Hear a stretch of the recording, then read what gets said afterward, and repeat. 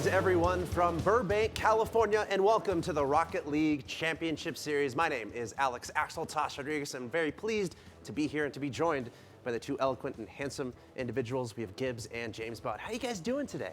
Doing good. Like, the puns are gone, I think. Well, we'll see how it goes. I don't know. I miss them. I really felt like Golden Boy had some. I'm not even going to try. We'll try to keep it out of here. I'm sure there's some people keeping score at home on the pun games, but we'll see what happens. We have a very exciting show in store for you guys today. Of course, this is the North American qualifier. We're trying to see who are the top teams in North America, who's going to get that spot in the international final in Hollywood. So a lot of exciting matches for you guys today, but let's go through some numbers really quick because we've had a lot of games of Rocket League during the online qualifiers, and from last week we have some phenomenal numbers to show you guys on just exactly what happened. Of course, this doesn't really mean much towards the competitive side of the Rocket League Championship Series, but it's fun to look at. 3 in 21 games, 1,449 goals scored, 26.75 hours played, and 1,605 minutes. That's a lot of Rocket Leagues. Of course, from the online final, you can see some more numbers there. 202 goals, 149 assists, 385 saves, 729 shots. And this weekend, we are in store for so much more because, guys, we have a group stage format. We're gonna have 8 teams, round robin. Everyone's gonna play each other. Of course, it's 3-on-3. The important thing here, though, it's a series of 5 games. We're not ending if one team gets 3 wins. Generally, some people might go home after that. No, we're gonna play all 5 games. And the reason we're doing that is because the points are incredibly important for the purposes of deciding who's going to be advancing to the international finals. Of course, that being said, let's take a look at the map rundown, the arena rundown for Rocket League. Of course, I'd love to invite your thoughts, Gibbs and James Bond, on this. It's all about Wasteland, see if anyone actually picks it. Europe usually doesn't. North America tended to pick it a couple times last time, but it seems like a lot of teams are trying to get away from it. Yeah, Wasteland, really, that one, the only real different one. But we have 4 new teams in Europe, so maybe we'll see it a little bit more. But yes, NA, not big fans of Wasteland. We do see it a couple times. Cosmic, they're very good at it, but we'll see what happens. Now, for the purposes of the groups and the points and these teams trying to prove that they're the best in North America, Gibbs, you want to give a little rundown on exactly how the points are kind of working as we prepare for the final? Yeah, so we got 35 games here, which is a lot of consistency needed for these teams. Like, that's like a whole season in most of these other pro leagues that we've run before, and it's going to be really exciting to see if some of these teams can bounce back because it is a 5-game series, as we said, and when you're down 0-3, like, I want to see those teams battle it out for those 2 extra points. Yeah, and Axel, you mentioned how it's a series of 5. Each game is worth 1 point, and teams like Onslaught, who is now Retrospect, they know how important each one of these points is. They lost 5 games. All 5 games to Selfless, which is the matchup we've got coming up next. Yeah. But they lost every single game, ended up losing out on making it to the online finals by 2 points. So every single game, so important. That being said, let's take a look at the standings as they stand. Of course, this is from qualifier number 1. It's safe to say these might be, 8 of the best teams in North America, right? We see Cosmic right there at the top with 1,000 points, followed by Kings of Urban. We also have, obviously, Exodus and Genesis right next to each other. That's a little funny. But there's your top 8 teams, guys. Yeah, Mockit and A was probably the surprise. 6th coming into Groups 1s. They're looking really good coming into Group 2s, and they're going to look for a 3rd or better to try and make that land. Really, looking at it, Retrospect, previously Onslaught, they changed up pretty much their whole roster. Really, the only starter that's the same is Classics. Obviously, he's picked up Chrome and Genocop to help him out. Orbit no longer in the picture, but I'm expecting it to be a 3-way race between Exodus, Genesis, and Mockit. So that we'll have to keep our eyes peeled, but really Retrospect, even though people are counting them as the underdog, we might be surprised. Still anyone's game, really. And something that's very important to note, this is qualifier number 2, which means points matter a lot more. There's a lot more points you can obtain from winning here today. Let's take a look at the points breakdown for what these teams are playing for. Again, you can kind of do the math a little bit. If a Retrospect goes and gets a 1st place, that's going to set them up huge, right, to get into that top 4. If Power Cosmic gets 8th place, right, that's only 100 points. That could really break things open. So a lot still to play for here today. Yeah, these points, like 2nd place is more important than winning the first groups. You'll get 775 for this one. It was 1st place was only 1,000 points last time, so these points really matter, and this is where we're going to see those teams try and get that last final push to make the line. Very important. And we have a lot of games to get through. Guys, there's a lot. These guys are playing, because the more games we play, the more we can see these guys really separate themselves from the rest. So let's take a look at the schedule. Of course, you're going to see a bunch of games here on the broadcast, twitch.tv/Rocket League. That being said, be sure to share that link with your friends. Get people in here, because Rocket League is awesome. But here's the rundown for today. Gibbs, I want to go to you first. Mockit NA versus Genesis. Looks pretty special, doesn't it? Oh yeah, James was saying that there's 3 teams probably battling for those 3 and 4 spots, and these are 2 of them. Mockit NA and Genesis are both looking pretty strong coming in. They both made some roster swaps. I expect that to be a really close series. And of course, that's going to be the second match we see here on the stream, so stay tuned for that. James, what kind of sticks out to you here of these guys? Really, I want to see that Kings of Urban and Exodus game. Exodus, previously known as Vex, they came out and surprised everybody in that first group stage, coming in third and in the online finals. Now they dropped J-Raw, picked up Moses, have been looking very strong. I want to see if they can dethrone the Kings of Urban. And that's number 2 versus number 3 in our standings, so that should be a very exciting match. That's going to be the 4th match we see on stream today. Gibbs, I want to go to you for the next 4 here. What kind of sticks out to you among these guys? So Mockit NA, again, I'll be a broken record. They're a mystery right now. They had a honeymoon phase where they looked amazing, and then they kind of fell back during groups. They had some questionable series like against Selfless, where it was 2-1, went to game 3 overtime. So I expect that series to be a lot closer than what people think.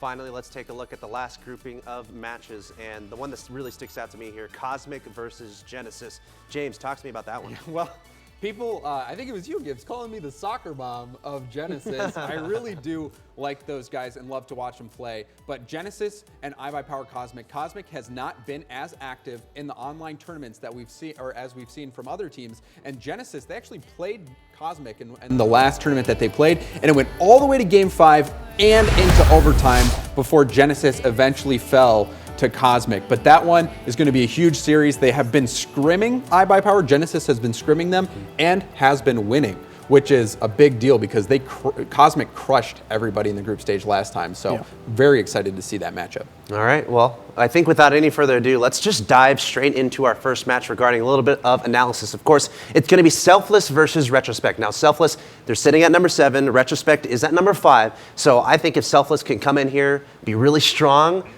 like our standings could look really different. But let's take a look at the rosters for these 2 teams. Gibbs, I got to ask, who's your MVP? Who's really got to show up big and prove that their team's going to win? Matt is looking really good. He played amazing last week. I consider him like a top 10 player in North America right now, but he's going to need some help from Sizz with some giant clears and A-Money in that midfield role. And James, on the Retrospect side, anyone? Well, who's the player to watch on that Retrospect? Well, really, Gino Kopp, I feel, is the player that has to make the statement. Classics, he's always been solid. He's been on a number 1 team before. According to the community power rankings, he came up really clutch for Retrospect. He's been consistent. Chrome, another solid player. He's been relatively quiet, but Gino Kopp is that superstar capable player. He can really make a mark. So if he shows up and if he is hot, Retrospect might be a real threat to snag that number 3 or 4 spot. And of course, the general standard in Rocket League is to use the controller, but Gino Kopp, infamously, keyboard mouse user. Yes, and that is something that is very strange. I use a controller. Everybody pretty much here uses a controller. There is a smaller KBM base, but Gino Kopp, I would say, is definitely the top of that pyramid. All right, guys, I think it's about time, so Gibbs, will start with you regarding predictions. Who's going to take this and what's the score? So Selfless last time in Groups 1, their first match was against Retrospect as well, and they got the 5-0. I don't expect that much, but I expect a 3-2 from Selfless. I think they're starting to get into form. Their offense hasn't been great, but when they play Retro, like last time, they scored 3 or more goals in all 5 games, but they only had 6 other games out of the 30 where they scored 3 or more goals. Seems like they have Classics number, but we'll see. So what do you think? 3-2. 3-2? I think I said that. Selfless? Yeah. Okay, sorry. I missed it. But yeah, they're the thing that worries me about Selfless though is their shots. They have the most shots out of any other team in the RLCS, but like the fewest goals. Yeah. So they need to put more. They need to work more as a team. So given that, I feel like Classics, his defense and his ability to clutch, and then you pair that up with GenoCop potentially breaking out. I'm going to give this one to Retrospect, but I think it's going to be close 3-2 as well, but in favor of Retrospect. If I can throw a stake in here, for the purposes of spicy standings, right? For the underdog, I'm going to root for the underdog here, and for the purposes of exciting games, 3-2. So I'm going to go with you. I think it's going to be Selfless 3-2 over Retrospect, but we'll see. Outnumbered. Maybe we can make some side bets here and there. But I'm super excited to just get straight into the game. So without any further ado, I'm going to go ahead and throw it over to Leaf and Carpet, who are in the Rocket League Stadium, ready to commentate this matchup between Selfless and Retrospect. Thank you, Axel Tostes. We're down here, and I gotta say, our hosts get better looking every week. I'm excited for next week, but I'm also excited for this matchup. We got Selfless versus Retrospect. Now, the cool thing about these teams is we all know there's 8 teams in this group stage. The top 2 auto-qualified. 4 made it in through the winners brackets, and 2 made it in through the losers brackets. These are the 2 teams that made it in through the losers bracket. So they came in by just a hair. They had one last shot to make it in, and they did. So I think this should make it a really close game because these guys should be closer in skill. Well, and they also mentioned, I mean, lots of roster changes, but they mentioned that Onslaught was not winning against Selfless. So this would be a big thing for the name if they can take away some sets here and get some points off them. But again, both fighting early on to get the points. This is big for both teams to get those early points because going against the bigger teams later on, they're going to want to have everything it can coming into it. Yeah, this is the chance for them to start off early, start off strong. But like you said, with Retrospect, there's only one player still remaining from their original roster in Qualifier 1, which could end up being good or bad depending on how they end up clutching it together. Retrospect versus Selfless. We're going to go down onto the field in game number 1. These guys are ready to go. Series of 5. This is going to be great. I'm excited to see which one comes out on top. Is there anything either of these teams should do specifically off the bat to get an early lead? They just can't let anything get in their heads. They got to play the games they're used to. They got to play quick, just like this. We're already seeing shots coming out. Already having to have some clutch defense. Well, we're going to see if Matt now can set up a play for his team. A-Money's going to get a block on Chrome. Chrome now trying to get another early goal. They're already putting pressure on Retro, doing what they want to do and get some shots. Matt off the backboard. Could be a scoring opportunity. Chrome is a little bit messed up with that Batman beside him in net. We'll see now if they can push that forward. Can't Sizz. Pressure is on. That's a shot on target. A-Money just a little bit off as Chrome keeps that from going away or going into the net. Selfless creating an attack themselves. Kind of turning this one around. Matt being very, very quick to the ball. A-Money with a shot on net. Just a little bit wide of that crossbar. James mentioned that Selfless needed to work as a team, and already they're showing pretty well. We just saw a really cool aerial passing play. Oh, man, Classics almost squeaked it by Matt. Matt barely just got there in time, but already they're working together. They're doing exactly what they said. Another passing play right here down to Sizz. Selfless is doing a really good job right now of keeping it together and communicating well. That almost squeaked by A-Money. Classics to keep the pressure on. That's in front of the net again. A-Money, good job just keeping that away. Matt, once again, very, very quick up in the air. Looking like Espion in this game. Sizz just keeping the block on. Classics now to push out. Stopped at midfield. A-Money doing his best. Chrome Classic getting a little cut up there. That's going to allow Matt to push forward. There's that Batman sneaking in, putting it deep into that blue end. All these players right now, they're giving it their all. They want this first win. They want to set the pace for the RLCS. They know they're opening the show. They're opening it for themselves. These are the teams that they really need to get those wins out because, like we said, these are the teams that are kind of, they both barely squeaked in to this group stage on that final game. GenoCop with a good touch there, but Sizz to challenge it. Following it again. Good correction in the air, but couldn't quite connect with it. Now we have GenoCop 2-on-1 or 1-on-2. Couldn't quite sneak it past Chrome. Good pressure. Matt and A-Money now to push this out. Matt getting bumped. Chrome trying to keep him out of net. But Classics couldn't get a good spot on that ball to put it in. We're still sitting at a scoreless game in game number 1. GenoCop throwing that up, but possession goes right over to Sizz. He gives it right back to Classics, though. Chrome couldn't get a touch. Sizz tries to set that up for Matt. Matt a little bit too far back, just gonna have to push it to the side. GenoCop to challenge it. A-Money putting that in front of the net. Both teams doing everything they can to put this into the net, and that could be it off the backboard. Chrome with the follow-up, no! Couldn't get the touch he needed and puts it up for Sizz to push to the side. I think Chrome expected a defender to be there, but he was actually gonna be late. Classics, there he is. Finally, they sunk it in. Chrome, I think, expected a defender to be there, so he popped it up and we really actually had an opportunity, but GenoCop flying around that corner, sending up quick for Classics, forcing A-Money into a situation. Right, there's no one in Selfless state of net that got a little antsy. They had been doing a good job of clearing it out quickly, so I think they started expecting that from themselves, but ended up backfiring right there. They didn't give them any time to recuperate. GenoCop, as you said, great pressure. Allowed them that first goal. And that pass out front. They're going to try to get another one as Selfless is down a goal. They're still playing very well. Both teams looking pretty even on this field. Chrome couldn't get that over A-Money. A-Money challenging it up so his teammates can get it on, but they're going to move back as that ball goes towards their end. Sizz on the wall. His teammates there waiting. They saw that hit from Classics coming. Matt, good wide rotation, allows them to keep pressure at midfield, almost going into their net. Now Matt has a chance to push it past. He squeaks it. Can he get a pass out? Chrome's going to beat him. Backs off. Good pass out to the center, though, but GinoCop tips it away. A-Money trying to read that, can only get it to the side. One thing Retrospect's doing pretty well is they're taking shots as soon as they... Oh, the long shot. Classics with another one. Classics gets a dunk over a defender. It looks like they both tried to meet it together. Classics got there just a second too late. And Sizz, who thought he had a clear or maybe even a shot on goal, Classics was there to put it in. No one had rotated back. They weren't expecting quite that hit from midfield. Smart Classics got his second jump out there just to get enough height on that to push it right over that attacker at midfield. Now we're sitting at a 2-0 lead for Retrospect in game number 1. Chrome with the air dribble. Couldn't get it past the defenders. Matt just pushes it to the side. Those are always fun to see. Sizz, Matt, now pushing up into the corner. Chrome's going to leave it for Classics. He has to get the Spider-Man hit. Good touch from Classics. Back to midfield, but Matt is there waiting. He knew that was going to go his direction. Good 50-50 there for Retros. It stays in the corner. They're just trying everything they can do to get it out. Chrome just jumping around. He's got 2 people to beat. Tries to get a flick. Goes to the side. He's still on it, though. A-Money steals it away. Now they're going to have to recuperate in their own end as Matt tries to win that 50-50, but Gino wins that one out. Sizz off the wall, puts it to midfield. This could be the breakout they need. But Gino and Matt are already back. Selfless is taking a little bit too long to... Oh, the pass! Wow, GinoCop, what a great pass. So far, that would have been the second beautiful pass so far this game. But it looks like Selfless is taking a little too long to reset onto defense. A lot of the blocks they've been having to make are facing backwards, coming in just in time. Like we saw Chrome, who actually thought a defender was going to be there. He wouldn't have been there in time earlier this match. I think they're maybe dedicating a little bit too much or having too much faith in themselves. Oh! A-Money couldn't quite finish that, get that loan up, but that was a good team play off the backboard. Still an opportunity, and there's Matt to finish it off. Eventually, you put enough pressure, they're going to cave in. We just saw about 3 attempts on net. A-Money pops it up. Sizz, incredible control. He gets a nice, gentle touch above the net. He doesn't slam it too hard. It doesn't come out too far. Matt reads it well. We know these two have played together a lot. They now have 26 seconds. They can still bring it in. 26 seconds left. Only a goal down. This is very, very doable. We'll see if Selfless can pull back with his lead from Retrospect. Both these teams playing so evenly right now.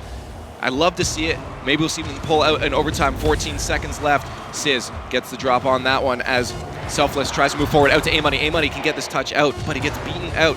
And a little bit of fight with Chrome there. GinoCop just keeping this to the side. They just want to get this over into the other end if they can, but that's out in front of the net. No one there to get a good touch. Oh, and Matt takes that one away from his teammates, and that's going to be going into game number 2 with Retro taking the first one.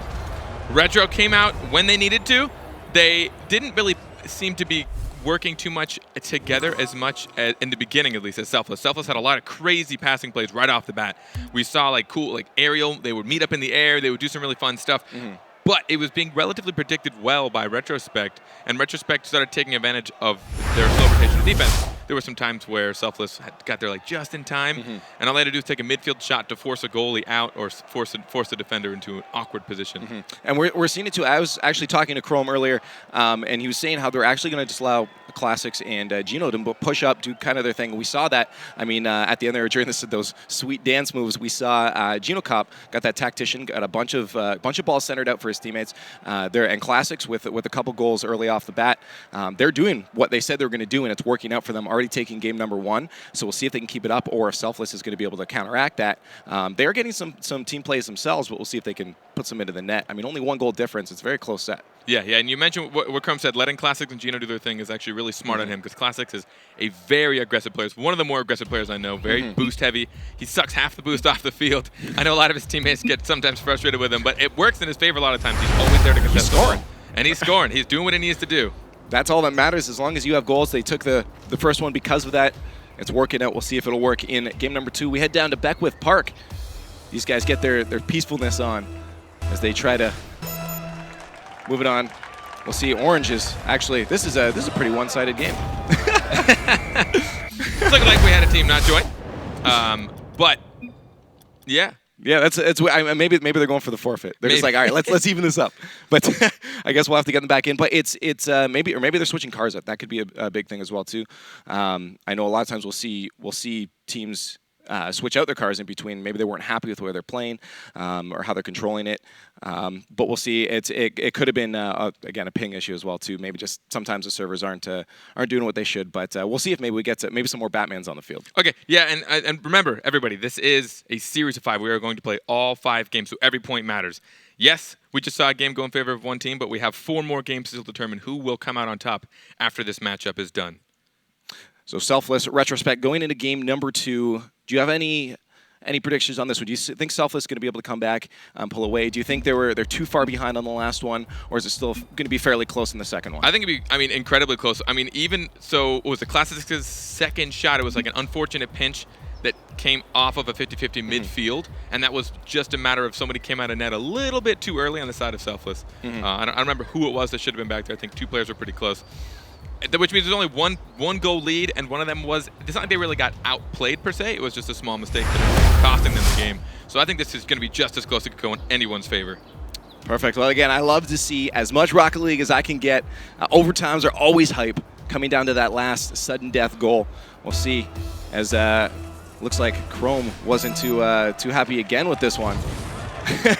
And that's, look at two goals, open nets, 2 games in a row. Selfless now up 2-1 in the series. I understand this is the big stage. They want to make sure they can perform to their fullest if they're having any complications. Maybe a little bit of divas, but but it's one of those things. You're on a high stage. You want to? No, I'm just messing around. But you want to perform your best. This is the biggest stage you can possibly have in Rocket League. This is for potential qualification for the live final. Speaking of, incredibly how fast those VIPs sold out. Yes. That's nuts. Was it like 8 minutes? Yeah, it was so fast. It was so quick. It might have been less than that. I don't remember. Lots of the other tickets already sold too, so like people are going to want to get on that quick. I mean, I'm sad I missed out on my VIP ticket. Yeah. What are we going to do? What are we going to do? Our seats are going to have terrible seats. But I'm excited for that. That's going to be crazy. I mean, we have the egg people hyping us up in these ones, but we're going to have real people hyping us up there. We're going to meet all the cool people in the community. It's going to be absolutely incredible. You're going to want to get on those tickets. You're going to want to be a part of this. It's going to be a great part of Rocket League. I couldn't be more excited, honestly. Like even just hearing like us hype up in the middle of the game, we hear that everyone cheering around the whole studio. We got Leaf here going crazy. Like whenever a goal happens, I would love to see that at such a larger scale. I'm really excited. But back into the game. We'll see if this one's a little better for them. We'll see if so far no one's left. It looks like we might be okay for now. We might actually be able to watch some Rocket League. Maybe it's just there's too many birds tweeting for them in the background. Like, guys, we need to be calmer. All right, it looks like this one's going to be good. Off the kickoff, Classics already trying to set up a play. But they're just going to get some boost. It's going to allow Sizz actually to move out. Trying to get one over to A-Money. A-Money was in a good spot for that pass. Gino Cop steals it away at around midfield. He's still in a good spot, reading that pass out. He gets it to the center. Classics couldn't get touch on it that he needed. Chrome's going to have to follow it up in the air.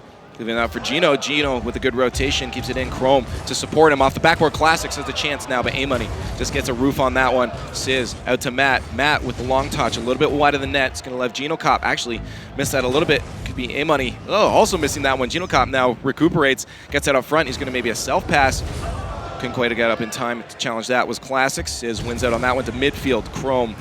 Good 50-50 on him. 2 50-50s in a row. He's winning, but he couldn't keep that ball moving forward. Sometimes it's rough. You beat out 2 players and you end up just losing full possession of the ball anyways. You feel like you worked so hard and nothing happens. But they have good wide rotations right now. Retrospect is, you'll see they're getting 1, 2, 3 shots. There's always somebody that's going to be up for like a third pass towards the middle. They're doing a good job in it, and it's punishing Selfless to an extent. But right now, they haven't really had any shots they had to struggle to save. Sizz now trying to get this up front, but 2 defenders ready for that one. Very, very nice clear down in. Chrome, a little bit bumped there. Couldn't get up where he needed. Classics, last defender. Matt just has to beat him. Classics, easy nose on that one. Sizz, can he drop this down for his teammate? That's in front of the net, but Matt isn't going to challenge that. He saw Classics there, but Classics couldn't get enough touch. Could have been a challenge in favor of Selfless had they kept on that, but Sizz now on the wall. A little bit off target there, but he does get a second touch. Chrome has enough time to get to it, and now we have Retro trying to set up a play in front of the net. Matt has to get this one away. To midfield he does. One guy to beat. Gino Cop's going to try to get in front of that. Chrome just gets a backside. This is where predictability and knowing how your teammates are going to react come into play. You have to know, all right, well, my teammate's about to take a shot. and the goalie's probably going to be there, so it's probably going to pinch up in the air. So position yourself in a way to get that. There was an opportunity that Selfless just had, but A-Money rotated back too far to grab some boost, and they ended up a ball just kind of floated up in front of the net a little too long, and these are the times you got to take those opportunities. See if Chrome get a play started up here. Wide open net, and Classics was actually just going for that bump. Very smart play as the net was open. Make sure a defender can't get there. Rotating back a little bit, we just saw two Selfless players in the same corner and another in the opposite corner. I believe did he get bumped from midfield out into the corner? No, it was actually just on the defender that was trying to get a bump. I didn't see the midfield one, but it was just, yeah, unfortunately an open net for them.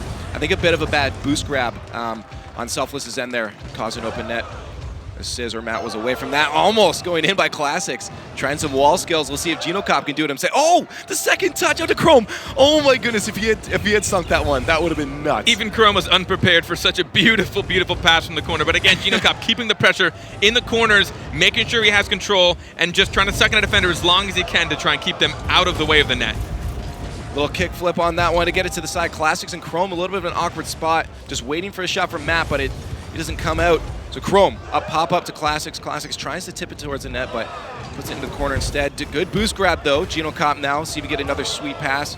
Going a little bit too far. We're going to have someone on the other side for Retro to push in, but a lot of pressure coming up from Retro now. They're keeping them in Selfless's end and not letting them break out too often. Good pass to A-Money. That's a shot on net, but GinoCop was prepared for that one. Selfless, or Retrospect isn't going for Oh! A-Money almost connected with that, but hit the crossbar instead. Retro's keeping the pressure on, but the moment they realize that something might be a little risky, they're dropping back, which is smart. They've got the 1-goal lead. But Selfless needs to keep the pressure on. They're only getting maybe 1 or 2 shots in a lot of these volleys. They need to maintain that pressure and try their best to get 3, 5, 6 shots and break that defense down. Selfless in the lead for shots right now, actually, but it doesn't seem like they're getting as many good opportunities as Retro is getting. A little bit of a weak hit there from Gino is going to be easy shot for Sizz. Matt to follow it up. A-Money going to support Sizz there. There's a drop down. GinoCop's going to beat him out. A-Money just rushes back to net, get a boost and move it forward, but that's a shot on net. Matt, good spot, gets a nose, pushed to the side with that breakout. Classics wins that one over top. Goes a little bit wide, but GinoCop almost putting it in Classics. Can he finish it? Oh, a little bit of a mess up front, and he couldn't quite get it in. Selfless, barely. They're probably a little scared of that one. Yeah, it's exactly what I'm talking about. We just saw Retrospect take like 3 or 4 shots in succession right after each other, like almost setting them all in. Sorry, I'm getting all antsy, getting so close, but they forced Selfless into very bad situations. All 3 defenders were actually stuck in net. They had a hard time clearing it. Chrome was waiting for that one, a little bit of a misread on the bounce, maybe trying to just drop it down, but got beaten out. Classics off the wall. Can he follow this one up? Doesn't quite get the 50-50. Matt to Sizz to A-Money. Good passing plays. We'll see if they can keep it moving forward. A-Money tries to get another touch of Matt, but Chrome intercepts that. GinoCop just trying to get up in time. Doesn't quite get the reading needs, but Classics to Gino. Couldn't quite put it in front of the net as A-Money wins out that. Matt, weak hit, lets Chrome push it back into Selfless's end. As Selfless needs to break out with 10 seconds left. Another one, GinoCop to the far side of the net. Putting them in, all these long shots going in. This is probably, I think, most, if not all, of Retro's goals have been kind of from the side, from the corners, long shots. Not many have been like centers right over net. And they're punishing the slow rotations of Selfless. Selfless isn't getting back in net. They're not being patient. They're not sitting, waiting for a hard clear. Whenever they've been caught in net, it's been a little bit awkward. A-Money getting about 20 touches on that one. GinoCop just trying to keep that play from going anywhere, really, as we come down to the final second. A 2-0 lead for Retrospect, as it is now impossible for Selfless to win. They could get a goal, but couldn't quite put it in, at least for that momentum push. And again, look at this. GinoCop 6 centered balls this time. Another tactician. I think it's the second tactician so far. Yeah, it is. Two tacticians in a row. It's working again. I mean, it's not a huge lead. 2-0. Selfless is still keeping up. It's not a domination by any means, which could prove troublesome then for Retro coming against some of the those first seeded teams. But they are winning, and that's what's important. Going into game number 3, they're already up 2 points. I mean, we do go to 5 games no matter what. Yeah. Selfless still can pull away with 3 wins on this. It's just if they can fix what they're doing to be able to get those points. Of course, and remember, every single game counts. So even if a team ekes 1 win out, we know that Retro didn't make it into last group, or didn't make it into the Final Four by 2 games. So every single game counts. They definitely seem to be turning it around, because last time they lost all 5 games to Selfless in the group stage of Qualifier 1. we see a lot more passing plays coming out of Selfless, but they're a little predictable, a little slow. Retrospect is doing a great job of interrupting them. They can read it. They can see, okay, he's about to pass it to this guy, and they're going to try and take a shot on net. They need a little more unpredictable, which is exactly what Retrospect is doing. They're taking shots from midfield. They're taking shots from the corner. As soon as they see a defender out of net or they see the hole, they're taking the opportunity. Well, that's what I noticed with Chrome. Chrome doing a very good job of reading where any of these passes are going to be and intercepting them. Very well-rounded player. And that's what he's doing. He's playing a support, and he's playing it well, and allowing Classics and GinoCop to put the pressure on into the opponent's end and getting those goals into the net. We'll see, though, Selfless can come back in game number 3. Already a quick, almost early goal. GinoCop trying to get that one in, but still at 0-0. The pressure still on from Retro. Selfless needs to break out if they want to be able to have a good opportunity in the next 30 seconds to get an attack of their own. Oh, bad flip from Sizz, but he still recuperates and gets the pass out. Good communication between them. Sizz, can he drop that down? A-Money, is he there? A little bit wide. Couldn't quite get that in front of the net. Would have been an amazing play. These are the passing opportunities I'm talking about, though. We just saw them pass left to right. But look how long it took them to get back on defense. That was an open net. Had that been any faster. Oh, Classics, though, squeaks it by. Speaking of scoring. Always putting the pressure on. I talked about it earlier. He will always be there as soon as you give him an opportunity, and he was. GinoCop tried to center it up top. We saw him come off the wall. Classics, maybe he shouted out like, oh, I don't actually have this. I'm not going to touch it. Classic reads it well, takes it off the bounce. But when it's in your front of your net, you need to pressure it, especially as a defender. Very early goal coming out for Retrospect as they are up 1-0 with under a minute of gameplay transpiring already in game number 3. See if they can push this one out. Sizz, a little bit awkward spot.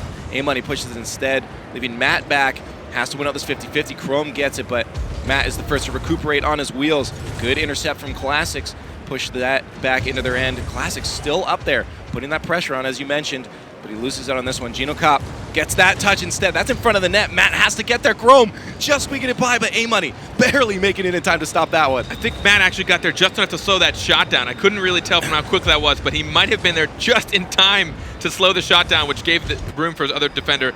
Great shot, but a better read by the defender. Well, the good thing is cutting down those angles, and that's what he did. He gave Chrome very, very minimal options on taking that shot, and that's what allowed to slow down. You're absolutely right. GinoCop, good flip to the side to get a touch on that, making sure he can get his wheels on the wall. You start moving a little bit quicker. Chrome is going to leave that for Classics. Classics, of course, is up. Good call from Chrome to move back. It's now GinoCop.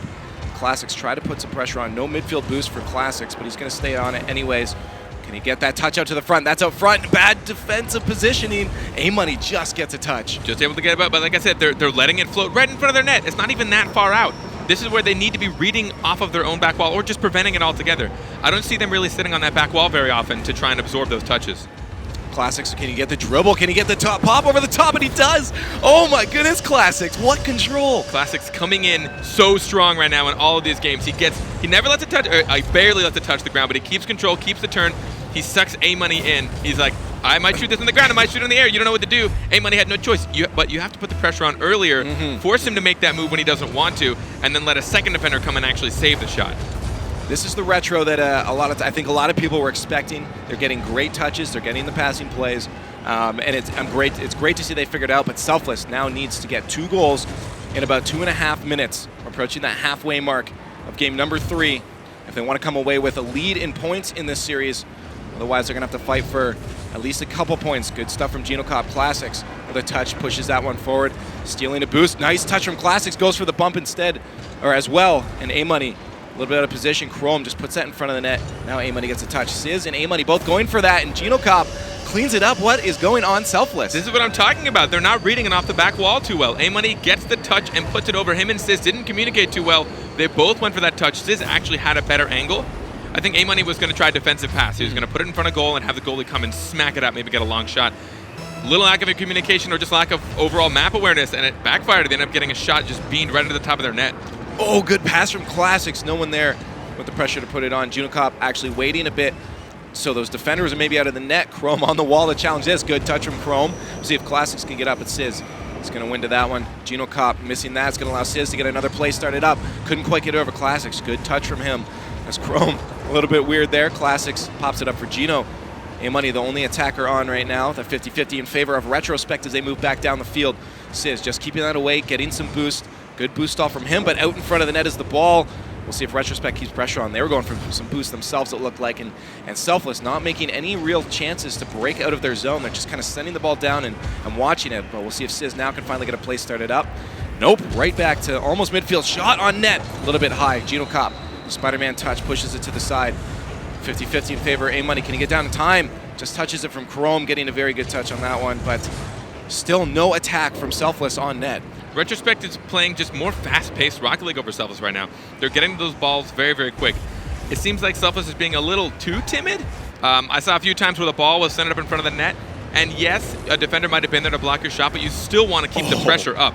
And they're kind of sitting back waiting for counterattacks too much, but they're never keeping up their single attack. Oh, that's a shot on an open net, though. Sizz finally landing one for his team. Selfless finally on the scoreboard. The passing plays they've been trying to get all day. Matt sees Sizz waiting up. Sizz able to get there before any rotation comes back from Retrospect. I think Retrospect, maybe knowing they have a 3-point lead, they were getting a little loose, a little casual. They didn't want to rotate back as quickly as they usually may have. So 1 minute left, 2 goals to score.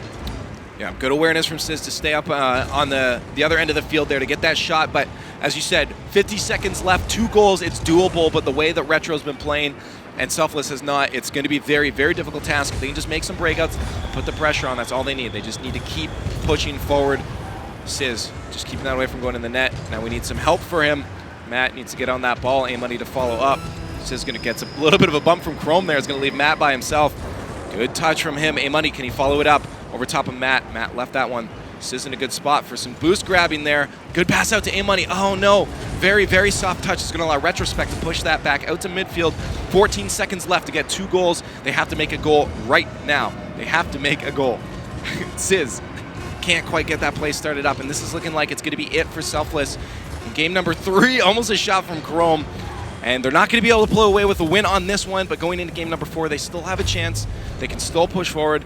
And again, now look at Classics getting the tactician. 8 set. They just keep going up. It was 3 centered balls. Then it was 6. Now we're at 8 centered balls. They're just doing a very, very good job of putting that ball where it needs to be for some shots on net. And they're keeping control, which is what they need to do, especially in a series where you're going to play all 5 games. Remember, every single point counts. So yes, Retrospect has 3 wins right now. But Selfless still has an opportunity to take 2 points out of this, which you got to get every single point potential. Like you can't just and everyone's used to the best of 5 mentality. So what I don't want to see out of Selfless right now is them feeling defeated and feeling like, well, we might as well give these ones up because we're not going to win it. That's not, because let's say they do pretty well against a high-end team that Retrospect does poor against, they can balance the favors. You have to look at it as pretty much a series of best of ones, where every game is like you're winning every time. You're winning that point every time. And it's important, as you said, teams can just kind of tilt after that point, be like mentality down the drain. Well, we already lost 3. That's it. You can't do that. We'll see coming in the next one if they can. I mean, shots were very low. They got stuck in their own end a lot. They just need to start making some breakouts, I think, and just push forward a lot harder. They're getting the ball into Retro's end. They're just not doing anything with it. They need to take a little bit more high risk. Put your teammates closer together. Try and contest that ball before they get to. Try and close the gap between the opponent and the ball. And they're actually sitting back a little too much, being like, all right, well, he might beat me to this, so I'm just going to let him take full control. Like, don't do that. Go get the 50-50. Even if it bounces straight back down, it's still in their half for your player to come take a shot. 100% right, Mr. Beard. We'll see if they can do that coming into game 4. Already some pressure coming up from Selfless, though. Good demo there, but Classics is back to push this forward. Great ball control coming out of Classics. He's doing a very good job this series. Here's another touch from him. Past midfield, got a boost grab as well because his teammate's there to support him. Right into the hands of Matt, and Matt gets a very good clear, but this is where they need the pressure, and Sizz just backs right off. But at least Matt was there to connect with it. I mean, A-Money in front of the net. This could work out for them. Can he get the second touch? Probably out of boost there. He did a try, and he did his best. And that's what I like to see. Only 30 seconds in, both teams vying to get that first goal. This could be an awkward spot for A-Money as Classics tries to drop it in. Chrome is there to connect to the far side. Couldn't quite put it in, but they're still on the attack as Classics getting that boost grab. Can get something out for his teammate. GinoCop and him not able to get a play started off that ball. Classics going to have to run back as GinoCop out of position now. Good touch from Chrome, but that could be out for his opponents. It is. A-Money with a shot on net to the far side. Classics just keeping it out. Now we're seeing Selfless put the attack on. They got to take those shots sometimes. You got to force that defender into the net. Make them rotate. Make them try and get out of position. once a defender has to make a save if it's not the best touch, he's going to be out of position, and then the ball could be in your control. But this is where they need to be a little more fast-paced. Pressure that ball. Get in their faces. Oh, A-Money with a shot. GinoCop, oh, the second touch. Can he get it in? No, Sizz couldn't finish it in there. Finally, Matt, that is exactly what we need to see. This is what I was talking about. Look at how quickly they were there. A-Money gets the touch. Right away, Sizz was there for the second one, and Matt was just following behind, forcing those defenders in a hectic situation. All 3 Retrospect players sitting in net, still unable to block it. You had GinoCop falling from the sky and the other 2 in a little bit of awkward spot. Matt did a very, very good job just getting in there. You saw A-Money moving back. So another shot, though, from Matt. Chrome intercepts. Matt up to Sizz. Can Sizz get a bump? Not quite. Chrome leaves that for Classics. Oh, he just misses that wall touch. It's going to leave A-Money to set up another pass. That's in front of the net. This could be a shot from Sizz. Doesn't drop it quite in time, but there's Matt with a shot a little bit wide. Gets it around GinoCop, but not on target. A-Money, good job from him to almost win on that 50-50, but Classics now steals it away. Out to the net. Can he get the air dribble pass? Not quite. Sizz steals that off the ground. Now another chance from him, but a little bit ambitious, and he misses that one, leaving Retro to push back into Selfless's end. Almost approaching that halfway mark. Good pass from Classics. Chrome couldn't finish. 50-50 in no one's favor there. GinoCom missing that too. Now Sizz just chewing what he can to get that to midfield.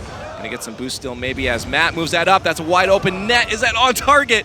Off the crossbar. And Chrome out of position. This could still be a scoring opportunity. Matt, Sizz trying to get something going on, but a little bit off target is this ball. They're keeping the pressure on, and it's interesting seeing the 2 different types of passing plays these guys are doing. Selfless like smacking it above the top board. Oh, just wide in the net. Just like that almost. They like hitting it off the top of that of that baseboard, right above the net, trying to get that bounce back, see if they can get for the aerial. Where we see a lot of Retrospect's passes, they're going to take it to the corner, and then they pull it off that back wall. That was an amazing save from Sizz. He was a little out of position. Chrome put that, tried to the top corner, but couldn't quite connect. Still a 1-0 lead for Selfless.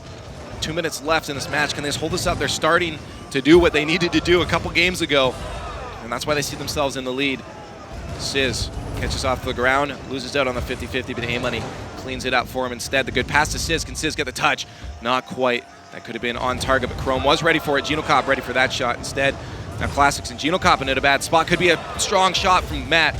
Almost on target. Couldn't quite connect with the back of the net, though, as now Retro tries to make an attack, but 2 attackers out of the way. A-Money now has a chance with 1 defender left. Puts that out of his reach, though, and it's going to be Chrome set up. Good touch from A-Money, pushing it out front. All those Retrospect defenders back in time, though. Selfless keeping the pressure on, which is what they need to do. Even though they're up by a single goal, they know that Retrospect can keep it. So Selfless is keeping on the pressure to try and get this to even a 2-goal lead, because they know that if as soon as they relax, Retrospect's going to sink in a goal. You're going to make sure, though, that you don't lose out on that defense if you're pushing up too hard. Final minute of gameplay, we're hopefully going to see Retro now put on a lot of pressure.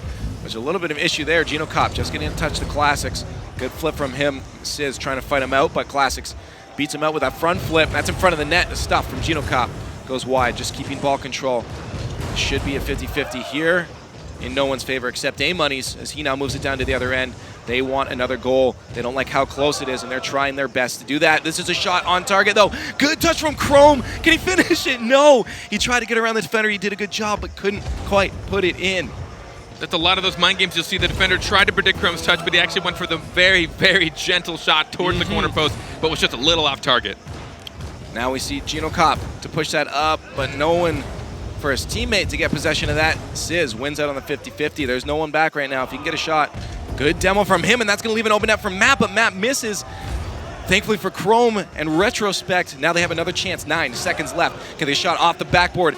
This is a scoring opportunity. Chrome, what a weak touch. And Classics can't sink it in. 2 seconds left. They can still get it, and this ball is going to actually drop, giving Selfless their first game in this series. Selfless takes the game. We are now going into Game 5 with a 3-1 series. Retrospect on top right now, but Selfless can still gather as many points as possible. That would put these two teams only 1 point away from each other if Selfless can eke out this next win. I think they have the chance. They had a lot of control of that game. Retrospect didn't really play the game they were used to. Selfless is kind of trying to read their back, their kind of passes a little bit more. They're trying to interrupt more than they were before. I feel you're absolutely right. I feel like they can still do a little bit more than they were doing. They still felt like they were a little bit hesitant on when they should be going for the balls. A little more pressure, and you're going to see probably a bigger lead or an even faster-paced game coming into the last game here to win another point. But Selfless now has a point. So that's good for them. I mean, you don't want to come out of these series with 0 points. That's never the goal. Never an opportune time. But good job from them to pull out in game number 4 a win. And we'll see if they can do it in the next one. Just speed it up, do what they're doing in the last one. I think it'll be fine for them. But we'll see if Retrospect can counter. Yeah, I think Retro probably wanted the revenge 5-0 since they lost to Selfless 5-0 in qualifier 1 in the group stages. They weren't able to get it. These games have all been close, though. Never more than a 2-goal lead in either way. They've been alternating control. I mean, sometimes I'll see Selfless with just complete control of the ball. Sometimes vice versa. It's, you know, they're trying to read each other a little bit too much. I don't know. There's a lot of things at stake. I want to see more of the in-depth analysis of what the other guys are going to say. And I think that's exactly what we expected. We expected these close matches coming into Game 5. Could it being a 3-2? I know we had 3-2s across the board on the analyst desk. So we'll see. We'll see if it's a 3-2 or a 4-1 for Retro. Game number 5, Selfless versus Retrospect. Retrospect up 3-1 in the series. We have Selfless trying to get a second point for themselves to come out of the first series with more than 1 point. It's always what you want. Already shot on target. GinoCop, quick early goal, 16 seconds. They're just getting beat out. Selfless just getting beat out. Classics gets this beautiful second touch off that back wall. It pinches it back out. Both Selfless players, A-Money, he was trying to defend that backwards for some awkward reason. I don't know why he didn't trust his goalie to go for it. Someone should have either been behind the goalie who had to go for it, or that should have been interrupted on the wall before Classics got a second touch. But GinoCop getting up quick for that shot. A nice Batman getting the touch over top of the defender. Good touch from Chrome on the backside. See if he can follow it up. A little bit of a slow fall there. Classic's going to support him instead. Now Sizz and Matt waiting to make an attack, but GinoCop 50-50 flies up to the sky. Matt can leave this one off the backboard. Classics takes that away from GinoCop, though, and that could be a shot on net. That's still an open net. If a shot can come on, A-Money takes the opportunity and puts him at a tie game. You stated it. When Classics got this touch, he actually hits it away from GinoCop. He might have had a better opportunity bouncing it off the wall. Matt, I can't tell if he might have deliberately missed that because he saw a goalie was going to be in the way of that shot. So he puts it to the left of the net, forces the goalie to get scared, get out of position. GinoCop was nowhere near that second shot when it went in. Good placement from A-Money. Now a tied game coming into approaching the first minute of gameplay. Another shot almost from Matt there. Tries to read the high shot, but GinoCop goes low. Very smart from Gino to keep that low. Classics off the backboard. Good touch. Make sure it doesn't drop in front. Now Classics and Gino moving up. Chrome going to watch what happens. Matt's hanging back a bit to drop that, but doesn't get the nose he needed. Now we have 2 attackers up, leaving Sizz back by himself. GinoCop with the touch. What a touch from Gino, but couldn't quite sink. I believe that was on target. That 100% would have gone in had a defender not been there. Incredible mechanical play from GinoCop. You got to predict that so far ahead to be able to slow yourself down in time to get that ball going the other way. Getting on the other side of the ball, and a lot of people don't realize it doesn't matter where you are, you can hit the ball any direction, and GinoCop showing that right there. See if they can do one of those again and get it in the net this time. Sizz, A-Money, good pass back to Sizz, but Sizz doesn't read that in time. Gonna leave A-Money to try to clean it up and keep them in ball possession. Chrome with a soft touch out to Gino, and Classics with the pinch. Classics to finish it, a little bit wide from Classics. And we're seeing a much faster paced game from both of these players as both of them want to take game number 5. We're seeing Selfless give a lot of that midfield play up to Retrospect again, which is almost conceded a goal for them. Even if it's going to be a tough shot and you might think you might get barely beat, you need to contest those balls. Once you give them the time to make their passing plays, give them time to see where the holes are in the net, you're going to get shots taken on you, and it's not going to be easy to save. Matt dropping down, trying to get a save on that, but his teammates beat him to it to push it back down into Retrospect's end. We'll see if they can get a shot on target from Retrospect. Ooh, that almost went off the backside of that breakout. That was a scary situation. Getting there just in time. Just in time. Sizz, the good touch to the side. Classic's going to read that easy. Good pass out. GinoCop up for the touch. A little bit too far past that one. Doesn't get it halfway through this game. Still a tied game in game number 5. Matt to A-Money. A-Money a little bit slow on the launch on that one. Sizz just trying to push it to the side. Doesn't quite get the touch he needs. Has to fight off GinoCop for that. Now Matt can clean it off the ground. And he does get it. Almost gets past that last defender. But he doesn't. And the pinch going out, leaving Sizz with a defensive situation here. A-Money stopping Classics from putting that one in the net. Matt waiting for any shot there, but that's going to get pushed out by Sizz. Sizz winning the 50-50. Can he win this off Classics? No, Classics puts it to the side. Boost grabs himself. Now GinoCop's going to have to get the clear as this rolls off the backboard. He does get that to the midfield. Chrome, the last defender. Sizz with a shot on net. Can he follow it up? He's trying. I think he ran out of boost there. But still, the pressure on from Selfless. Minute 45, the shot on net! Oh, and A-Money was in a good spot to get that block, but it just goes by him.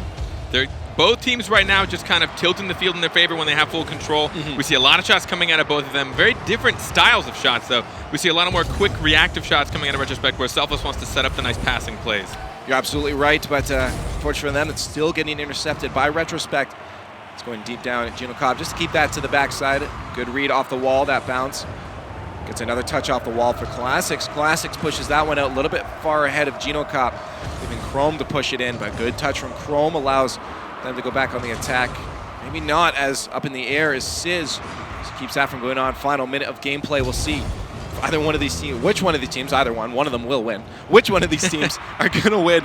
A little bit of a corner bounce there out to Chrome. Chrome tries to set up for his teammates. Gino Cobb was there once again. Gino Cobb getting very, very comfortable in the air now, as we see in these later in this set. We'll see if Matt can get a play started for his team. 45 seconds left. Both teams still tied up the shot from A-Money. A little bit too wide. There's Sizz trying to put the pressure on. The Classics has a chance to break out with Chrome. We'll see if they can get a play started up.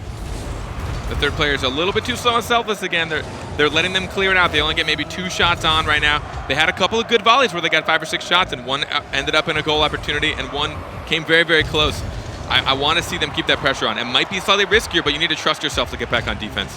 Classics, that's a shot on net, but 2 defenders stopping that one. Sizz needs to clear it. He does. To midfield, he's going to chase this one up. Trying to beat out Gino Cobb. He gets the win, and this could be a chance for Selfless. Way back to midfield. Great clear from Retrospect. Classics off the side. Can he get a second touch? Not quite. That's rolling towards the net. Very scary situation for Sizz. He has to react last second, get that stop, and that's in front of the net. Chrome has a chance. That looks like it might drop if it gets onto the side. The pressure on from Retros. They try to end this right now. There's the drop into our first overtime of the NA first week of NA group stages. Our first overtime, this series is 3-1. Selfless really needs to get this win to keep this as close to Retro as possible. I think this is the team they're going to be battling toe-to-toe with in points for the rest of this group stage. Could be tricky though off of some of those kickoffs. We have momentum changes. Some teams may not deal with those kickoffs as well, but it looks like both teams got right back up to it, and Classics gets the touch over top, and he takes it for his team. 4-1 in the series for Retrospect. Such a powerful, powerful redirect from his own pass. It was going to head towards the middle. Wow. He gets it down, and it's just up underneath that ball. Redirects it towards the top of the post. It maintains all of its speed. It stays up there. What a way to finish off that overtime. No, that was great. Classics. What a great read off the wall. I love Gino Cobb's moves right now. Those are amazing. Those are incredible. Those keyboard moves. You can only do this on keyboard mouse. Keyboard. You know? that adds to how great they are. But yeah, absolutely incredible games for both. I mean, Selfless definitely started to pull it together in those last few games. Just unfortunately wasn't quite the oomph that they needed. And Retrospect walks away with a 4-1 win. So 4 points to Retrospect, 1 point to Selfless. Lots and lots of games left to come. I'm excited to see. We're going to go over to the analyst desk and see what they actually have to say about these games coming up and what they thought about that last one. Axel, take it away. Thank you so much, Leaf and Carpet. And honestly, what like a perfect ending to that series. Like I felt like obviously Retro kind of showed they were the better team, but I felt like it was very back and forth too. And I think Classics definitely came up big the entire series. And that's why I think it's suiting that he got the last goal in overtime. Yeah, Classics made a new team around him, and he showed, I don't need teammates. You know, solo play to win it in the last game, but he played really well. Cool. Yeah, I was expecting Gino Cobb to come out and shine, but really Classics, the veteran player, he was, like you were saying, the MVP. Let's check out the Mobile One high-performance replay from those matches. So many awesome highlights to go through here. Yeah, game one, we start with 2 Classics goals right here. Yeah, and you could see Chrome got that touch, which was important, but that set up the play right to Classics in the mid. Gino Cobb making that happen, but Chrome keeping it in the zone helped. And then that dunk from Classics. Yeah, Sizz needs to jump on that, so you block that dunk from happening, and he just didn't get it done in this series at all, I felt like.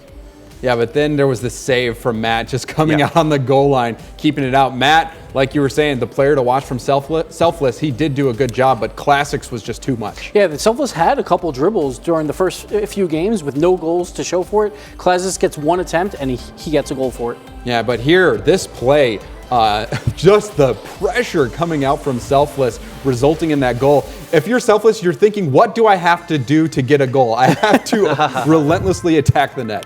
And then Classics finishing it off. Like, this was a great pass back actually from Chrome, and just pass off the wall to himself, baits the goalie out, and he got that tip. to win it in overtime, which was huge because a 4-1 is a much bigger deal than a 3-2. Yeah, and I think overall a pretty low-scoring game, which kind of shows that these guys are kind of bruising towards each other. They're keeping the goals low, very solid defense. It felt like Classic was absolutely everywhere, which is really cool to see. Just a great game to start things off, I think.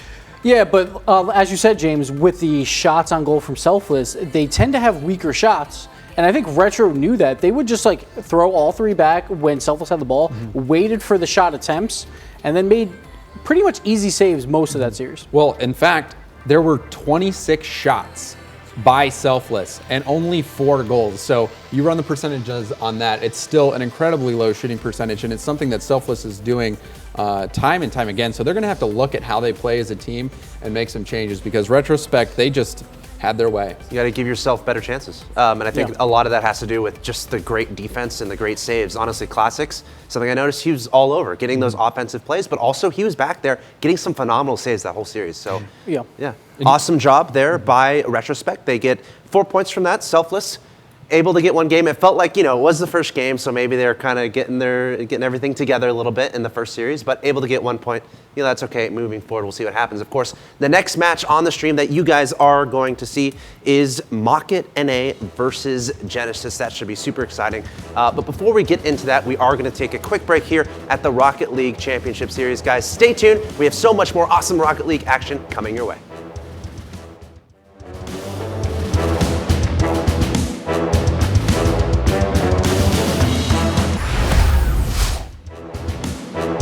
From Burbank, California, we're here. This is the Rocket League Championship Series. We're completely live. My name is Axel Toss, and I'm joined by Gibbs and, of course, the very handsome gentleman with a beard over there named Findable Carpet, who called the last game. What did you think of that last series, man? I thought it was pretty close. Did I call it? You called it. You were in there. I was right in there. I called the call. That's when I called the series. I didn't make any predictions on that game. If you don't make me, I'm not gonna. You shout called it. No, it was great. It was close, which is exactly what I expected. I expected a very close game out of both those teams. They gave it their all. No win was by any more than 2 goals, and the one that was by 2 goals, one of the goals was kind of a fluke-ish, not a fluke, but it wasn't. It was not like anyone got particularly beat. Yeah, it was a great matchup to start at the series. Of course, next though is for our interests what we're caring about. It's Mockit NA versus Genesis. Let's take a peek at the rosters for these guys. Now, I understand we have a couple newcomers for these teams, Gibbs. Yeah, Mockit NA, low 5. He brought in Zane Jackie to take his spot, and they looked really good when they first started, and they still look really good. It's just they've kind of went a little bit back down to normal. We'll see how they perform here against Genesis. Genesis with Pluto, Quinn Lobdell, and previously Moses. Now they have Espeon on their team, and from the looks of how they've been playing and how they've been playing with each other, I would say, at least for their playstyles, Espeon seems to be a bit of an upgrade. They've been performing a lot better. They seem more comfortable. I've even spoken to some of the players on that team. They just feel better having him on the team. Sometimes it's not really particularly that one's better than the other. Just sometimes it fits better with a certain group of people. I think Espeon, it's safe to say, is the man to watch perhaps in this match. If he can nail all his shots, get those good aerials, very good mechanical player, then they could pull Genesis to a lead. Now, Genesis is number 4 in our standings, Mockit NA is number 6, so that's very important when it comes to deciding the standings at the end of the day. It's all about the top 4. So, depending on the result of this match, it could really shake up the standings. Yeah, these are 2 of the 3 teams that we talked about earlier that are probably fighting for that land spot, but, Retro just had a 4-1, so they look pretty good. So they still have a chance too, but this should be really, really close. I'm not sure who's going to win this. Mockit NA and Genesis are both looking pretty strong with their new rosters. Just haven't seen them enough yet. Yeah, I haven't seen a lot of Mockit since their new roster change, taking on their new player with low 5 stepping down voluntarily, which was a very insane thing. I've never seen that in any competitive sport, which I thought was really, really respectable in general. But I haven't seen these 2 teams up against each other. So both with kind of a new player since they've seen each other at a high scene. And both very close. I mean, 4th and 6th place, we're close in the qualifiers as far as actual games won. So now that they're both performing at higher levels with their new rosters, I think I agree with you. It's going to be hopefully nuts. All right, how about some predictions, guys? This is tough. I think Pluto has been a little quiet lately for Genesis. They improved with Espeon, but I want to see if Pluto and Quinn can help that out. I'm going to give a 3-2 to Mockit NA. I think it's going to take a little bit more time for Genesis to click. I actually slightly disagree. I think Genesis has been putting a lot of time in off of stream, off of whatever they're doing. A lot of private scrims, a lot of secret scrims. They've been putting a lot of work. So I haven't seen them. I do. Well, that's not secret, but if we don't see it, it's a secret to me. But I genuinely think that they're going to be able to take it 3-2. I think it'll be just as close. Both teams are going to give it their all because this is the match to prove. Yep. So I'm going to side with Findable Carpet on this one. I'm going to say Genesis 3-2. I think Espion is going to come out and show all his skills, flying through the air, get some cool shots. Really excited to see that. Maybe at the highlights in the end, we're going to see a highlight reel of Espion doing his thing, but we'll see. Without any further ado, guys, let's go ahead and jump into the next game. It's going to be Mockit NA versus Genesis. Take it away, Lawler and Wavepunk. Thanks so much, Axel Toss. I'm Wavepunk, joined here by Lawler, What's up, and dude? we have a great match on our hands today. Yeah, really, really exciting stuff. We talk about those roster swaps playing such a huge deal. Two that I'm going to definitely look out for are Zane Jackie and Espion, both being those new guys to that roster. Expect them to play a very huge role in this series. Absolutely. We had Genesis had Moses, then Moses realized he was in the wrong book and went over to Exodus, and so they had an open spot, filled it with Espion, and he has been lighting this team up. Yeah, a lot of scrims, like Carpet said, behind the scenes between these guys. Genesis has always been one of those teams that put in a lot of practice. Absolutely. And you can tell that they're starting to pay that off. I mean, there's times where both teams look weak, and I think it really comes down to Quinn. If Quinn can make those pass plays that we know he's capable of, then they're going to have a really good time. But on the flip side, you look at this Mockit team, we saw what they were capable of as a full squad in the Rocket Royale, where Rizzo and Zane Jackie just, as a pair, blew everybody's mind. So if they can keep that consistency up, expect a really good series. Yeah, we have two teams here that both like to kind of play a 2-1 setup with two players who are predominantly offensive players, one player who's kind of a fill-in support defensive role. Who do you think plays that role better? Which team has more practice with that? We saw a little bit of it last week with Insolences. Like Insolences had a crazy mind game and was able to take that solo play, not only from defense, but transition it into offense as well. If he can do that again, they might have a very good strong strength, wow.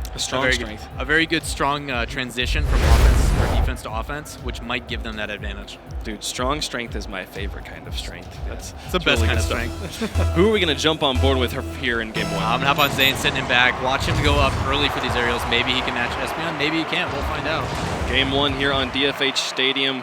We have Mockit in the blue with Genesis in the orange. We'll see where they go. There's a nice shot from Zane, going to go just high of the goal. Pluto's going to try and pick this one up in the corner. Rizzo gets to it first and sends it back into the box. There's been some good pressure from Mockit early on. We'll see if Genesis is able to respond. Espion leaves that one, going to pass it over. See if Pluto can come up from the back. He's actually going to leave that one. Let Espion come up and continue to create the pressure there. See if they can clear this out of their own half. There we go. There's a shot from Espion, easily blocked by Rizzo. Ball in the corner. Espion's going to back pass. There's Pluto putting it around the wall, but Insolence is in goal, able to clear it out. Big difference you're going to see between these two teams is they're already utilizing the field in more than one way. Instead of just going forward, they're actually taking back passes, as the positioning in the possession game is going to play such a huge role with these two teams being where they're at, especially fighting for that number 4 spot. Good transition into offense here from Genesis. We'll see if they're able to create anything. A nice double touch from Pluto, going to put it onto the back wall. Now Insolence is pressing this one out. Quinn Lobdell getting the read, sending that one onto the crossbar. Now Zane Jackie able to clear it away. No follow-up pressure from Genesis just yet. They're playing a little bit far back, kind of being cautious. It's going to fill out this Mockit squad, see what they're able to do. Insolence is clearing this one off the wall. And with 3:48 left to go, they're going to try and push this one back into offense. There's a shot from Quinn onto the goal, but a good clear from Insolence. Yeah, Rizzo doing a really good job recognizing that shot. He was nowhere near being able to get a touch. Rotates back outside and just waits for the missed shot. Really smart play from Rizzo, allowing 0 mistakes to come through early here. We see 2 shots from Espion now, but both shots have been kind of slow rollers right towards the goal and straight at the goalie. There's another shot from Pluto, but again, easily cleared out by Zane Jackie. Still scoreless with 3:20 left to play. Zane keeping it in the corner. Insolence is set up in goal here for Mockit, and a whiff from Espion there is going to let Insolence pick this one up and try to push it out. Pluto coming in from that third rotation, able to put it into the corner. The interception from Zane Jackie sends it back out to the wall. Now Espion trying to clear this one out. A nice hit there from Pluto. He went to zone Rizzo in goal, but was not able to quite get the touch he was looking for. Rizzo's able to clear it away. Big difference you're seeing so far out of Genesis is they're pushing as a unit. Oh, what? That went in? That was crazy. Off the wall. I didn't think he had the angle, but apparently he did. Yeah, Quinn going up, getting that angle, and actually hitting a really weird angle off that ceiling, and I don't know how that corner managed it to go in, but flukes like that, that's going to be tough. But I don't expect that to happen again. So as Mockit, they're playing very defensive, as I was saying. It's just this team on Genesis is pushing as a unit. They're putting 2 up at once. Right. And then Mockit has 2 on defense in goal.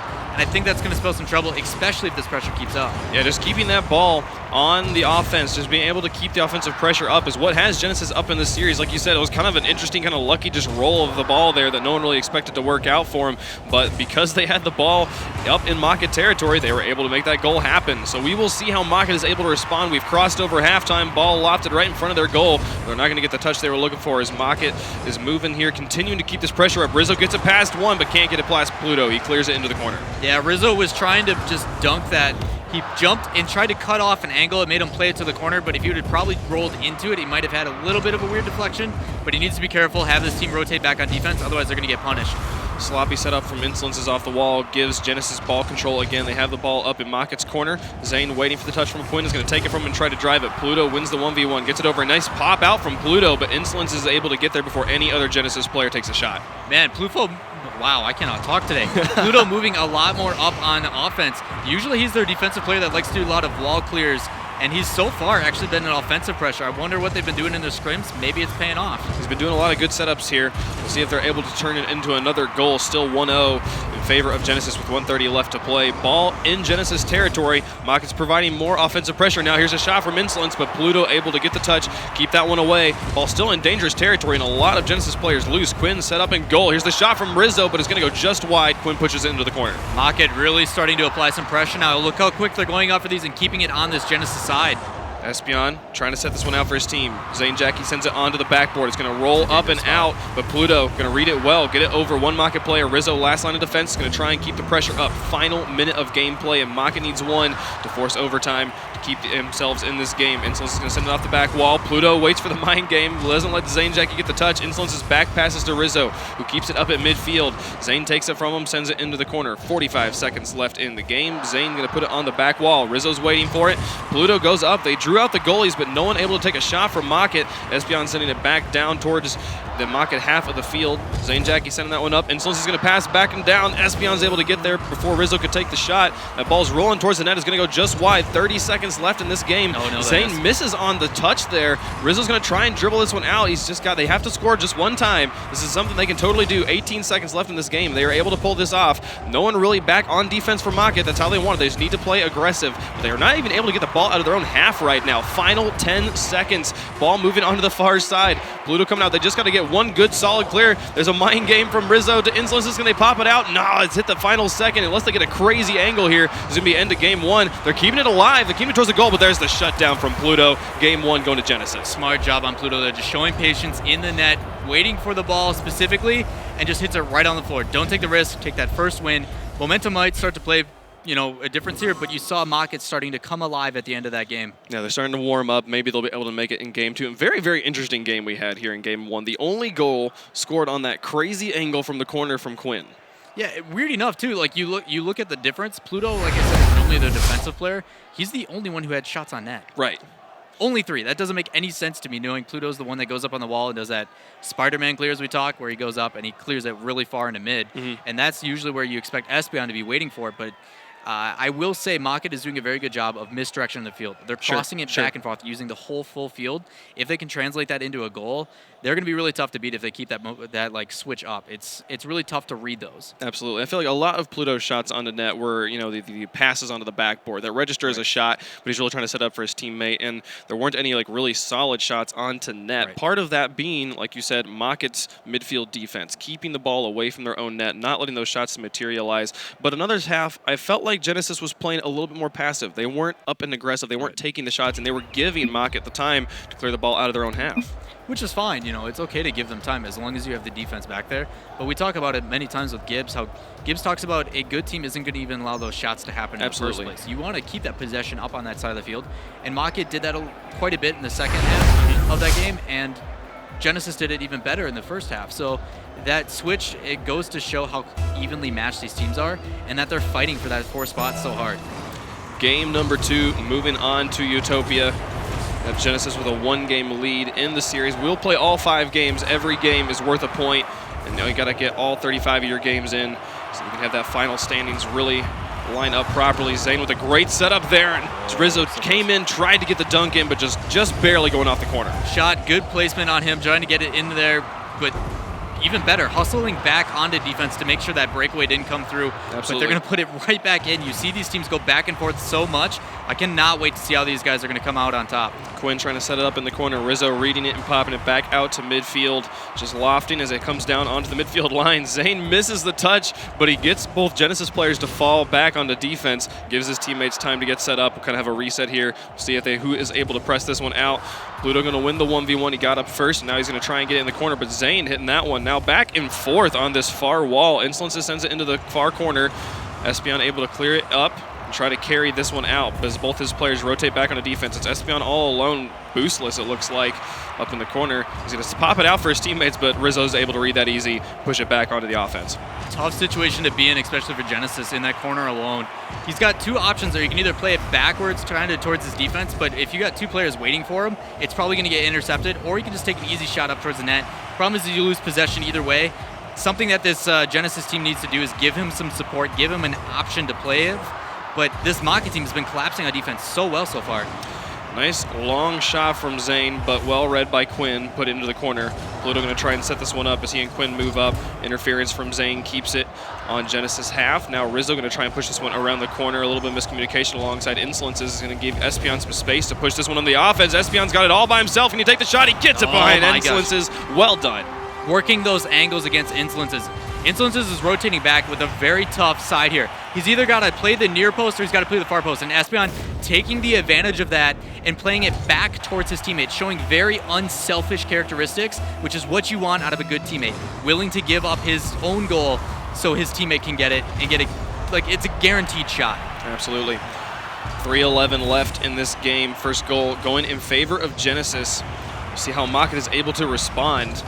There's Pluto and Quinn taking some shots onto net. Rizzo with good positioning, able to block. Now he's going to try and push this one out. Gets it past Zane, or past Espion there. Now the ball going to move and down in front of the net. Pluto able to touch that one just well enough to keep it from crossing, but they're keeping the pressure up. Pluto needs to get the touch here. He goes for the block, but Insolence gets it underneath him. Wow, tie game. Good job on Insolences there. Even though he was supposed to be the last man back there, he took the risk there. Zane Jackie recognizing that he had no angle on that, completely beelines back, but Insolences puts his body in the way, and it just works out in his favor. Something that you don't expect to happen, but it's still good possession control.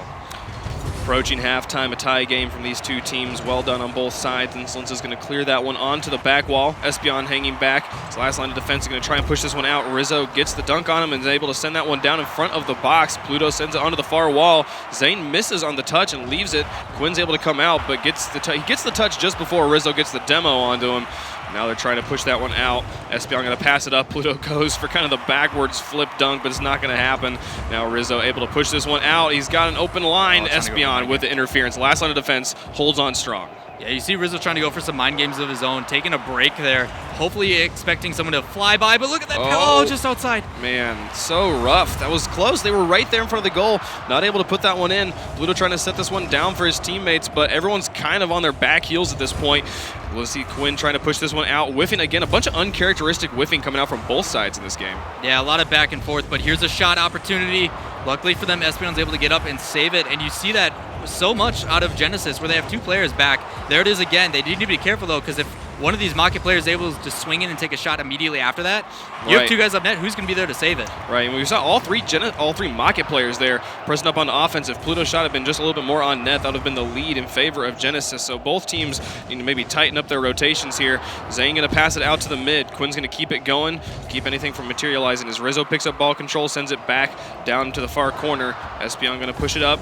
Insolences reads it at midfield. Zane going to put it on the back wall. Insolences hangs back and he's ready for the shot, but no one's going to get there. Quinn didn't get the touch, and Insolences didn't get a shot either. He's going to cross and fall. There's Rizzo with the shot, but Pluto with the block, keeping us tie game with a minute left. Yeah, that extra touch from Insolence is such a good idea, putting a soft little leave right in front of the net. Unfortunately, nobody there to put it in.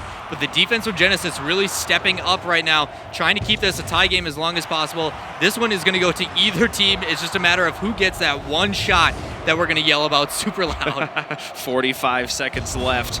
All Mockit players set up in a strong defensive position. Rizzo last line in goal. Insolences gets a stop. Not sure why he's not just letting Rizzo take it out, but there we go. Finally the clear gonna happen. 30 seconds left. Rizzo with ball control. Just has to get it past Pluto. Gets the mind games, but he wasn't able to maintain ball control. And we saw Genesis able to pick it back up. Espion now onto the back wall. Gonna try and take a shot onto the net. It's gonna drop. Not quite there. Zane goes for the block. Goes for the vector block. Not able to get the shot he was looking. There's Rizzo clearing that one out. My goodness. There's just so many opportunities we've seen on both sides, but just a lack of accuracy hurting both teams right now. Final countdown. Ball in front of Mockit goal. Can they get there? No. Rizzo able to clear it into the corner. We'll see if they're able to make a last-minute amazing effort. There's a shot, but Zane clearing it into the far side. As soon as it touches the ground, we'll be going to overtime, but Rizzo's trying to get the dribble. There it goes. Wasn't able to maintain it. Overtime in game number 2. Smart clear on that one, just getting it out, especially with the possession, but it looked like Rizzo actually wanted to keep going with it. He was pushing hard for it. I mean, why not? At that point, you know, you could end it right then in regulation.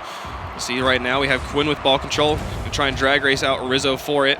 He's loose. Now Insolence is trying to back pass as Zane pushes it over into Genesis territory. I hate that he cleared it there. He should have actually just been patient with it. There's nobody nearby. He could have taken a dribble and maybe try to beat somebody with a dribble, but he just pushes it inside. Oh my pass goodness! play from Rizzo to Insolences to take game 2. Look at this pass play. So that touch going over the top, but look at Rizzo. Plays it easy inside, and Insolence is rotating back and through to place that top upper 9. What a beautiful placement on the shot. Good luck saving that anytime soon. Well, and after a full game of kind of solo plays, of sloppy shooting, of just kind of moving the ball slowly around the field, to suddenly have an explosive pass play like that, Genesis didn't know what to do with it. They hadn't seen that in the whole entirety of the series up until now. Right. And you see, like we talked about, or at least I mentioned a little bit about how Rizzo and Zane Jackie are going to work well together.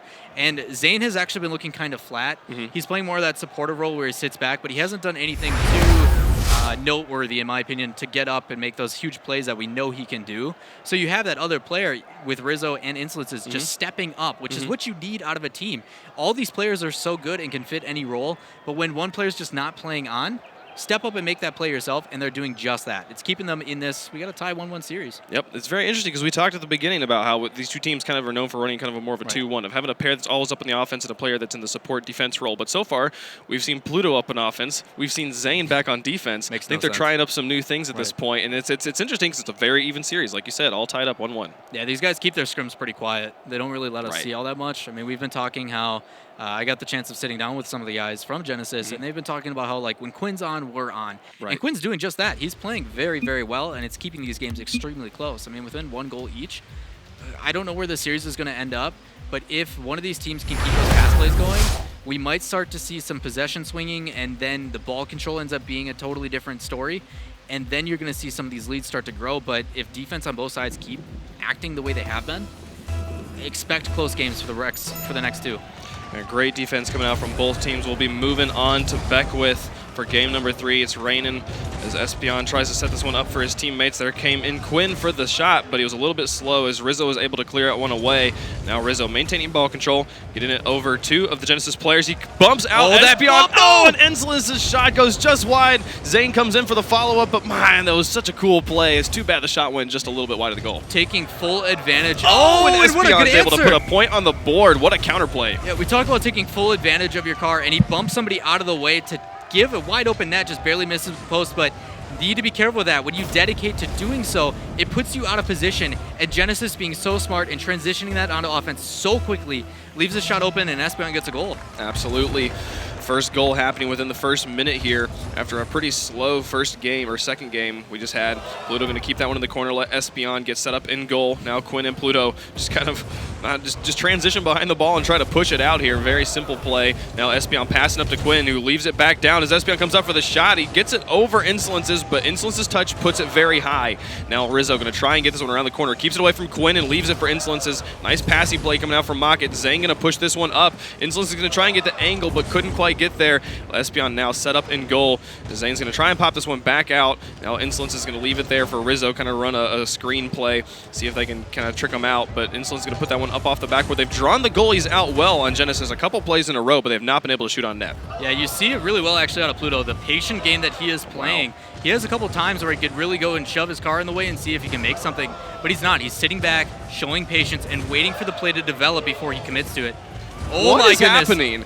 That was crazy. Such slow shots from Rizzo, and we were able to see Quinn get the blocks, but multiple times in a row. That ball spent a good 3 seconds right there in front of the net with multiple shot opportunities. There's a nice there's the re-answer. beamer from Pluto, setting his team up by 2. Man, the rotation's coming out from Genesis. This ball gets popped up by Zane and put in a very dangerous spot in the middle of the field. That's the stuff I expect to see out of Espeon, but Pluto doing it for Genesis. Getting up and just shoving it right back towards the net. It doesn't even need to be a strong hit. Just put it somewhere in the net that forces them to make a save, like Carp and them were talking about last series. When you put those shots on net, it forces somebody out of the position or the rotation that they want to go to, Right. and it plays it into your hand. When it was a very strong shot from Pluto as well, 109 kilometers per hour, very just kind of textbook beautiful aerial, putting his team up by 2. Zane's going to try and respond, see if he can get this around, but very solid line of defense. He didn't really have any opportunities to kind of push it in. Now Pluto coming out, going to try and see if he can create some offense. Espeon set up in goal for Genesis as Rizzo tries to push this around the corner. He's going to get it up onto the backboard, try and pop it back out. Espeon very patient, lets Pluto pick this one up and transition it back onto the offense. Gets the dunk there on the 1v1, but Rizzo able to pick that one up and push it back into Genesis territory. Possession control definitely coming out of Mockit now. Can they put one in is going to be the big defense of question for Genesis, but so far it hasn't been that. Like, they control it and they get these pass plays off, but then they can just get shut down. Man, that was a great play there from Quinn, coming up in between 2 Mockit players to push it back onto the offense, forcing Jane to kind of rock that one around as Rizzo gets set up in goal. Espeon and Quinn kind of up on top of each other, not the best of positionings, but we'll see what they're able to do. It hasn't hurt them just yet. We've crossed into halftime. They're still up by 2. Yeah, another back pass coming out. Really smart usage of the field, but you see this transition, this wide open field. I hope he doesn't just clear this up. He takes a little bit of time with it. And there it is. Like, Zanejack, yeah, I'm glad you did that because you had one contesting. But with that much open field, if you would have played it to the other side of the field, it was wide open. Take that time. I understand that clock's starting to tick down, but 2 minutes is a lot of time to play on the field. There's the shot from Rizzo, getting his team on the board. They're only down by 1. There you go. I mean, good answer. Insolence is waiting patiently over on that corner and beats them both to it. 2 guys out of that rotation, breaking down the defense, and yet a bump coming through too. Just shutting down all options they have to save that. Good pressure coming out from Mockit. Been loving watching this Insolences and Rizzo squad up on the offense. They've had 2 great pass plays now in this series. See if they are able to continue that on as we move forward. Espeon pushing this one into Mockit territory. Insolences plays it off the wall. Rizzo keeps it up and alive. Zanejack now going to go in for a touch. Just everyone wanted to touch the ball before it touches the ground, but it wraps around. Rizzo able to get a stop. Pluto gets it over his head. There's Espeon with the finish. They can put the lead back up to 2. Man, that's a really rough place to be if you are Rizzo. Rizzo's sitting there, takes a tap outside, and just gets caught up in the middle of this change of possession. Coming out from Genesis, just putting on a pressure like no other. It was a great play from Espeon as well, reading the way that Rizzo was going to deflect the ball and rolling along with it to make sure he was able to finish that goal. 1:35 left to go, 3-1 in favor of Genesis over Mockit. Rizzo setting it up again, but Pluto in goal, able to clear it out well. Zanejack gets the stop, gives his teammates time. Now there's a shot. Rizzo with the follow-up, but couldn't get the touch. Espeon going to clear it away. Yeah, good clear coming out, and that's sometimes we talk about, and I mentioned so much about wanting possession control, but when you're in a pressure like that, even just a good pinch like that, and able to follow it up from Espeon allows your team so much time, not only to get back into a position that's comfortable, but also get boost, try to match the other player's offensive control, but you just never know. Insolence has finished this one. He sets it up. We'll see if anyone can get there. It looks like Espeon's going to be the first one to the ball and put it into the corner. Final minute of gameplay. Mockit needs 2. Pluto sending that one up. Espeon going to continue to follow it and create pressure. Rizzo able to push it into the corner as Pluto moves into goal. We'll see if he's able to clear this one. He keeps it in the corner. They just keep this ball out of their own goal. They're going to be able to take game number 3. 3 players going up for that one. Anyone come for the back? There's Insolence with the shot, but it goes high. Too bad there for Mockit. They really needed that point. Now Espeon just has to beat out Zanejacky. Zanejacky reads it well, leaves it for Espeon, or for Insolences in the corner. Final 30 seconds. They need to score now. It's popped out. We're seeing there's the Genesis. They hung back on that one. It's going to go off the crossbar. Can anyone get there? All 3 players got drawn out by that shot. This is a great opportunity for Mockit if they're able to press this one up. But it looks like Pluto was able to fall back. 18 seconds left. They still need 2. They really got to score right now if they want to have any time to score the equalizer. Insolences passes it back, but Rizzo whiffs on the touch. That's going to leave the ball in Mockit territory. Here comes Zane, but it gets shut down by Espeon to Quinn. They keep it in Mockit territory. At this point, it's hit 1 second, and the game is over.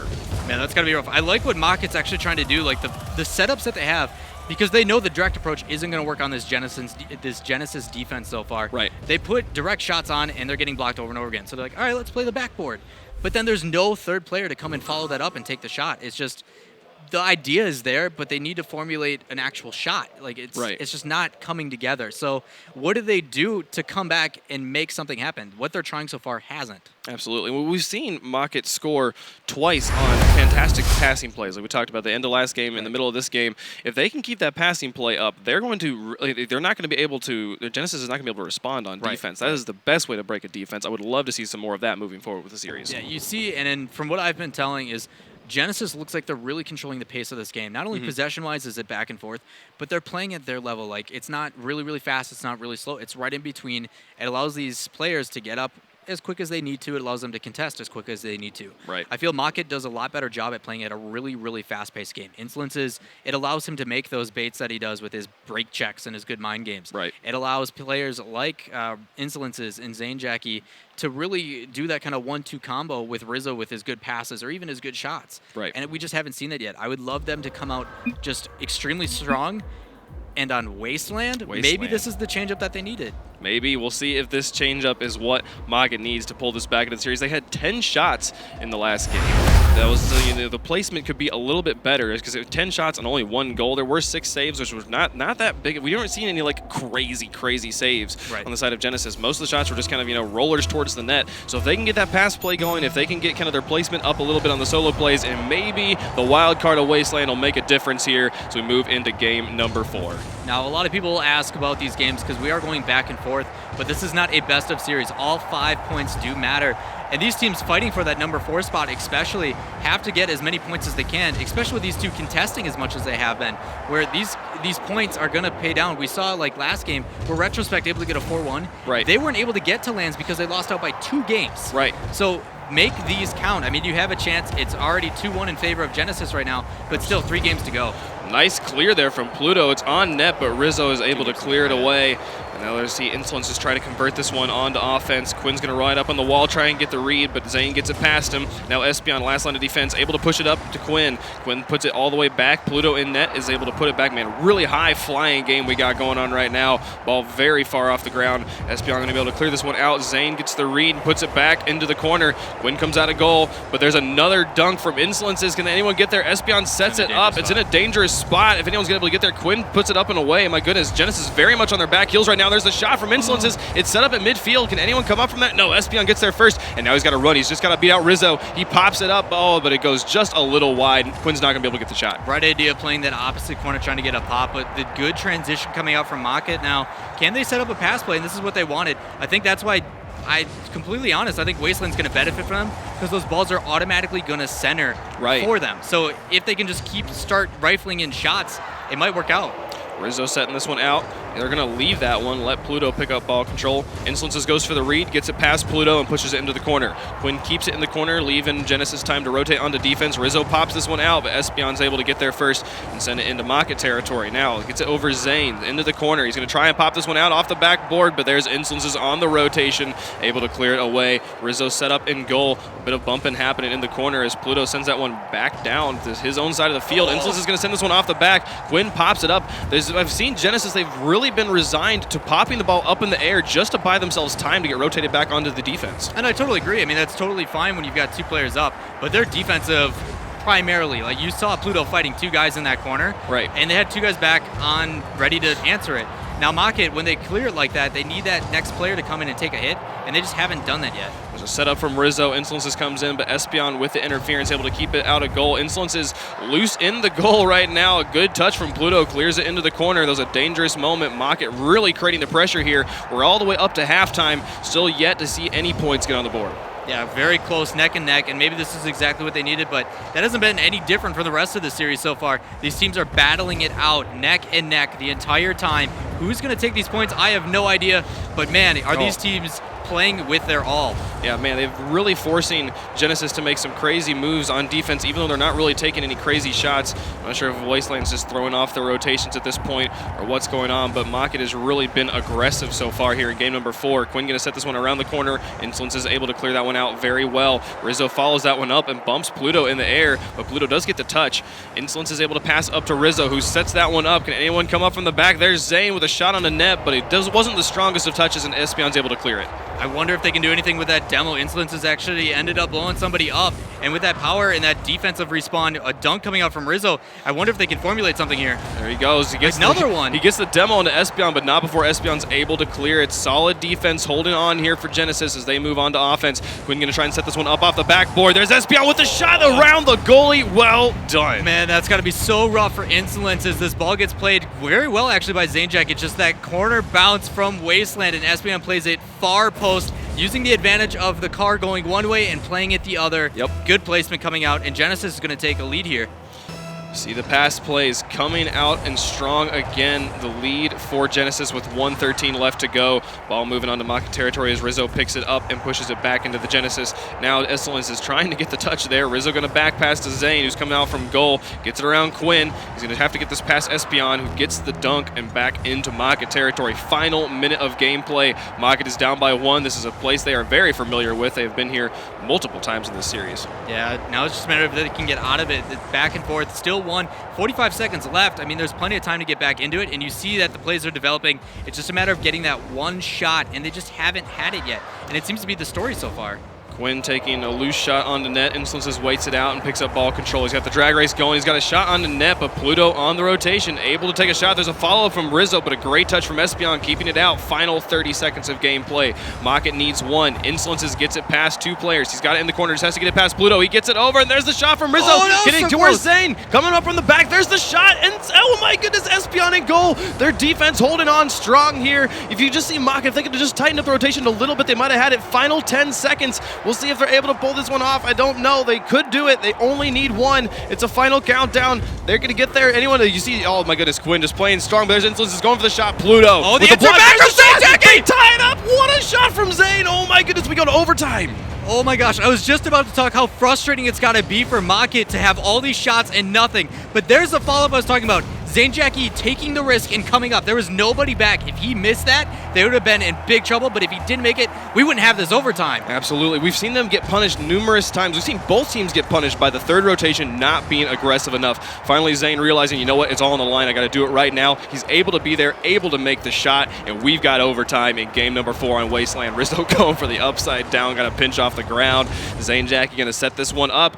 Pluto pushing that one out. Now Espeon picking it up, sending it onto the far wall towards the net. Rizzo's going to get it first and pop it out to the far side. There's Pluto with a follow-up on the net. No! What a shot from Pluto to take the win. Man, Pluto being the first one up on that. When you try to get it clear and it plays it across goal, but Pluto waiting there perfectly on that rotation, and it just takes an awkward bounce off the teammate, and puts it in the back of the net and giving Genesis the win. Oh my gosh, they were so close. So close. You got a feel there from Mockit getting the buzzer beater goal, and then just a few seconds into overtime, Pluto comes in with a nice aerial shot. We've seen some great aerial shots from Pluto this series. There was another Really one. stepping up, man. Yeah, taking the win there. They have 3 games of this series so far. All 3 players on Genesis showing how important they are, but the same thing applies to Mockit. Zanejack with that goal is what kept them in it.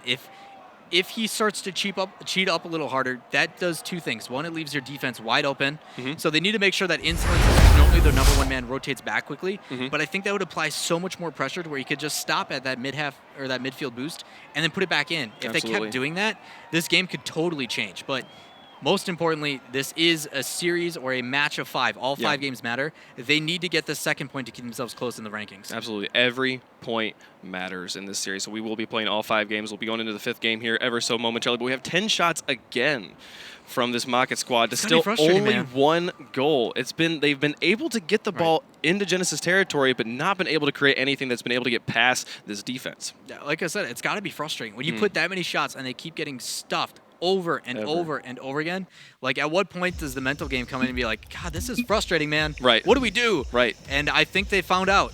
Take that risk. Bring that 3rd man in, put some pressure, see what happens. Absolutely, yeah. You got to change up something at this point, because it's not been working out so far. 3-1 is the series count right now in favor of Genesis. Game number 5, moving on to Beckwith Stadium. Who are we going to jump on board with first? I'm going to pay attention to Insolence. I always like paying attention to that back man, because he's the one that usually has to contest right away.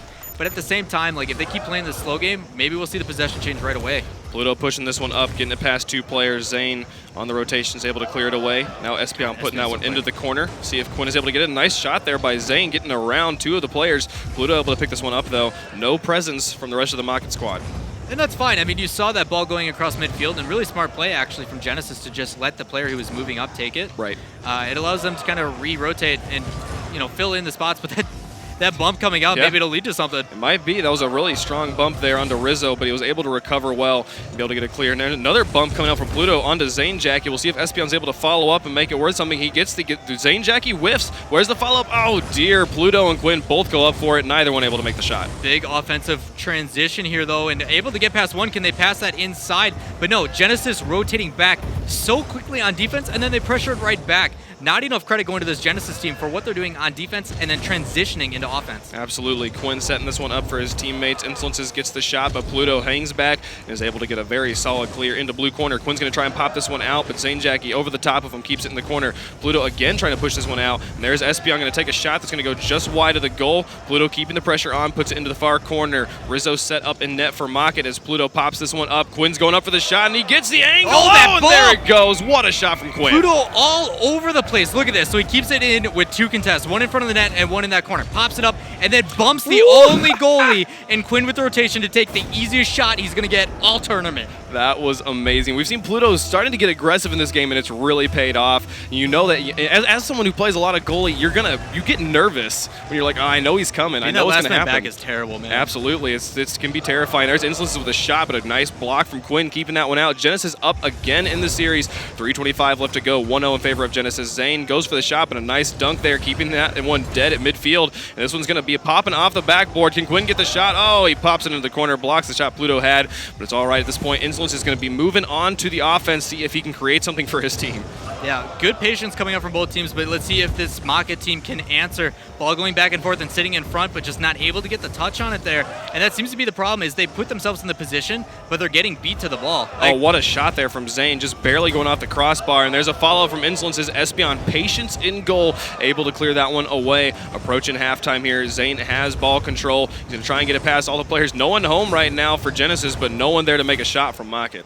Yeah, good interception by Insolence is there. Let's see if he can get a dunk again. But Espeon playing the slow game, showing some patience, and able to pop it right back in.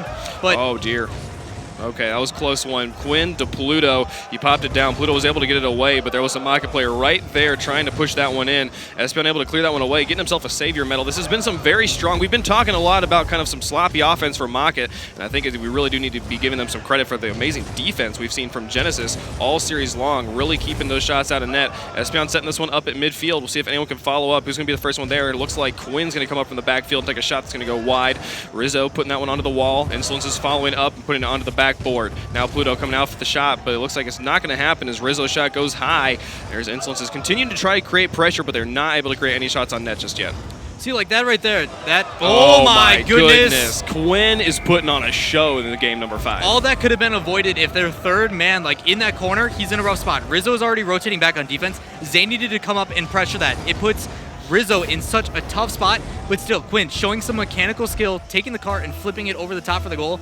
Giving them a 2-0 lead at this point has got to be such a good spot to be in. And not only did he juke out the goalie, he juked out the goalie on target. Like the shot, he didn't have to recorrect it after he got it past Rizzo there. Was able to put it in 2-0 in favor of Genesis with 1:43 left to go, and they are back on the offense again. Espeon putting this one up, trying to get it over, ball lofted at midfield. We'll see if Pluto comes up in the backfield. He's going to be playing patiently, just sitting in goal. They don't need points, they just need the game to be over at this point. Rizzo going to put that one out.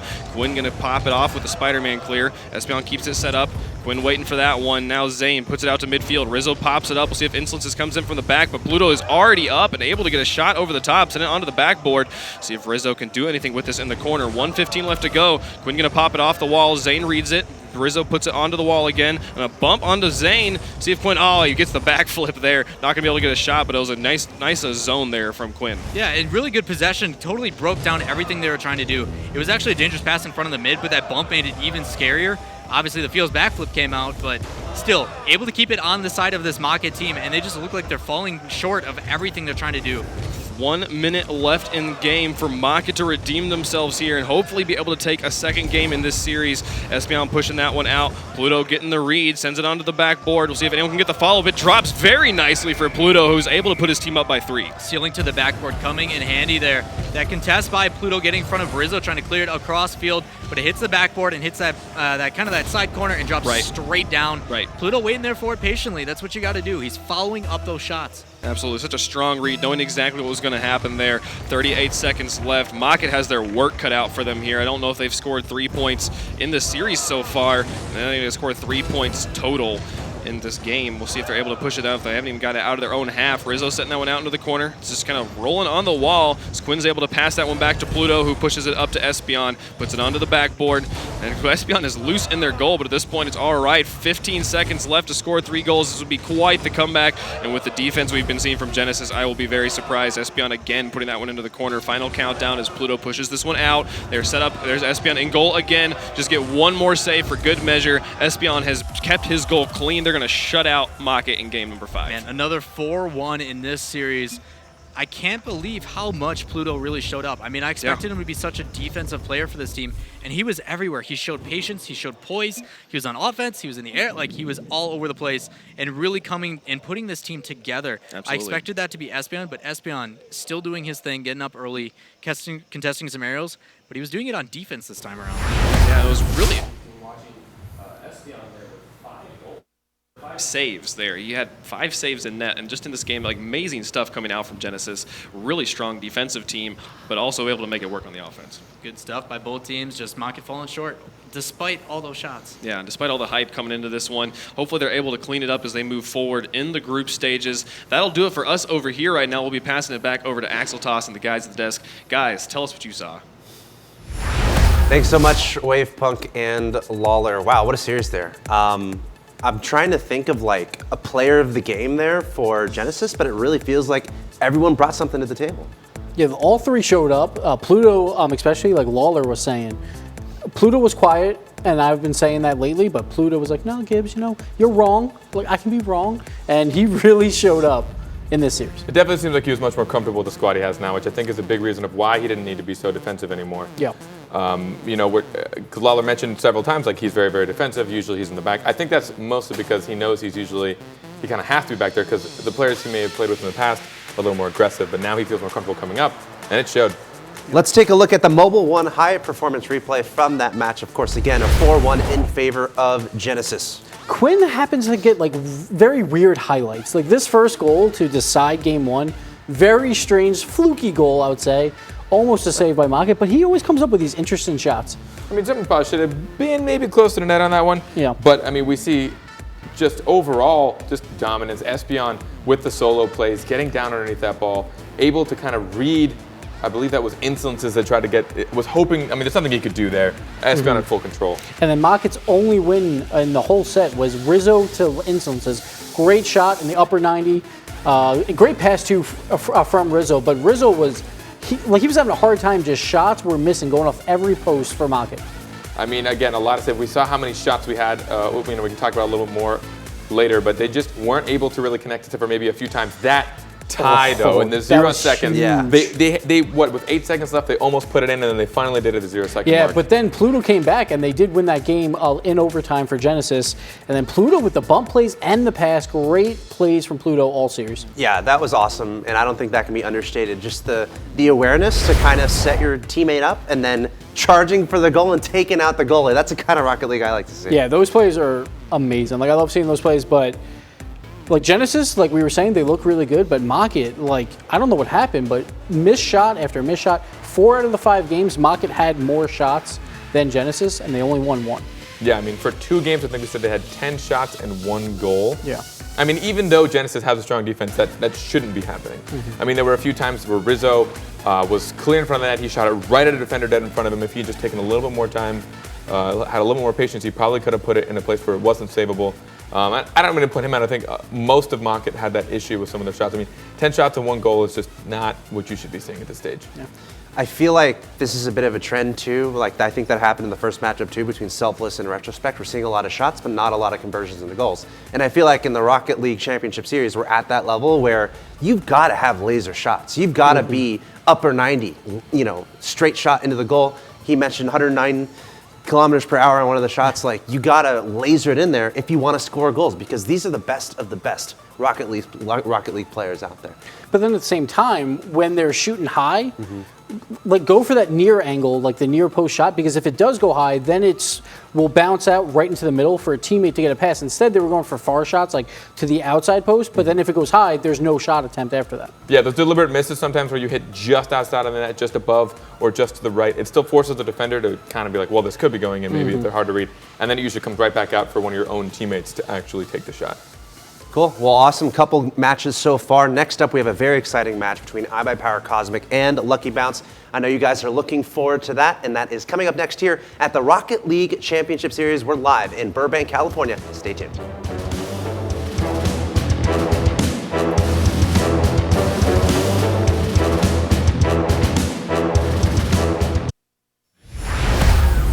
What's up, guys? Welcome back to the Rocket League Championship Series. It's all about North America today. Of course, this is the group stages of qualifier number 2. We've already had 2 matches broadcasted on stream. It's been very exciting. Gibbs, thanks for being here. Of course, we got Lawler here at the analyst desk as well. You were just commentating that last matchup. It was. How did that go for you? Good series. Mockit. We were worried about the consistency between the teams, and you can tell that the pass plays just weren't formulating how they wanted them to. But to give credit on Genesis, their defense really showed up. Yeah, I think everyone came to the table to provide something for Genesis, for sure. It's going to be exciting seeing how they perform moving forward. Speaking of which, let's take a look at the updated standings. Of course, this is week 1, so by the end of the day, we'll have half of the intel we need to find out who's going to be advancing to the live final. And we see from these first 4 matches, any big surprises there? 2 upsets, both off stream. Lucky Bounce 3-2 over Exodus, and Retro actually they just won the 4th game in that, so they're up 3-1 over Kings of Urban. That blows my mind. That's huge for Retro, especially for the teams like we're talking like Retro's in that 5th, 6th. You know, they're kind of fighting to see if they can make it, and for them to come through and take that many games off of the number 2 seeded team, that's huge. Yeah. And they just got done. Obviously, that was the first match we saw, the 4-1 over Selfless. So you got to think. This is all live. These guys are all playing these matches right now. You never know how you feel until you're there the day of. Yep. So that could be a situation where it was like just really feeling good, cleaning up twice in a row. Yeah, most people were counting them out too. Like we've been talking about 3 teams fighting for the land spot, but Retro actually has 5th place points. We just figured they would fall back a bit, but they're looking really good, and that hurts teams like Mockit to have a chance for it because they just lost 1-4 to Genesis. Well, coming up next on the stream, the next match we're going to be jumping into is going to be iBuyPower Cosmic versus Lucky Bounce. Of course, this might be a David versus Goliath type situation, not to be punny off of Genesis and Exodus being involved. But Cosmic, obviously, they are the team to watch. They are the team to beat. A lot of people considering them kind of an automatic top 4 for the purposes of the international final. We'll see. Lucky Bounce, a bit of a newer kid on the block, I would suppose. Let's show the rosters there. To see what is in store for us. Who's the guy to watch here? I gotta say, a Gambit for iBuyPower Cosmic. He has probably the best game sense, like the best rotations, and he can do it all. He's a jack of all trades type of player, and he's probably the best player in North America right now. Of course, on the Lucky Bounce side, who are you looking out there for? Darkfire, as always. That man has always been all over the field. He's so good.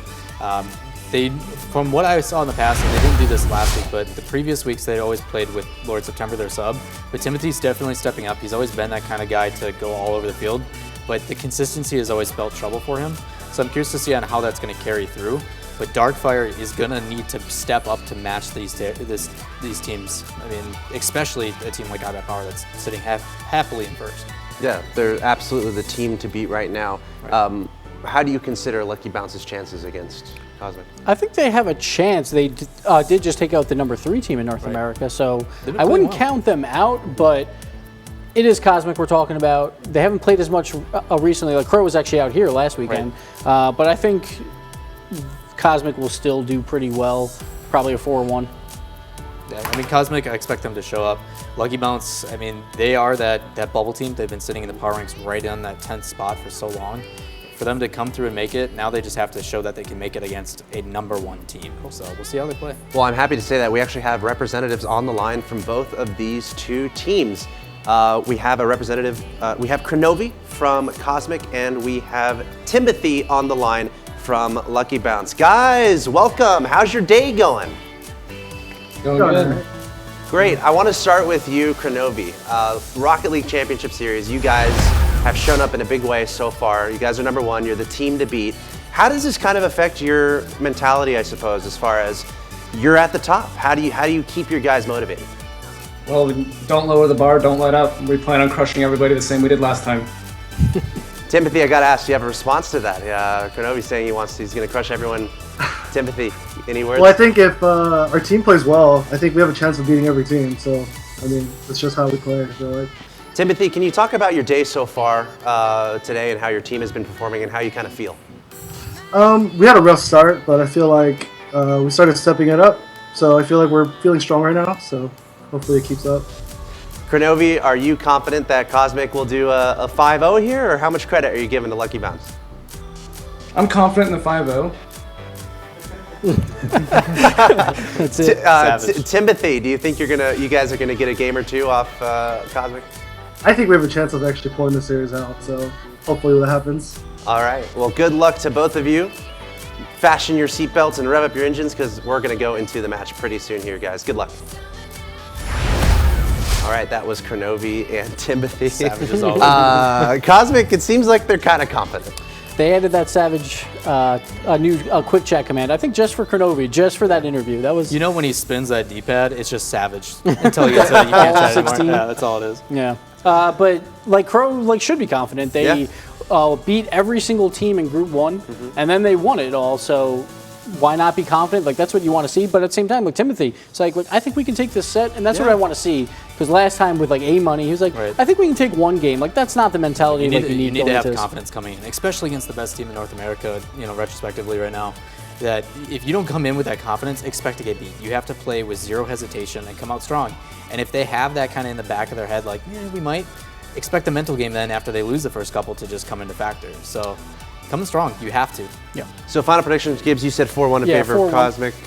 I'm gonna agree. 4-1. I think they're gonna surprise Kronovi. I don't think he's going to expect them to come out as strong, and then they're going to put lights out, because that's what iBuyPower does. They lose the first game and then 4 of the rest. Yeah, that's usually how I'm going to agree with you guys, but it's important to note, I think this is the first match for iBuyPower Cosmic today, so you never know if they have a little bit of rest there, but they're good enough where they probably won't. But I'm excited to find out what happens, so without any further ado, let's go over to Leaf and JamesBot at the commentator desk.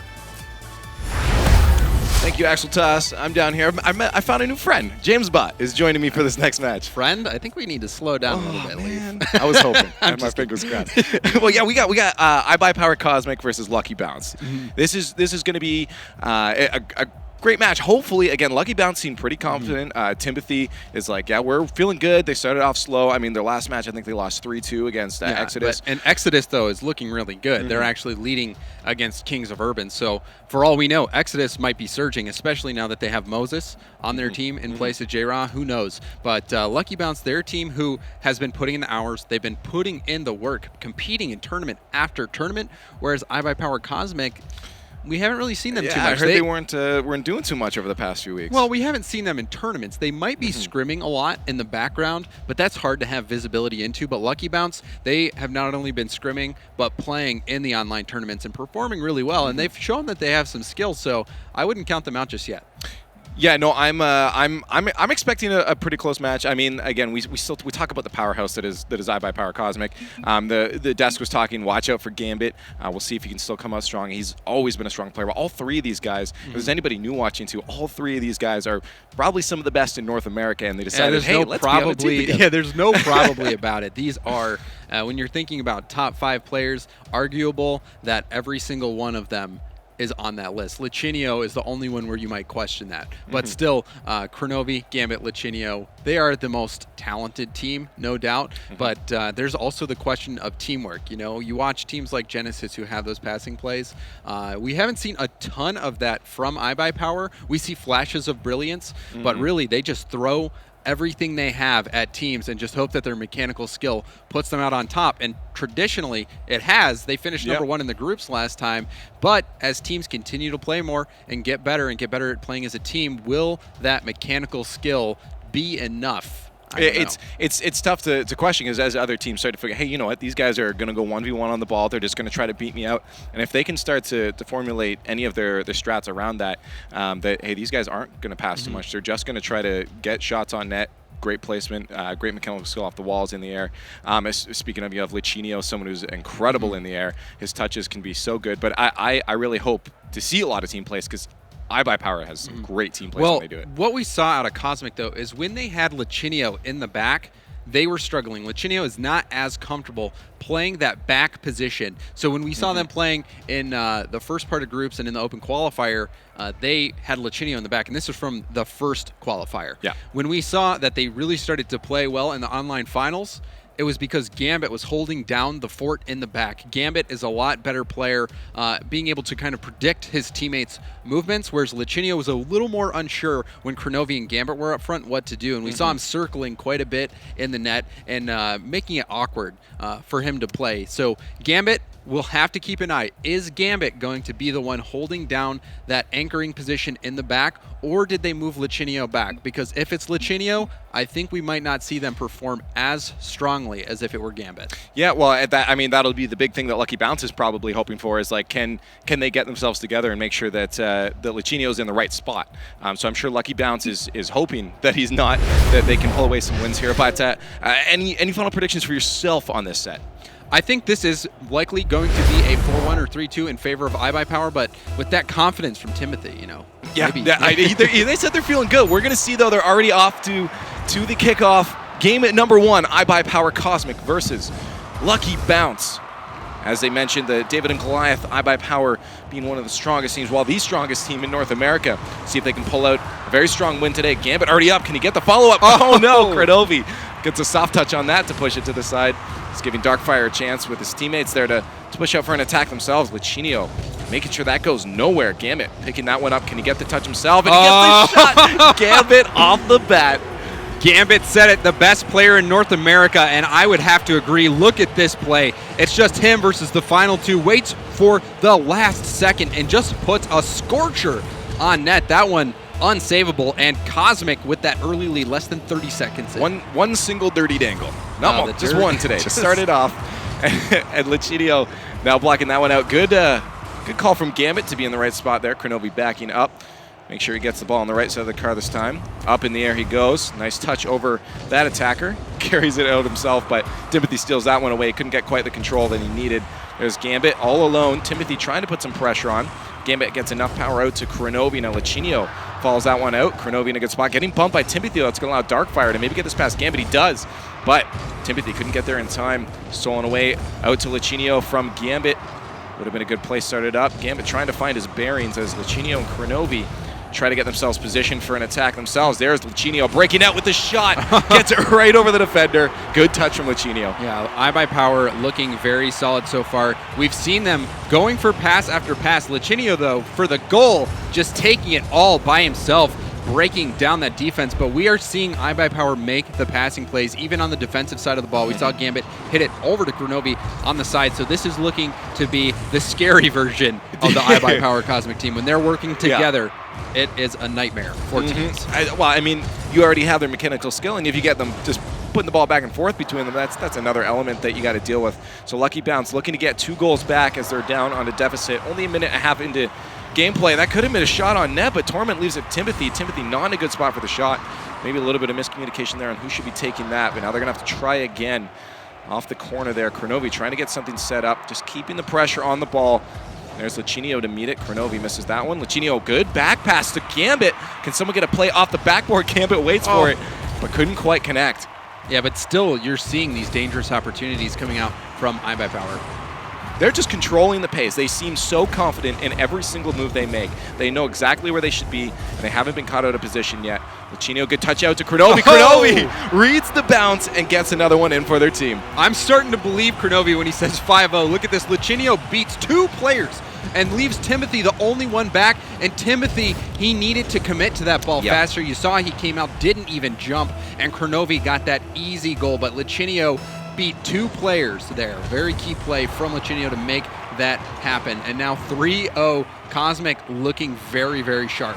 Kronovi getting a little physical on the wall there. Got a bump on Timothy just to make sure he couldn't get a play started up. Now Kronovi to chase it all the way down to the other end. Torment was there for an easy push to the side. Lichinio, hard pressure though. Good touch from Torment, but that could be at the Gambit. Yeah. Good. What could have been a good touch. I don't know what touch you were talking about. No, look at this. I was hoping a teammate would be there for it. So yeah, Torment, he tried to clear it out, ended up just passing it over into the middle to Gambit. What Torment was trying to do was hit that cross field over to the wall, just it got no power on it. And that was another just layup here for iBuyPower Cosmic, who's looking better and better as this game goes on. And the Gambit flick! Couldn't quite put it in past Torment though, but good control off the beginning, got a double block off the kickoff. And that's where you want to be, off those kickoffs, already in possession of the ball. Has to get those plays started up. Physical play from Lichinio onto Darkfire. It's going to be allowing them a breakout. Darkfire spawned in time, though, to get that ball back to midfield. Darkfire going to try to set something up. Lichinio just trying to get his ball in or his car in the way, make it look like he's going to do something. Make Darkfire second guess it. Lichinio reading that. Look at this. Look at this passing play here. You had Gambit to Kronovi. Kronovi back to Gambit. Gambit puts this knowingly off the backboard for Lichinio, who puts it right past Timothy. This Cosmic team, they are petrifyingly good.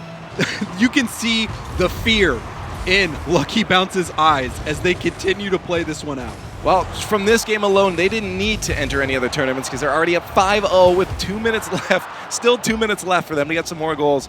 We'll see if Lucky Bounce can come back, but it's going to be the biggest uphill battle Lucky Bounce has ever had to pull back 5 goals against iBuyPower Cosmic. Game number 1, still game number 1. Things can change for the rest of the set. Gambit just taking Timothy out of the play completely. And Kronovi takes that one back down to midfield. Darkfire not able to get another touch on that one. And it looks like Lucky Bounce is going to have to make another breakout. Oh, missed touch from Timothy. He's going to allow Gambit. Kronovi already preemptively up. Couldn't get the pass out by Gambit to Kronovi, and that's going back into iBuyPower's zone. Yeah, you can see Lichinio flipping back there. That was an opportunity. Lichinio was ready there for it is. And finally, Lucky Bounce gets on the board. It all started with that missed back pass. Lichinio a little out of position and then just scrambling from then on. Lichinio went for the high block and Darkfire just slips it underneath. But 4 goals needed in a minute 14. I think at best this is setting up the Brazil.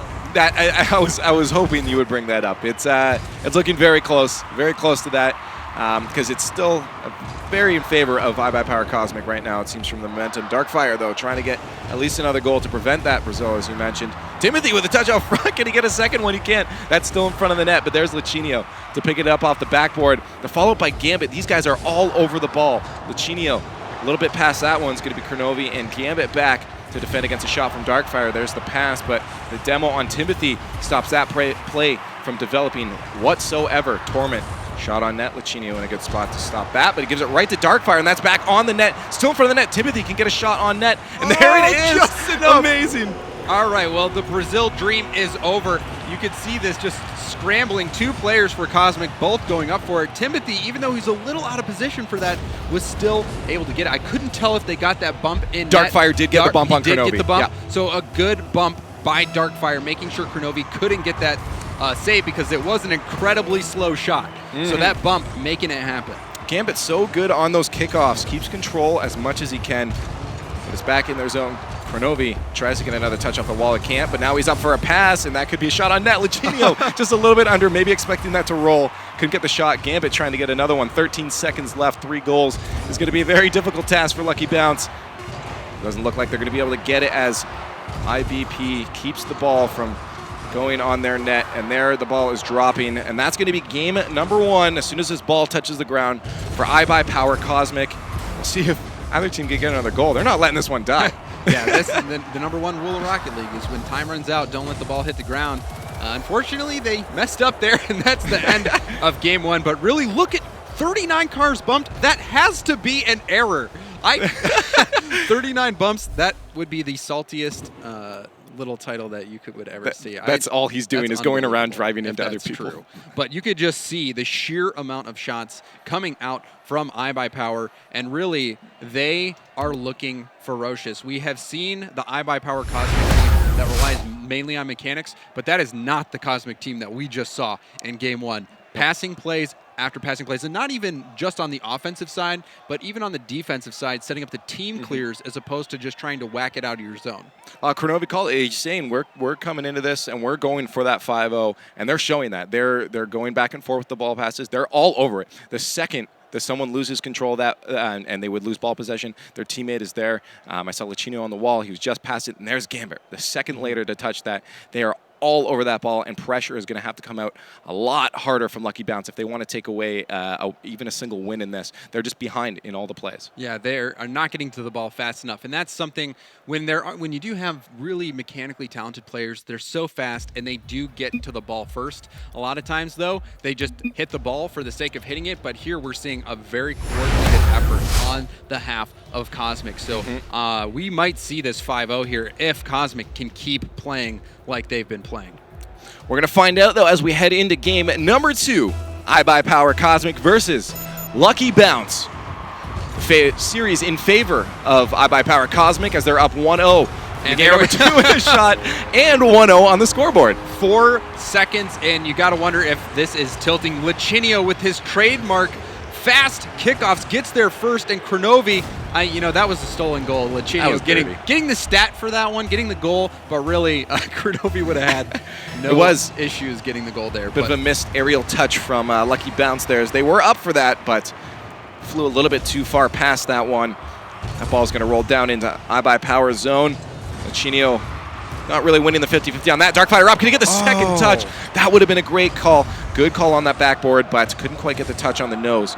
And it's still going to sit at a 1-0 lead for iBuyPower. There's Gambit, a nice drop down. Lichinio to follow it up off the backboard. Can he get the second touch? He does. That's out front, and Kronovi just gets beaten by Darkfire, barely keeping that one out. Now to start an attack of their own. Timothy back up to Darkfire. Can get up. He's going to leave that for Gambit. Gambit to the side. Kronovi back to Gambit. Oh, but intercepted by Torment. Up to Timothy. Can he get that soft touch? That's still in front of the net, and there's a shot off the crossbar. Darkfire couldn't quite connect with the back of the net. Still 1-0 for iBuyPower. Well, it was Gambit that got in the way of that shot and prevented it from going in. So Gambit, not only a great offensive player, but such a fierce defensive player as well, keeping this lead for Cosmic. Gambit almost getting a drift touch on there, but couldn't quite. Kronovi the shot on net. Darkfire the last one in. Torment keeps that away, making sure no shot can even come of it. Lichinio is going to get beat by Torment. Kronovi's probably going to win this one out. No, but Timothy gets the underside on it. And there's both players missing that one. Lichinio just getting some boost. See if they can push out Darkfire. Playing physical to allow Timothy and Torment to get a shot on, but Torment running away from that one is allow Kronovi to get a shot on net. Almost rolling right in, but Darkfire keeps it away from the side. They're doing a decent job of keeping to the ball, but they're still playing a little bit too hesitant on it. It's allowing iBuyPower to move into the zone a lot. Darkfire trying to set up a play, but they quite cannot get it there. Cosmic is playing and just beaming with confidence here. You saw that attempt by Lichinio to get that second hit off the wall when Gambit was already covering that. So Cosmic just playing fearless. Oh, off the backboard. Darkfire couldn't quite get the second touch. Gambit to himself. He does win that one out. Lichinio and Kronovi there for a play to set up. Lichinio doesn't get on that. Darkfire and Timothy pushing that one to the corner. There's another touch up by Torment to midfield. Going back into Cosmic zone. See if a play can get set up by Lucky Bounce. They need to get a goal. Only down 1 this time is a lot more likely for them to pull out a tie, but that's in front of the net. That's not where you want that ball to be as Lucky Bounce. Yeah, Timothy got that save there, keeping the dreams alive. Lucky Bounce is keeping this very close. Darkfire almost got that second hit, but Lucky Bounce just needs to get that one and get a lucky goal or a good, solid goal in overtime, and they might be able to steal a point here from the group stage favorite, iBuyPower Cosmic. Darkfire has to keep this away. That's a little bit of a sticky situation. Kronovi almost getting a touch there. Timothy just getting a backside on that. Probably wasn't the touch they wanted, but Darkfire makes use of it. So they go back to put an attack on. Losing that 50-50 leaves an open net, and Lichinio gets credit. Lucky Bounce's dreams starting to fade away. Lichinio gets up, and you see him air roll upside down and just get so much power on that, beating out the last defender in that 50-50, and Cosmic cruising to a Game 2 victory right now. Lucky Bounce, they've been struggling scoring. Even in the first game, their goals came very difficult, and it seems to continue here in Game 2. Lichinio tried to get a pass down. Didn't work out for him, though. That's still in a spot for Gambit to take a shot off the backboard. That won't be in a good spot for him to touch it, but Lichinio gets it instead. No one's going to be able to put pressure on that. That's a shot on net from Lucky Bounce. Kronovi just keeping it inside. Good follow-up from Kronovi. Make sure that doesn't go back into the hands of Lucky Bounce.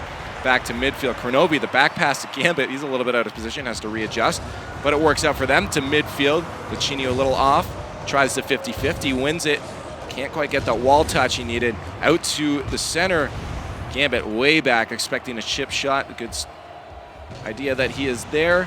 As the ball is back in their end, Lichinio trying to get that out of their zone. I'm loving the defense from Cosmic, however. You see Gambit, that was an easy save for him, but the play where Kronovi passed it back, they actually went for the pinch clear. I love seeing teams coordinate to that degree. Oh! Darkfire! There he is.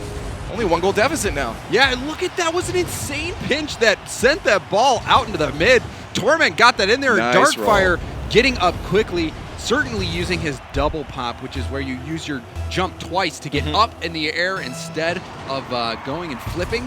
Darkfire getting up quickly and putting that one in, but that was an insane pinch there that launched that ball out into the mid in the first place.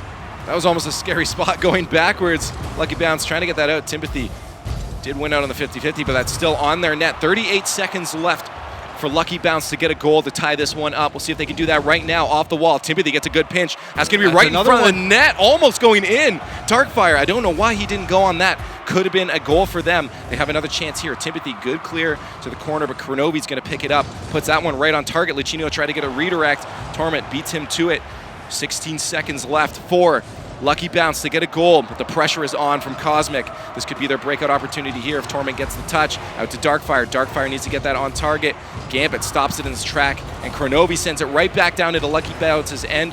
Up the wall, Timothy can still keep this one alive. That's probably going to drop, though. And game number 2 to Cosmic. Yeah, Cosmic looking really good. Still in this game, not as impressive a scoreline, but still the team plays continue to come out. Like, especially on the defensive side, we saw that pinch clear attempt. They're playing very calmly.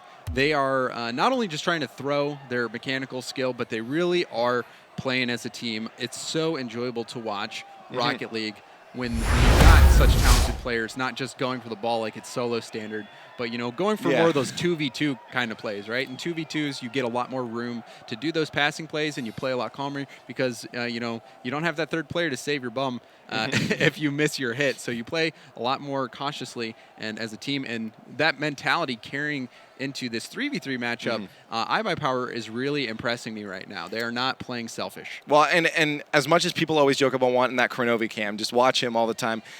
They're playing as a team, and we want to see this. I'm glad we're seeing the whole field. We're seeing these guys work so well together, and I'm excited to see them go against all the other teams and see what they can do, especially if they're playing like this for the rest of it, and especially when it comes to the live finals, if they can play like this against some of the EU teams. Going to be absolutely incredible. So coming into game 3, we're going to see if they can keep that up. I mean, that was a much closer game. I did specifically see Gambit getting that Warden. A lot of saves. You were mentioning he can play any position, and he's playing back, and he was playing it well. Yeah, he truly is a jack of all trades. And I almost don't want to say jack of all trades, master of none. He's like a jack of all trades, master of everything. He is so good. Master of most things, being everything. All right, we'll see if they get another touch there. Both people missing that one. Gambit's just going to leave for Kronovi as he goes in for a bump maybe, but doesn't get anything out of that. That's going to be Timothy and Darkfire's chance to break down for a scoring opportunity up in the front of the net. Darkfire a little bit too far forward to make anything of it as it rolls past iBuyPower Cosmic's net. There's a touch from Gambit to midfield.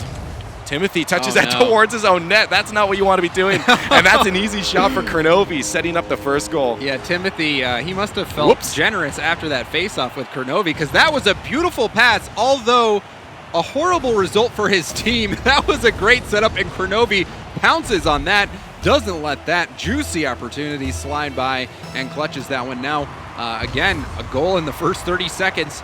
Cosmic coming out strong. Lucky Bounce really needs to reel this back in because every single point matters, although it is almost impossible for them to make it to the online finals, being that they had no points from the last group stage. And that's a difficult thing being a new team in the second one. The points are worth more, but you have to place very, very well to do this. So we'll see if they can do a shot on net from Gambit. Torment just stopping that. Another save from Torment. Look at his name on that kill feed. Good job from Torment to make that play. Go back down into Cosmic zone. See if a touch from Torment can be a goal starter. Not quite, as Gambit takes that one away. Lichinio already up and ready for that. He's going to have to back off as Darkfire takes control. Timothy just trying to get in the way of Kronovi. He does, but Timothy, can he follow that up? No. Darkfire just tries to get that back out to his teammate, but no one is there. Torment way too far back to get a good enough shot Lechino had a lot of time to set up the block on that. Darkfire, Timothy back. Timothy with another weird touch, but Darkfire is going to be able to clean this one up to midfield as Lechino and Kronovi roll back. Gambit already there. Just gets a good touch out to midfield to stop by Timothy to keep it in their end. Just continued solid defense on behalf of Cosmic. You can see even there, Lechino getting to that ball first. It seems like an iBuyPower Cosmic player is either contesting that ball, and look at that! There it is, an open net for Lechino. Lechino yet again in the right place at the right time. You see Gambit goes up and challenges that, prevents the clear, and Kronovi just bumps it right over to Lechino. These guys playing like such a unit right now. So impressive. I'm saying these guys, they're looking potentially #1 team in the world right now. The way they're playing, yeah. I'm gonna have to say I'm kind of on the side of that. If they can keep them, that's why I said I'm excited to see if they can pull us through. If they make it to, well, most likely make it to the live finals and play against some of those EU teams, there are going to be some insane matches going on. Gambit out to Kronovi, tries to get the backside, tried to get a little creative on that one, but couldn't quite put it towards the net. Darkfire rolls out with this. Good pass out to the center. Torment was there for that, but beaten out by Gambit. Back to midfield. Lechino's way up, cherry picking that one. Oh, that drop. pass. Oh my goodness, this plays. If that goes in, eventually, not quite. The stuff still. Let's see if Kronovi will follow it up. He's not going to. His Gambit Lechino are way too far up there. Timothy waiting patiently, seeing Kronovi roll up to that. Yeah, we'll see if Cosmic, right now, they are just controlling the pace. You got to wonder if Lucky Bounce has just lost their heart. I wonder if Cosmic can keep their heads playing against some of the other teams. But wow, look at this. It's just continued pressure. Lucky Bounce just trying to fend this off and keep the ball out of their net. It's difficult, and when you can't even get the ball in front of the net to get a goal, and when it is there, you don't have your third coming up for that, you have no goal-scoring opportunities. There's a shot, finally though on net. Darkfire can get the touch, not where he wanted it to go. The right idea, but it wasn't quite on target. Torment to follow this one out. Chinio steals it away. It's a touch from Lucky Bounce. Darkfire off the wall. Needs to get a good follow-up on this one, or Gambit steals it away. Timothy with the pressure. They're starting to attack the ball a lot quicker now, but maybe a little bit too late. Coming into the final minute and a half of gameplay in game number 3. You could see there Kronovi getting that bump. Somehow he was supersonic and didn't get that demo, so that was a bit strange. But now the breakaway, Timothy just has to put that on net. And he does. Oh, Kronovi was so close to saving that, but Timothy finally sinks one for Lucky Bounce. Yeah, you could see Lechino and Gambit both went for that, and Kronovi was all the way back, tries to get there, but Timothy, he will not let his team down in that one-on-none situation. And now Lucky Bounce within just a goal yet again, but they haven't been able to take it down. We'll see if they can change it and bring this game 3 home to them. Well, the confidence wasn't without warrant. A shot, though, on target. Torment keeps that out. Was not without warrant for Lucky Bounce. They are keeping this game number 2 and 3 very close, but still down a goal. Final minute of gameplay. We'll see if they can tie it up. Once again, they got close last time. And once, as we said before, every point matters. Timothy with a shot on net. Another open net for him there. Just has to keep it past out of the reach of that defender running back. Right as after I say IBP is a contender for #1 team in the world, they just lose it. So yes, maybe a little bit of complacency. But Timothy, that's his second goal here, keeping them in it just under a minute to go. Lucky Bounce, if they steal a point here, I think it will definitely be good for their ego and confidence. But again, they're going to have to finish like first or second to even have a shot at making it to the land. So right now, they are playing for pride. Confidence is a big thing, especially when you still have 2 more games after this that you got to play out, and they matter. That's going to be off the backboard. No one in net for this. Lechino stuffs it past Kronovi to get the touch on net. Darkfire almost keeps it out. Kronovi, good touch to get that into the net. And now they're up another goal on Lucky Bounce with 30 seconds left. Yeah, you could see Darkfire was trying to read that, just couldn't. It wasn't the hardest shot from Kronovi, but just high enough to prevent the save. And now Cosmic just inching towards that 5-0. 30 seconds, though, as I just mentioned. Lucky Bounce still has a chance to pull us away. This could be the opportunity here. Darkfire just has to beat Gambit. Oh, no! Way too far. Way too much power on that. And that's going to be still in their zone, though. Timothy up for the shot. Darkfire also up that. That's going to be a chance for Gambit to make a breakout here with the breakout. And there it is. back into Lucky Bounce's end. 9 seconds left for 1 goal to be scored. Torment, good touch out towards the net. Darkfire's up. He gets the touch, and there it is, the tie. Potentially going into overtime. Lucky Bounce pulls it back for a tie. You can see Torment passes that out into the mid. Kronovi tried to get the touch on it, just out of his reach, and Darkfire there in the mid waiting for that pass. We're all tied up, and we are going to see the first overtime of this series. Well, we'll see. This ball does have to touch the ground, and there it is. Of course, iBuyPower going to leave that one to go off into another kickoff. Sudden death goal. We'll see who can take it. Darkfire and Torment, or Sympathy, sorry, going to win that one. Sympathy trying to follow it up off the backboard. Couldn't quite, but Darkfire there with a shot. Oh! And there it is. Lucky Bounce takes a game finally off of iBuyPower Cosmic. There you have it. Lucky Bounce. Oh, you could see Timothy was going to try to go for that pass. Gambit didn't know what to do in that situation, and it just bounced right out for Darkfire, who clutched it. And now this series really isn't out of reach for Lucky Bounce. We've got 2 more games to play, and they could reel this back. They very well could, and that's what they said. Timothy was saying they were playing confidently, and they're starting to show it. They said even their last set, it was near the end that they started to pull it together. I mean, it's still, possible for them to pull away a couple more games and get a 3-2 on this, but I am sure the Cosmic is going to start to say, okay, what happened that game? Let's go back to what we were doing in game number 1. Well, you see 6 saves on, there were 6 saves by Lucky Bounce and 0 saves by Cosmic. That means there was a lot of just open net goals for Lucky Bounce to take advantage of on Cosmic. So Cosmic does like to overextend, and we saw that bite them a couple times. Lichinio, Gambit were too far up. Kronovi couldn't get back, and it was a free goal for Timothy to get that one in. And Lucky Bounce brings this right back. So Cosmic, they need to play, like you're saying, a little bit more conservative maybe. They came out so hot in game 1 and were playing as a unit, and now I don't know. They just seem to cool down a little bit. They just needed the caster curse. That's what it goes. It's always our fault. It's always our fault. That's what happens. But it's I don't know. I think they're playing fairly well coming into game number 4. Very, very potentially they could take another game. They've kept the last 2 very close, and once again reiterating on the fact that they said they were playing very good coming into the second half of their last set.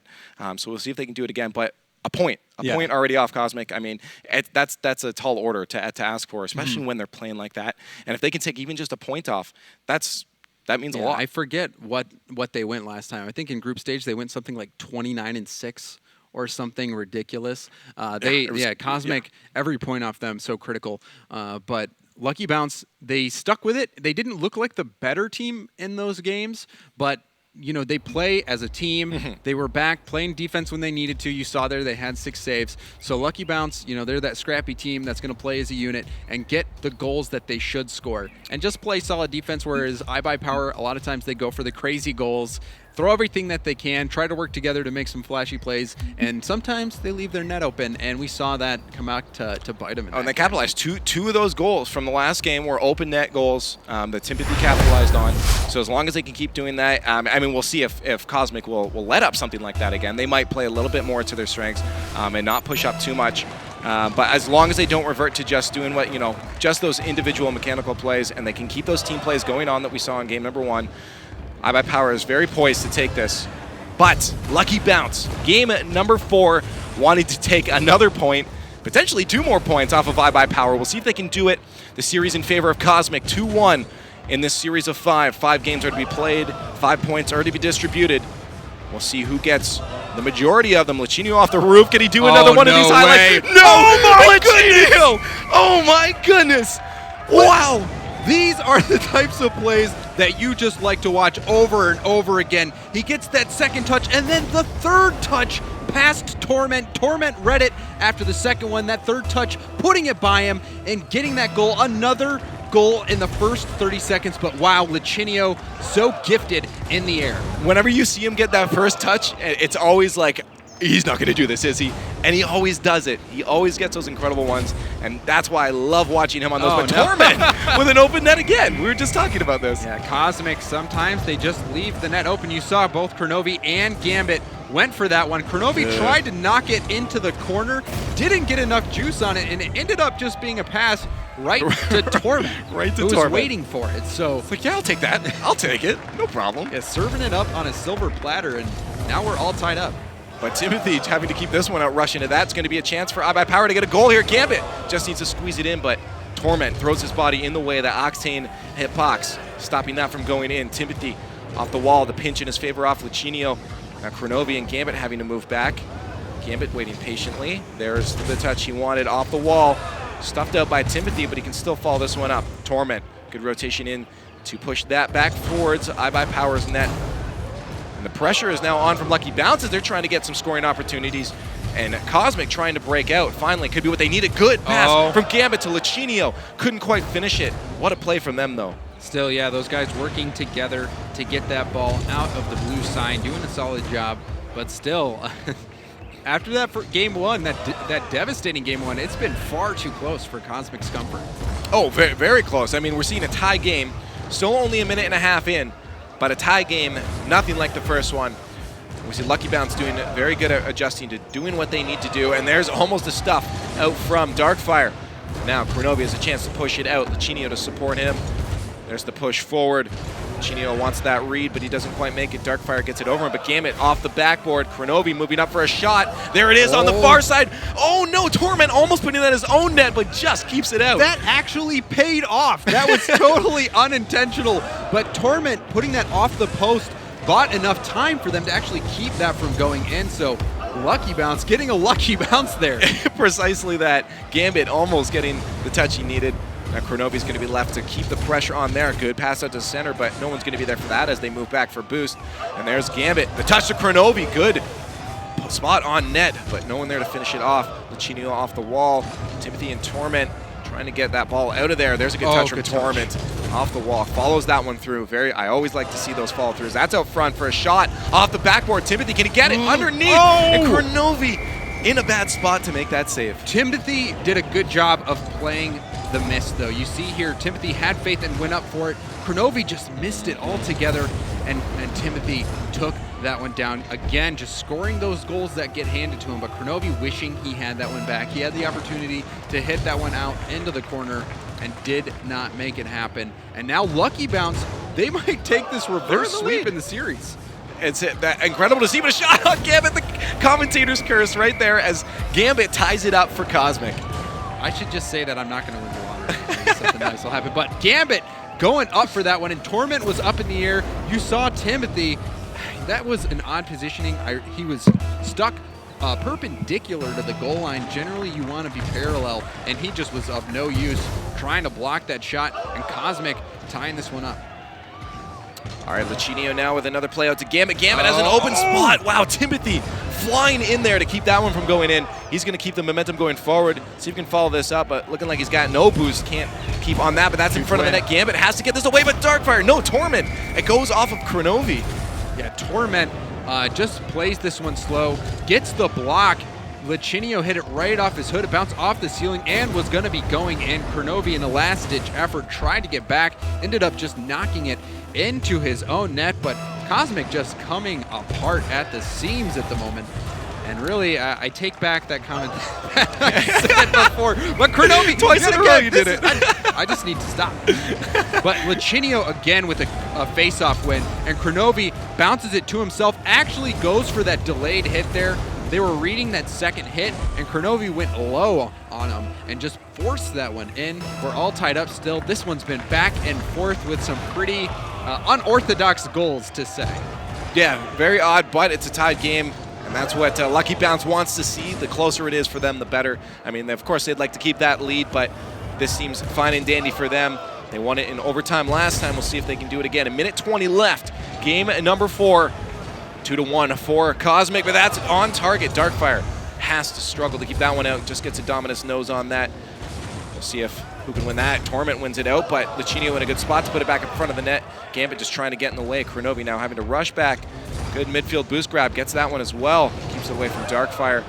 But that's a potentially shot on net off the back bar. Darkfire going to follow this one up. Can't get it on target to the side as Cosmic needs to break out of their own end. 50 seconds left. Kronovi, good pass to Gambit, but he loses that 50-50 to Darkfire. That touch out, not in favor of Lucky Bounce there. As now back into possession. The ball is for Cosmic in the air, the contest. Torment keeps that from going in their end, but now Lucinio keeps that going forward. Kronovi can't quite get the angle he wants. You saw there again, Lichinio just beating his opponents to that 50-50 ball. Lichinio so quick in the air, uses his boost effectively for the most part. Timothy just trying to get a touch, misses that one off the wall. That's going to be out for Kronovi off the backboard. Torment putting that across the net. I guess probably a better than a backboard bounce. Oh, that could. Oh, Kronovi had that chance. All 3 players in net for Lucky Bounce. Last-ditch effort here from Darkfire, putting that deep into Cosmic Zone. He can get a shot on net. Can he do it? Out front, that's still a shot opportunity, but no one is there to follow it up. And we hit overtime once again. Yes, overtime. Lucky Bounce was able to get that overtime win. Oh, this could be it! Kronovi misses it! No, Gambit is still there for the pressure, though, and that's still on target! No! Gambit wins that one out, and that's going to be it.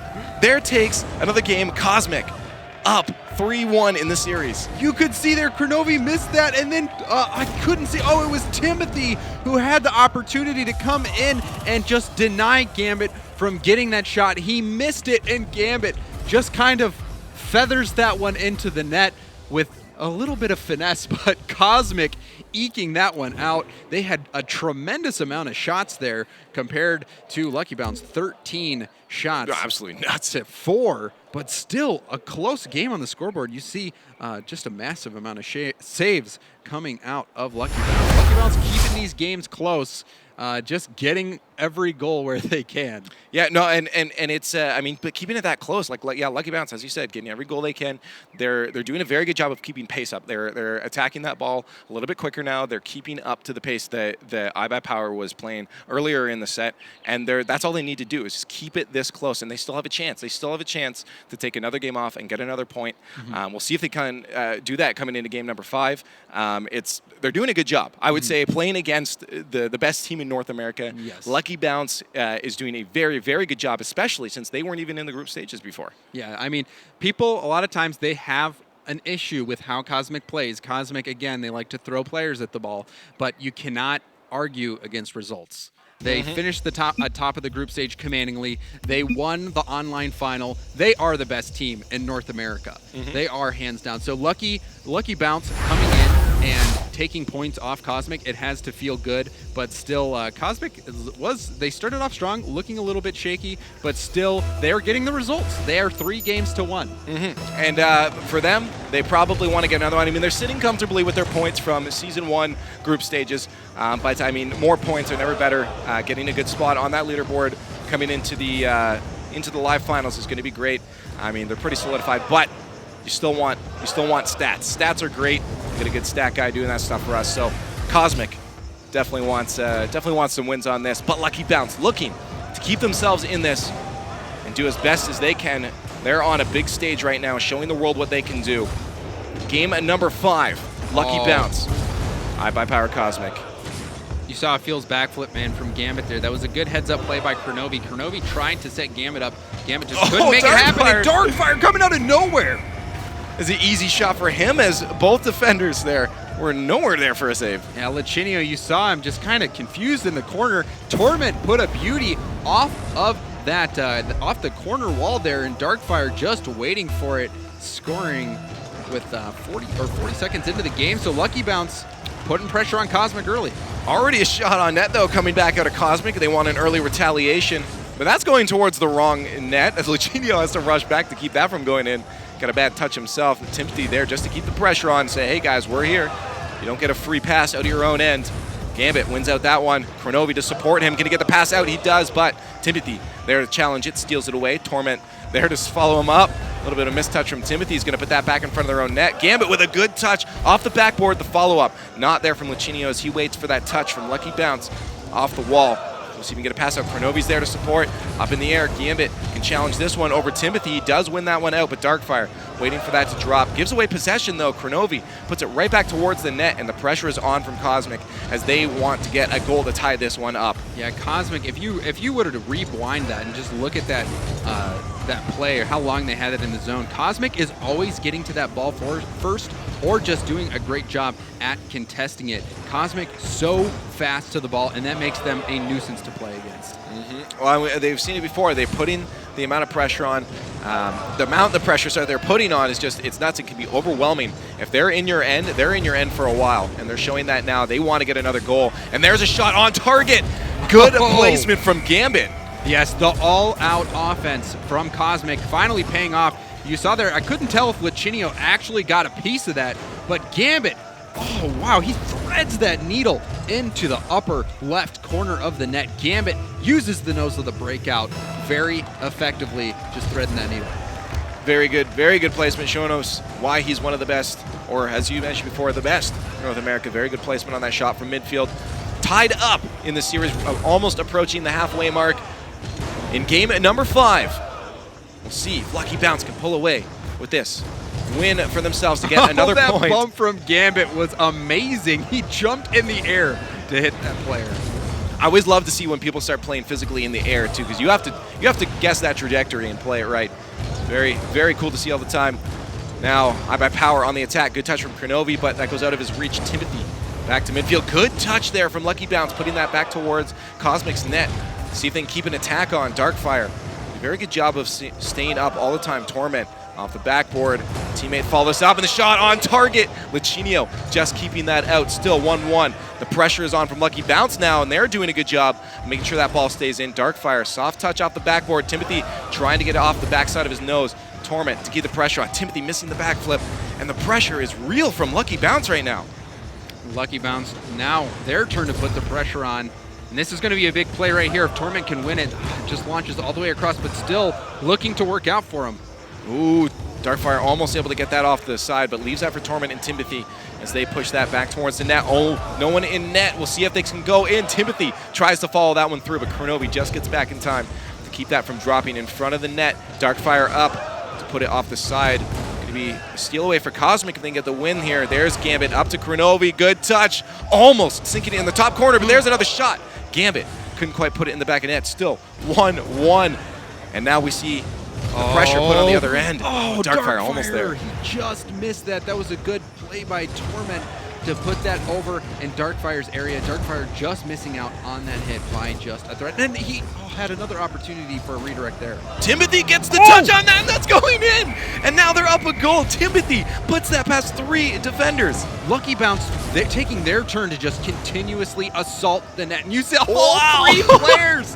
That was a triple bump. At one point, all 3 players were in a line, just fender to fender there. Here, we're covering one spot of the net. Why don't you put it down there? And Timothy does, putting them up 2-1 with 1 minute left. And this, all they have to do is maintain this lead, but don't get complacent. Maintain the lead and you're fine. But the touch from Gambit off the backboard. Darkfire has to win that, and he does. Lichinio just doing everything he can to keep that ball in while his teammates get boosted up. But now they're going to have to get put back into the other end. Gambit off the wall, loses that to Timothy. Torment's going to wait back for a shot from Lichinio. Gambit couldn't get anything out of that.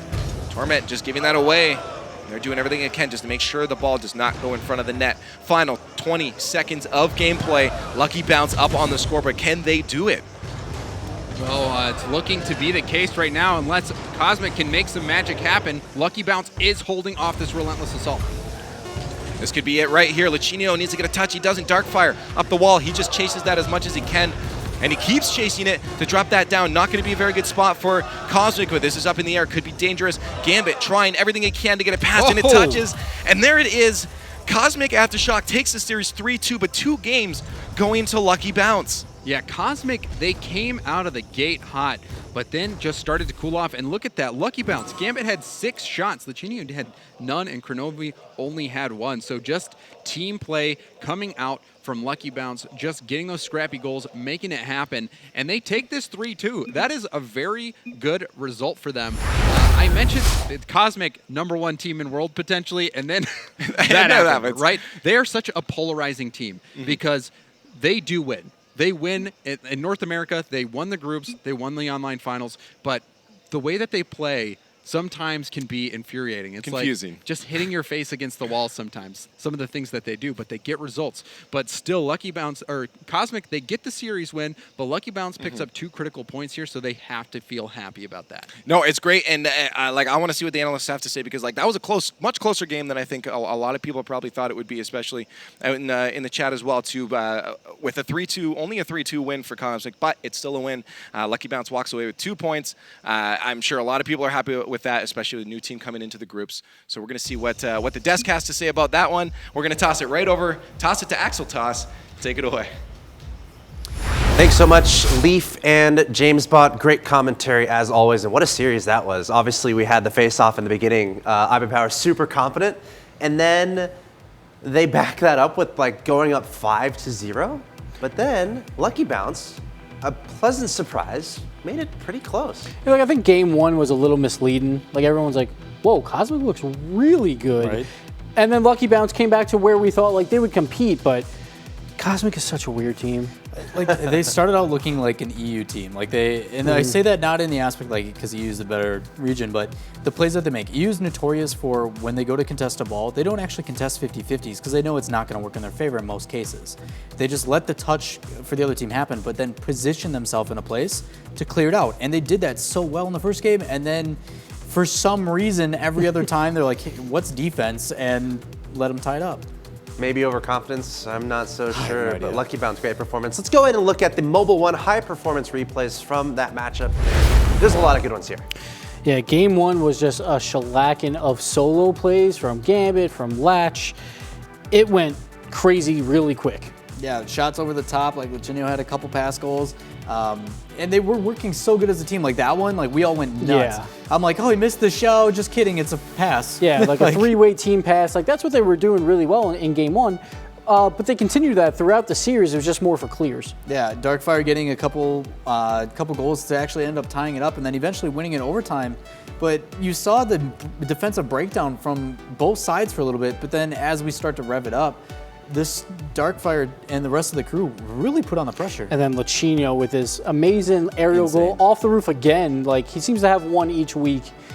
He had a really, really good series for the first 4 games. He was kind of quiet game 5, but man, like the solo plays by Cosmic are insane. Yeah, good saves though by Lucky Bounce. I don't know how that one didn't go in, but playing it off the post, I guess it was on purpose. You see a lot of back and forth. And then, like, it was just a bad face-off, and Crow, I think, ran out of boost on that, so then Gambit just had to finish that up. That was a hard one for Lucky Bounce to lose. Should have saved it, though. Like, he was flying. Yeah, it's true. He probably should have, but then they get the win in Game 5. Like, they were playing well for 4 games. Just Game 1 was a little bit of a mess, and that's where you start hearing best team in the world from these casters over here, but like they know, but then it's just like these wide-open nets, or like Crow doing a pass back to no one, because like Gambit was there already, or Lachinio just being in midfield. And it was just like, why are you here when you're the last one left? It seems like they do get overconfident because they like to apply a lot of pressure. Problem is, when they apply that pressure, you get these wide open nets. Sure, and I don't know if overconfidence is anywhere there, maybe underestimating Lucky Bounce a little bit, but honestly, huge kudos to Lucky Bounce. I gotta think that them as a team going in and getting 2 points off of iBuyPower, like how many teams are gonna do that in this group stage? Yeah, it's good. Right? Plus, we had a wrong score update earlier. They actually lost Lucky Bounce 3-2 to Exodus. We had it the reverse, 3-2 the other way. But that's still pretty good. Like the 2 of the top 3 teams, and you take 2 points off each. That's looking good for that 4th playoff spot chances. And that's what Lucky Bounce wants, because like when it comes to playoffs, who knows? Like if they win it, then they can make the lamp. Well, it leads me to believe like that Exodus team, X of X at the time, was the only team to actually beat iBuyPower in a series. And to see Lucky Bounce come out so strong against them and then also win 2 games out of this 5, like, okay, Lucky Bounce, like we noticed, now can you keep doing it? Yeah. I love how in these top games too, especially when iBuyPower is involved, you're watching it, and at least for me, I'm like, I definitely can't do that. Like, just some of those plays were just absolutely incredible.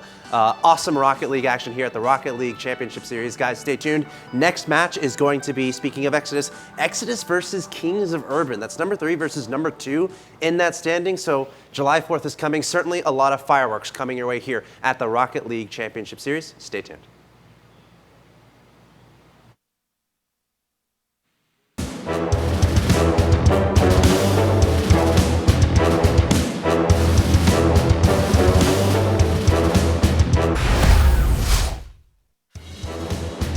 California, we are live. This is the Rocket League Championship Series, the North American qualifier number 2, the group stages. And we've had a lot of awesome Rocket League action so far. Excited to be joined by James Bot and Lawler here at the desk. You guys having a good day so far? Yes. That last series was pretty awesome to see Lucky Bounce come back. I feel bad for cursing Cosmic, but you know, sometimes Lucky Bounce just needs needs a little bit of luck. I mean, what do you expect? Like, if you say something, it will happen. Yeah. For the other team. Opposite, yeah, it's never in favor of the team that you see, like, yeah, good job.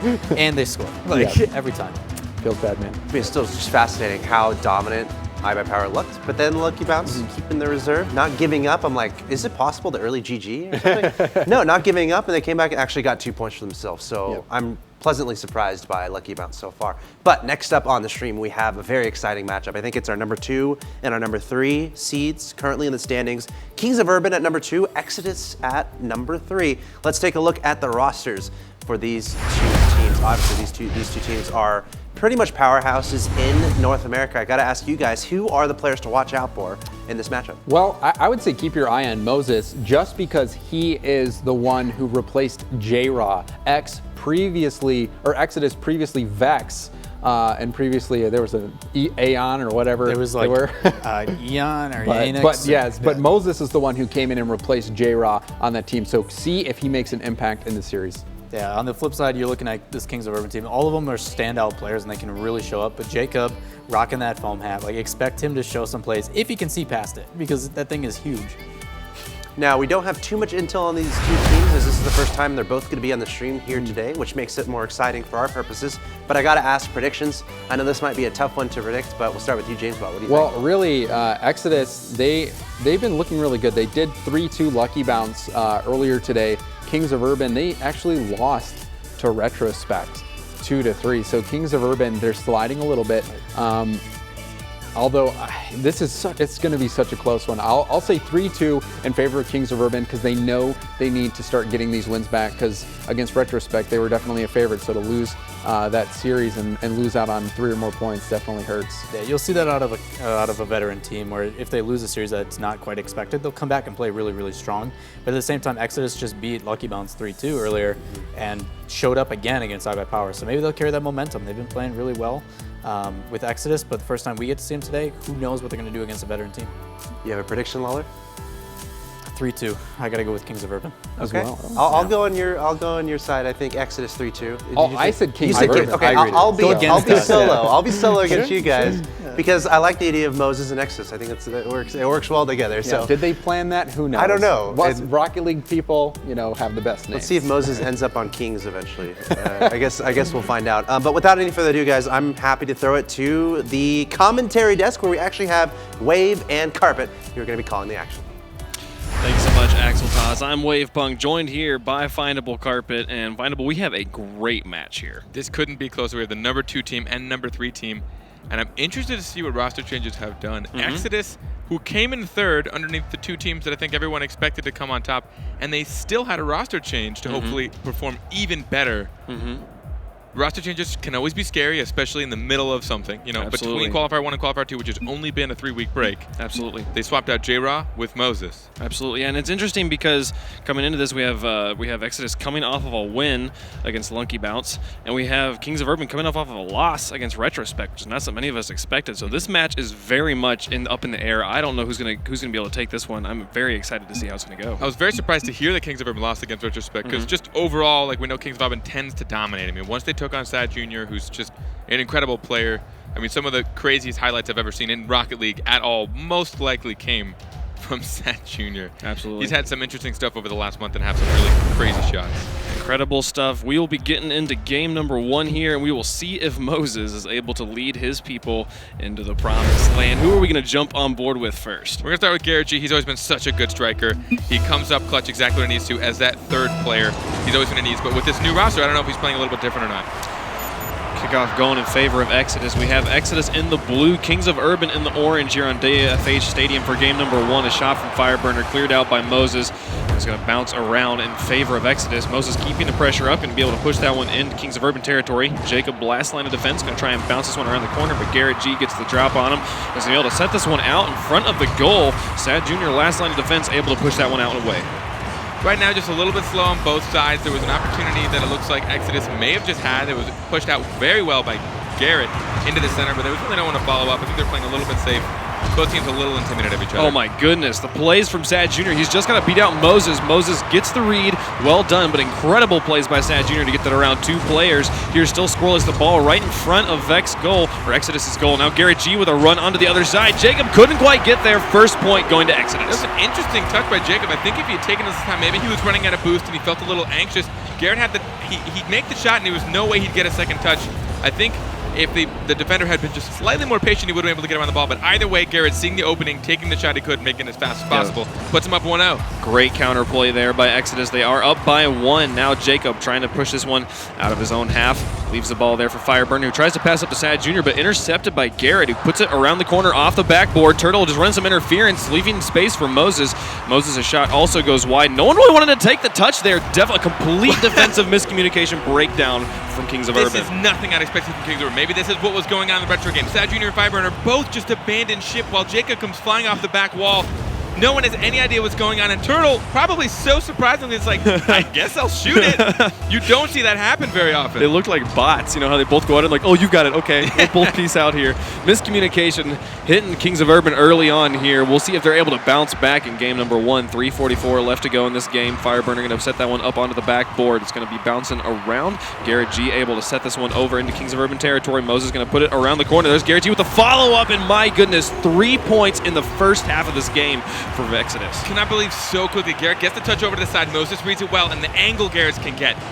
Look at how the way he oriented his car in such a way that he'd hit it as far right as possible, or as far to the right-hand side of the ball as possible to get that tight angle into net. Kept the power and speed as well. But someone from KOU should have been taking that from net. They should have been preventing that shot. They've had a goal every 30 seconds right now. Turtle setting up another one. Fireburner able to clear this one away. Jacob hanging back in goal. He's going to be able to take a shot downfield. It's going to be going wide. Garrett doesn't even let it get close to his own half. It clears it well. Now Turtle with the follow-up onto the backboard. Garrett goes in to create some interference. Jacob misses on the touch, just leaves it there for Moses, who sets that one up onto the backboard. He's going to get a follow-up, but an interference for Fireburner. Going to be able to convert this one onto some offense. But Turtle coming from the backfield, able to create that pressure in midfield and keep that shot from ever making it into their own half. There's Moses with a shot, gets the dunk around Sad Jr. 4-0 for Exodus. KOU's giving up possession. They keep clearing the ball away. They're not, Jacob just hits that a little too hard, isn't able to follow up. No one on his team follows up. We get a good pass from Garrett, getting another tight angle. Moses coming in, making it a 4-0 lead against Kings of Urban. This is a very, very impressive play coming out from Exodus right now. Really getting the run on the Kings. There's Sad Jr. with the shot that's going to go high. We'll see if anyone can get a follow-up. Garrett misses on the Spider-Man clear. There's the follow-up from Jacob. They finally are on the board. They've got plenty of time, still 3 minutes with only a 3-goal deficit. I know they've got the potential. Jacob sees the angle, sees the touch. Garrett tries to take it off the back wall. It's a good tactic if you make the touch, but it's risky if you don't, because you're so out of position and the ball's just going to be going right into the hands of your opponents. Exactly. Jacob able to capitalize there, get his team on the board with 2:52 left to go in this game. Fireburner hanging back, waiting for Turtle's touch.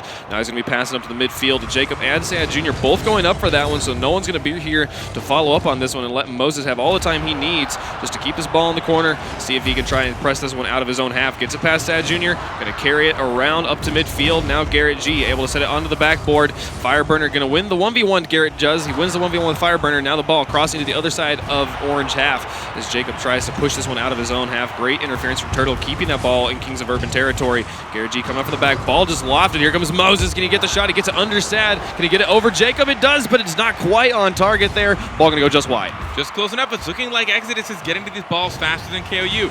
KOU's they're taking a little bit to get into the groove they usually are. They're not as aggressive. We saw a good demo coming out of Fireburner. Almost just seemed like for fun because there was no opportunity to them putting in a net. He just wanted to blow the goalie up.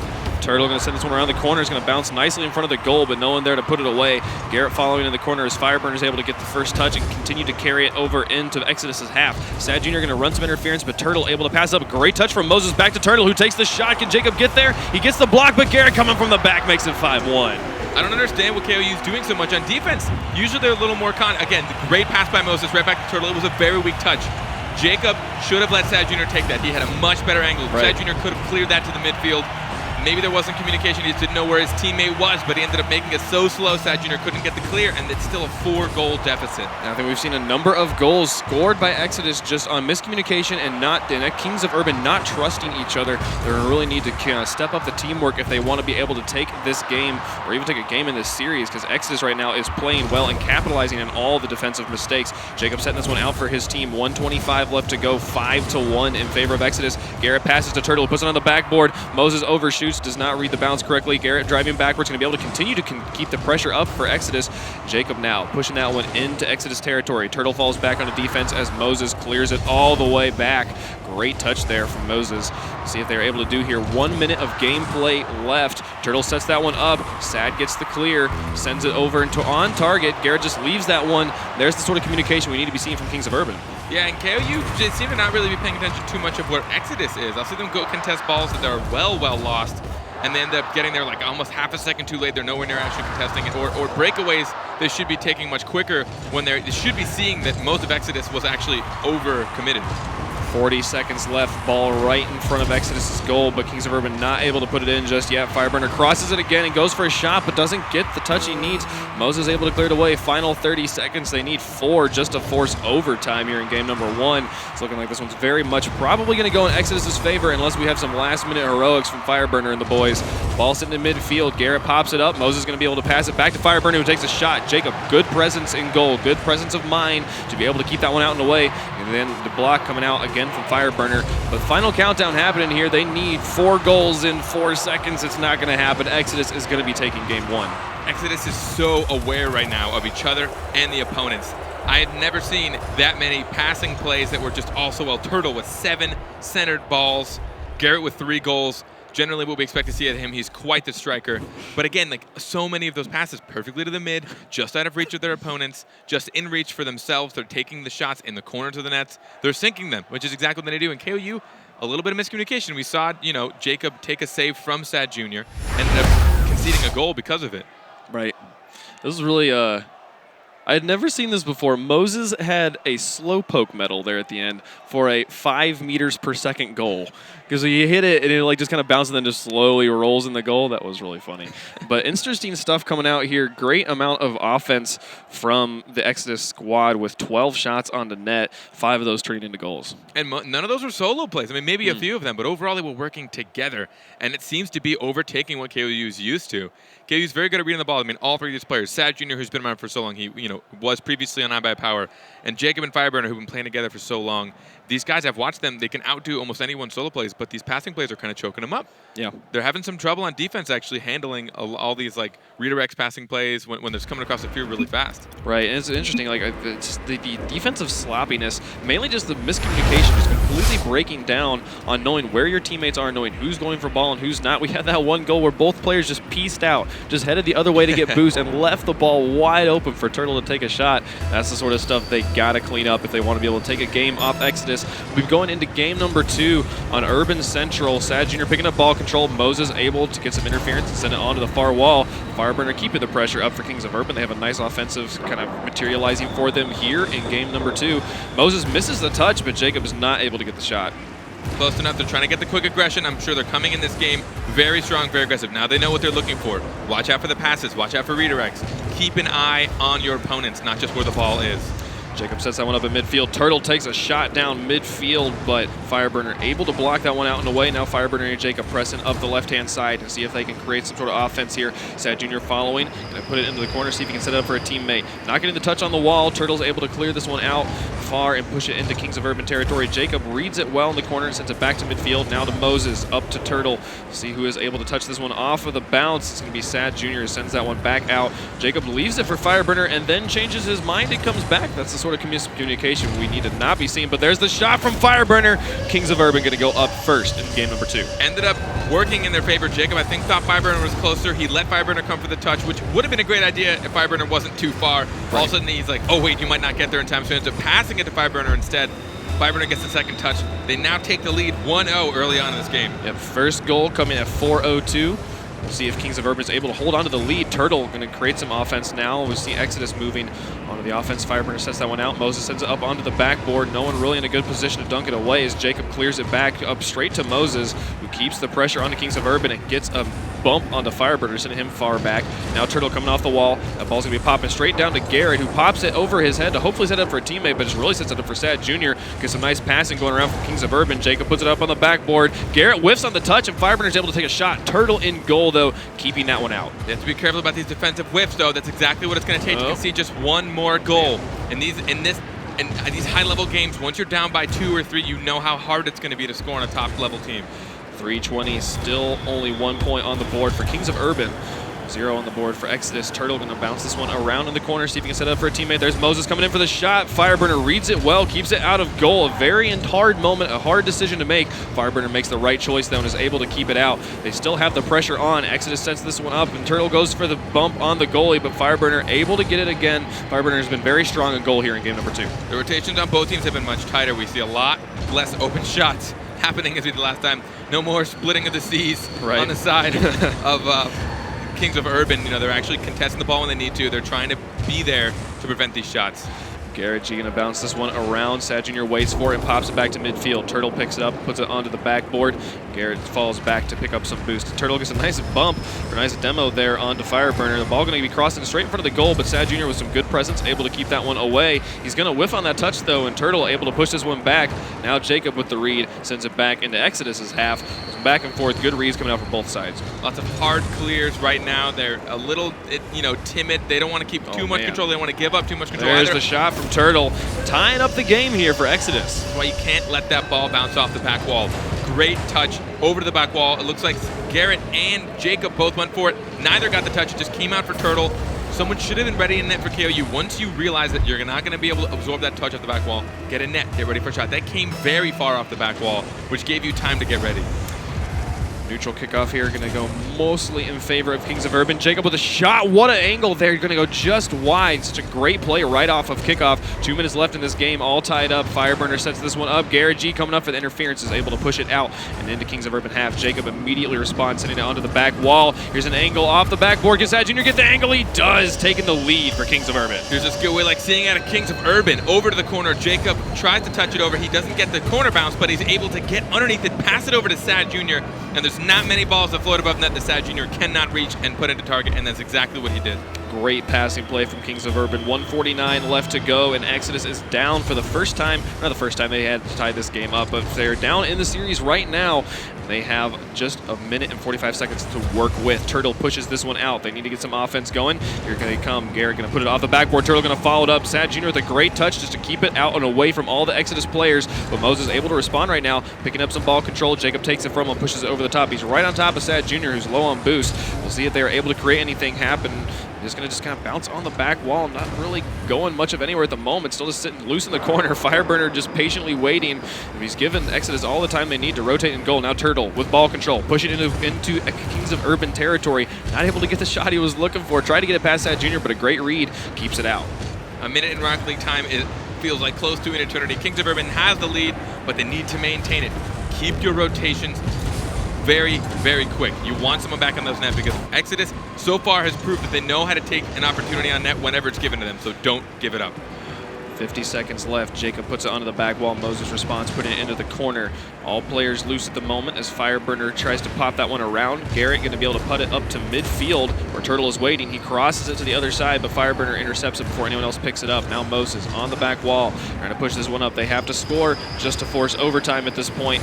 Ball not going to be even making it close to the net on the touch from Fireburner, sending it into the corner. 30 seconds left. Jacob picking up ball control, just being patient. If they can just kill this clock, they will win the game. The ball's sitting in front of the midfield to see if anyone can get there. Fireburner just keeping it on Exodus's half. Exodus can't even get an offensive going at the moment. They have 15 seconds left to score. Garrett G crosses the other side. Turtle's going to respond. Oh, but there he goes. Jacob removes him from the field. Now there's only 2 players up on offense as Garrett sets that one up. A bit of confusion from Kings of Urban. They kind of all get tangled up on top of each other. No one really there to make the shot at the moment. Turtle has this one lofted. If anyone can get up and onto that. Oh, there. Oh, my goodness. Moses got the touch. Sad Jr. gets the block and goal. Very clutch save there. It's still alive. If Moses can get this angle there, it's going to touch the ground. Man, very, very close. Good effort from Exodus at the end, but Kings of Urban going to take game 2. I always get so scared when it's 0 seconds and they haven't let it touch the ground for upwards of 10, 15 seconds. You never know what's going to happen. We saw just last series a game get clutched. With the last series before. Either way, Yeah. we've seen it more than once today. A game get clutched after the 0-second mark. So close. But again, these games are staying close. Exodus is right on Kings of Urban's tail even when they are in the lead. Yeah, no, that was a great response from Kings of Urban coming back into this game number 2 after getting beat like 5-1 in game number 1 and able to respond, able to take a win off of this Exodus squad. So we got a series on our hands. Yeah, interrupting the plays is what they did a lot more this time. Kings of Urban was stopping Exodus from getting those passing plays they did so well in game 1. But all you have to do is interrupt. Once you interrupt the team, they start to miscommunicate. They start to be out of position. Because a lot of the passing plays, you kind of have to put yourself in a risky position to do so. You have to cheat up a little bit, put yourself out of the play so that the ball can come to you. But if you interrupt that, now you've taken a player out of the game as well. Absolutely, and a really strong midfield defense coming out from Kings of Urban. We had 12 shots from Exodus last game. Only they held them to 4 in this game number 2. So really well done, not letting Exodus even get in close to the get. They held it in close to their net. Kings of Urban really held control of this game and was able to maintain a midfield defensive presence. Yeah, and a lot of times if you kind of push yourself on defense and stay there, and maybe make a few close saves and force the other team into an overcommittance, let all 3 of them come up and then go for a counterattack. Sometimes that may or may not be the better option, but you got to feel it out as it goes. But we'll see what tactic they use to try and take game 3. Game number 3 will be on Manfield Stadium. Moses is going to win that kickoff, but just kind of leaves it for Jacob, who pushes it back, so Fireburner can push it back out. Now Moses in the corner, able to respond. A hard clear onto the back walls. See if anyone can respond. Sad Jr. puts it into the corner as Jacob gets set up in goal. Sad Jr. hangs back, waits for Turtle's touch, who's going to sit there and just let Jacob take this now. He's only got 1 to beat at the moment. Moses back on defense. He's going to put it into the corner, see if he can bounce it off the backboard. Sad Jr. whiffs on the touch, but Fireburner's not going to miss, and there's a first point going to Kings of Urban. So quick, early on in the game, the first 25 seconds, Jacob was going to pass it to Sad Jr. Sad Jr. thankfully knowing that he didn't have the time to jump up, actually bails on it. He gets in the way of what could have been a defensive touch. He gets bumped by a defender who looked like he was going to try and bounce it off their own backboard, but it ended up working out. No one was able to block that shot. 1-0 in favor of Kings of Urban. 4:33 left to go in this game. No one really home on defense right now for Exodus, but Turtle's able to rotate in and put it into the corner, let Moses get set up in goal. Now Moses is going to come out and get the clear, see if he can push this out, transition onto the offense. Gets it past 1, Sad Jr. gets the block, and there is Turtle going to be able to clear it into the corner. See if they're able to get a shot. Nice shot from Turtle, setting it up for himself in the corner. Wow. He got up so quick for this. Sad Jr. put it off the side, thought Fireburn was going to get there in time. Turtle gets his own pass. It hits that perfect part of the corner. No, I honestly thought it was going to come bouncing back out instead of out towards the net. But Turtle read it well. Obviously, he knew what was going on. That's why he's on the field and not me. That's why he's the pro, right? Tie game here. Exodus ties it up with 4:14 left to go. Anyone can take this. All tied up in the series as well. Great series we got going on right now. Fireburner sending that one towards net. Garrett G clears it out. Now Turtle going to respond and be able to push it into the corner. Jacob reads it and pops it back to Exodus. Let's see who's there. Moses able to pass it back to Garrett, who puts it into the far corner. Turtle going to respond. Great passing coming out from Exodus, getting it around all the Kings of Urban players. Is going to go on the backboard and drop just straight down like a rock. Garrett G's waiting for it, but not going to get it past Jacob, who keeps into the corner. We'll see if they're able to push this one back out. I love how Exodus takes these clears. They always use almost 2 players to get it out. They'll drop it down for a player, hit it off the sidewall, and someone's always ready and prepared for it. They're very attentive. Oh my Turtle! gosh, the mind game from Turtle. Can he get there? He's just got to beat out Fireburner. Couldn't get the touch. He was out of boost. Unfortunate there, but my goodness, that mind game was brutal. That was incredible. 2 players removed off of the field from KOU with that one mind game. Man, and a great save there from Garrett G. And net is going to be a follow-up with a counterplay. Moses made the shot, but Jacob with the save.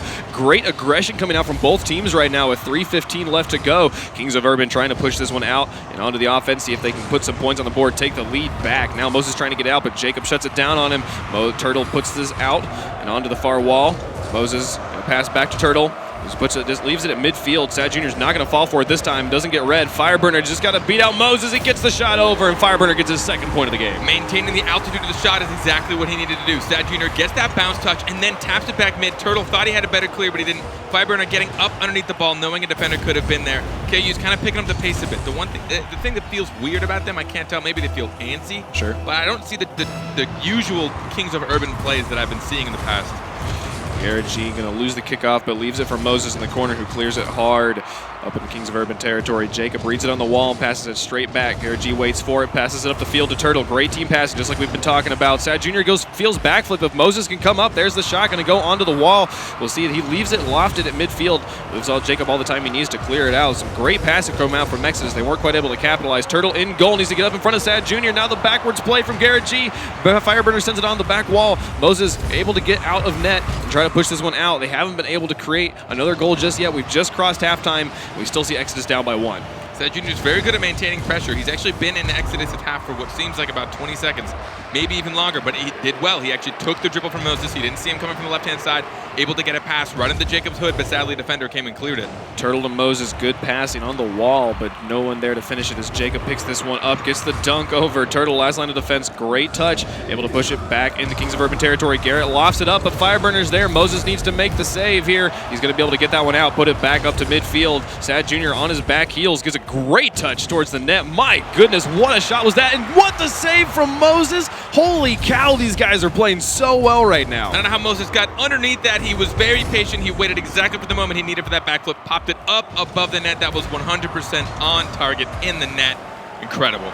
Moses sending that one on net. Fireburner and Jacob both brought out a goal right now. No one home. Sad Jr. is able to push this one back into Exodus territory. Turtle's going to pop it into the corner, just try and buy his teammates time to rotate. Sad Jr.'s shot goes just off the crossbar, just a little high. Fireburner's going to get the dunk on Moses, sending it back into net. Garrett G clears it straight up the middle of the field. 1:14 left to go. Exodus really needs to create a goal at this point. If they can just get kind of an offensive siege going or something, they might be able to create the opportunities they need. Now Garrett going to keep this one up in front of the goal. Jacob puts it back into the corner. Garrett whiffs on the touch, but Moses able to put it onto the back wall. Garrett's going to try and set it down here, but Turtle whiffs on the touch. There's a shot from Moses. It's going to go off the backboard. Can anyone turn around and get there? Garrett G shoots, but he's going to go wide into the corner. 50 seconds left. Fireburner just keeping this bullying going and keeping the ball out of the corner. Moses comes up from the backfield, sends it back into the corner. Great offensive siege, just what we needed to see from Exodus. They got to be able to take some shots on net. Fireburner gets it past all of the players, though. Sad Jr. sends on the back. It's just Turtle. He clears it into the corner. 30 seconds left to go in this game. Moses going to be able to push this one out and leave Garrett G back on defense.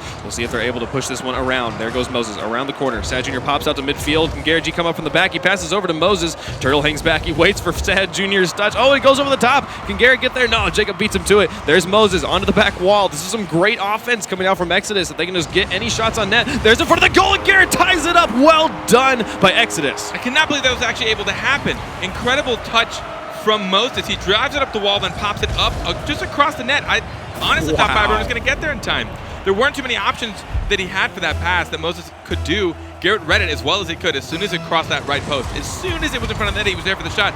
But I'm kind of surprised that Fireburner wasn't there for that. I'd like to see where his positioning was. Well, it was incredible because Moses coming in from the side, after he sets up the pass, oh, here comes Fireburner trying to score, trying to take this one away in regulation. We had Moses come on the wall. He set up the ball and then continued to push in, and then he and Garrett combined their forces to push that ball in, force the tie game, and force overtime in game number 3. Anyone can take this one. Sad Jr. pops that one out. Great setup from Sad Jr. See if anyone can get there. Garrett G sends it back down midfield to Jacob, who puts it onto the wall. Sad Jr. pops that one out. Turtle's going to be able to respond, but Jacob gets there first. Garrett G keeping in the corner. Moses, last line of defense. We'll see if they're able to get there. Moses actually not having to do much of anything at the moment there. He's finally going to clear that one out. Garrett and Turtle both respond. Kind of an overcommitment on defense. We'll see if anyone's able to get there. There's Sad Jr. with a shot, and the clear from Garrett G. He recovered from his overcommitment and is able to make the save. Right now, KOU has full control of this overtime. They have put what seems to be about 4-ish shots on net.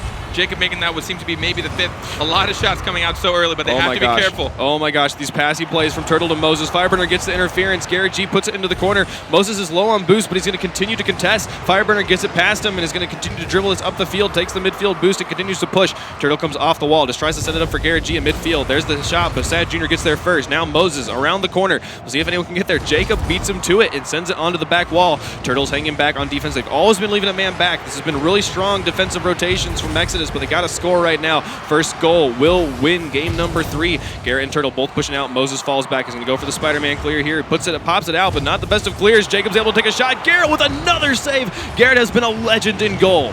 Garrett really predicting these shots so well. Oh my goodness, where's Sad Jr.?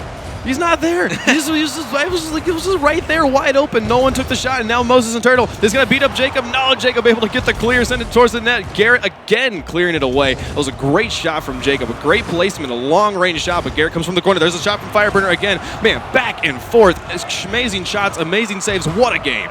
They really are just being ruthless with each other. I imagine that shot that Junior didn't take, he probably had to get boost. A lot of times, as important it is to keep offense, you have to be careful for a defensive counterattack. So he's probably getting boost to ensure. I don't know for sure, but it's very unlike Sad Junior to not be the first shot. Man, Garrett has just been so solid on these clears, able to keep anything from getting close to his net. Moses gets juked out there by Jacob, who goes for Turtle, but Turtle is able to get past that one, pick up the ball control, put it onto the back wall. It's going to pop out here if we can get there. Garrett G pops it out to the midfield. Fireburner gets the touch. No one home on defense right now for Exodus. This is an opportunity for King of Urban, but Garrett able to rotate quickly and buy time for Turtle to get set up to get the clear. Now Jacob with a shot on net. Moses puts it into the corner. Garrett goes to goal. Here comes Jacob around the corner again. Turtle comes out and is able to push it away. There's Fireburner with a shot, but Garrett keeping it in the corner, earning himself a savior medal. This man has been on fire. Both teams have incredible defensive placements right now. They keep touching it to the corners. They're keeping it out of their opponent's hands, trying to prevent more shots from going on net, which is generally what breaks a defense down. Oh my goodness, the shot from Garrett. Jacob puts it into the corner, earning himself a savior medal. Garrett is already up to 6 saves at this point. It's been such a strong game. They've had such great shot placement, but Jacob gets it past one. Moses with a save in front of the goal, and another save, another block. My goodness, this defense has been so strong on both teams, and it's not for lack of trying. Both sides have been shooting so well, and the blocks have just been there. The Iron Curtains are standing strong. In just this overtime alone, we've seen an incredible amount of shots coming out of both sides. All very skillful shots, but they're being very attentive on defense. They know that the next goal will take the victory. Oh, Turtle pops that one out. Garrett takes the shot, but Jacob gets the save, and now is going to cross in front of the field again. Garrett falls back and to try and set this one up for his teammates. Gets the backward shot. Fireburner, last line in net, but he's got all the time in the world to work with. Jacob pops this one out to mid. It's going on net, but Garrett's able to be there and clear it away. Now Turtle on the counter play. Does not able to beat Sad Jr., who puts it into the corner. Garrett G puts it around the line. Oh no! Moses not there, and Fireburner's able to put it away after 3 minutes and 41 seconds of overtime. Kings of Urban takes game 3. They have to be mentally exhausted. So much like mental awareness to maintain this game, as long as they did for both sides. Sadly, all it took was a bounce over defender. In the end, Fireburner able to put that in to give them game 3. My God, 11 centered balls from Jacob. Incredible plays on both sides. Amazing stuff. You have, 6 saves from Garrett, 10 saves total from this Exodus squad, but amazing shot placement on both sides. And finally, after back and forth, Exodus is the first to break. Kings of Urban takes the game. Kings of Urban with 13 shots on goal. That is insane. Not only is that hard to deal with, fair enough, we almost had double the length of a normal game. Right, that's true. That was almost a 4-minute game. So, but a lot of those shots were in overtime. Kings of Urban took a lot more control then, and Exodus still maintained their posture, their composure. Absolutely. They were able to block these shots and turn them into, they didn't just, it wasn't in there half the whole time, but KOU definitely seeming to do the team plays we're used to seeing them play, but Exodus is faring well. Exodus is very much taking it to Kings of Urban right now. That game could have gone either way. Just one defensive miscue from Kings of Urban would have been the difference there. And it's really good to see Kings of Urban really finding their groove right now on defense. In game number 1, we saw a lot of mistakes. They are standing up, and they are impeccable right now. They won that game because they were able to keep the shots out of goal. Definitely, and they're reading each other a little bit more, which is what Kings of Urban is still very good at. Absolutely. They're passing it to each other more than they were, at least in game 1. Game 1, it took them a little bit, but I have no idea where the series is going to go still. Game number 4, we're going to be moving on to Manfield. Who's a player we want to watch at the beginning? I mean, overall, I'm going to keep an eye on Sad Jr. for now. I think he's very mechanically sound. He's very fun to watch. Seems to turn a lot of things into place. But right now, KOU are very well-rounded. Jacob with the save. Garrett, very quick offensive play right off of kickoff, forcing Jacob to make that save and goal. Now Jacob trying to create the counter play. Garrett in net is going to be able to get the block and put this one back out. Both teams are just carrying the energy from game number 3 right over into game number 4. They're not going to waste any time. This is a huge battle for the both of them. This is second and third place teams going head-to-head. They want as many points as they can off of each other. Jacob will be able to push this one into the corner. Leaves it for Fireburner, who sets that one out. Now there's a shot from Moses, but the rotation from Sad Jr. is solid. Keeps it on a net. Jacob tries to back pass it there. It's not really working out as the Exodus players are able to get the shots. And no, he forces Jacob into the own goal. What a play from Turtle. Sad Jr. wasn't in net when the shot was taken. He actually hadn't rotated around, didn't turn around. He tried a kind of cheeky backwards touch, but Turtle able to win the 50-50 and then forced it into the middle. Jacob did not have the angle. No one rotated back quick enough. Nope. And it went in. Yep, unfortunate there for Jacob, but it's all right. We see Exodus up by 1 here in game number 4 on Manfield, where a storm has broken out. Not sure how that happened in the 60 seconds in between game 3 and 4, but you know what? It's all right. Sad Jr.'s going to set this one up. Jacob and Fireburner will loose in goal. We'll be able to see Exodus turn this into offense, but Fireburner on the rotation, able to push that one out. Turtle needs to get the save. He gets the block onto Sad Jr. He puts it up on the backboard, but there's another opportunity. Fireburner whiffs, so does Moses, but Jacob finally with a shot. Turtle with the save again. Amazing stuff coming out from Exodus. When you're dealing with two teams that are very, very good at this game, they start to expect each other to make certain hits. So right now we just saw a double whiff in front of Exodus net because both players thought they were going to get there in time, so they tried to read each other's touches, and they ended up just both missing it instead. Moses is going to be able to push this one out. Garrett trying to follow it up. 3:33 left to go. Exodus still up by 1. Ball going to fall right in front of Turtle, who picks up ball control. Great awareness and able to dribble this one around the corner and try to pop it out into the mid. Gets it past Jacob. Garrett passes back to Turtle. No one was able to take a shot. It was a solid pass. We'll see if they're able to continue to turn it into more offense. Fireburner gets up ball control and pushes it into Exodus territory. He's going to be able to pop that one towards the net, but he's not going to get it past Turtle, standing up strong in goal. So far, Exodus always has somebody sitting in net. They're always ready. They're always just prepared for any shot to come from anywhere, which is great because people like Sad Jr., people like Jacob, they will take shots from anywhere on the field. Oh, Sad Jr. setting that one up, and Jacob's able to push it in. Sad Jr., he went for the mind game again in the corner, and it worked out for him. Again with the caster's curse. Yeah. Just when I said they always have somebody in net, somebody got a little too antsy and came out of net. I believe it was Moses or Garrett. One of them should have rotated back. They got a little antsy. They came out into the corner, thought they had control, and they paid for it. 2:58 left to go in tie game in game number 4. It keeps on going back and forth. We'll see if Exodus is able to respond and tie up the series.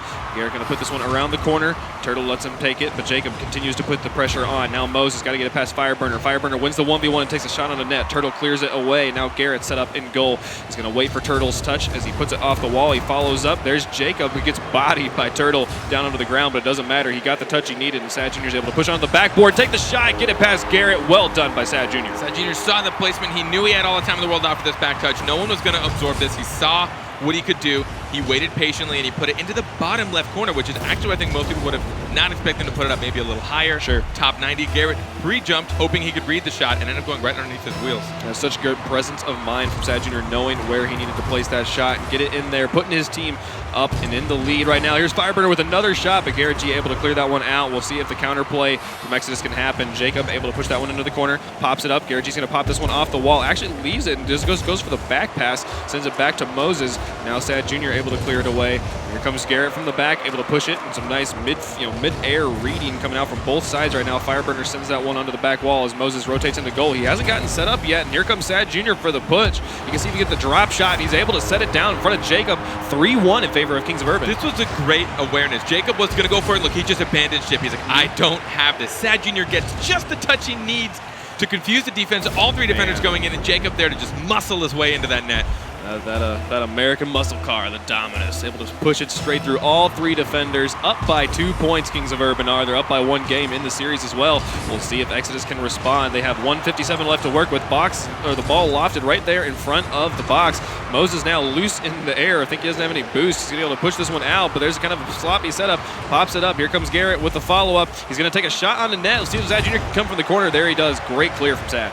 I mean, we don't really talk too much about some of these predictions that these defensive players are making. I mean, off the corners, off the back walls, when they're driving, when they have to be driving towards home net to make a save or dribble it.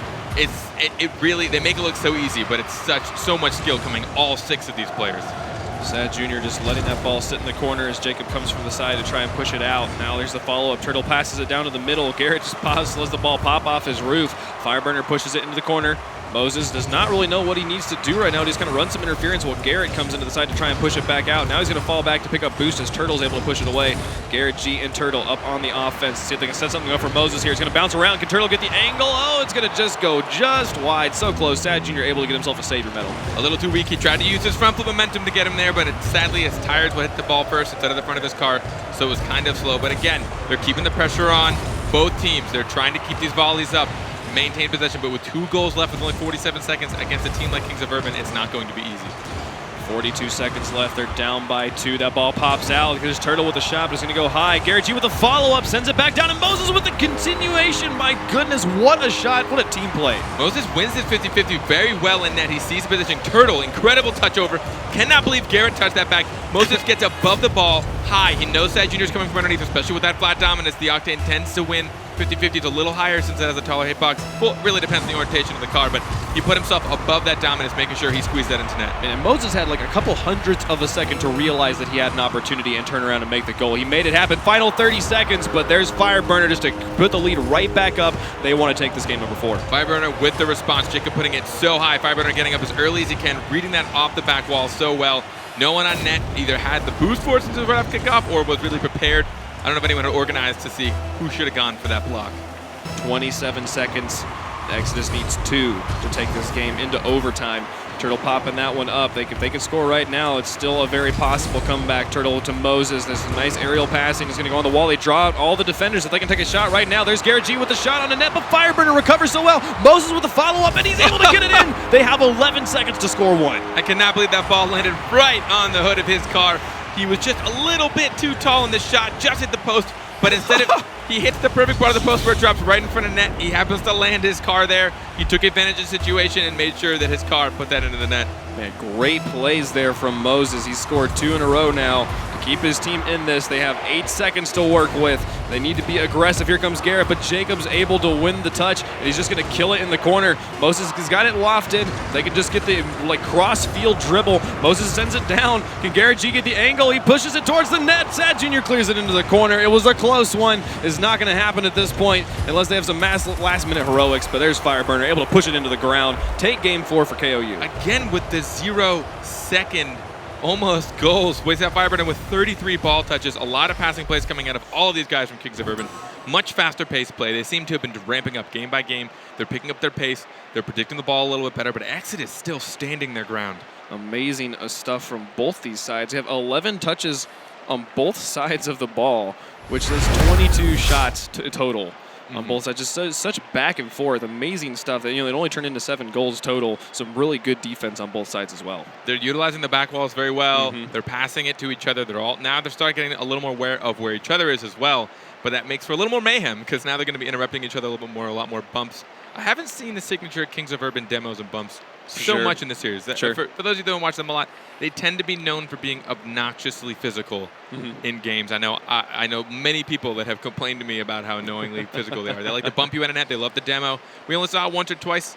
It seemed like it was almost just in jest because they weren't even close to taking a shot. Fireburner just demoed the goalie, even just for the fun of it or whatever. Yeah. So Exodus took game 1 in commanding fashion, and now Kings of Urban has responded and taken 3 games straight. What does Exodus need to change up to be able to take this game number 5? It's really hard to say because they've been playing very well still. I mean, they've always been one-goal games. They're very, very near each other. I mean, I guess all I can say is maybe just try and outperform, outspeed, get to the ball a little bit quicker, make those redirects, make those passes.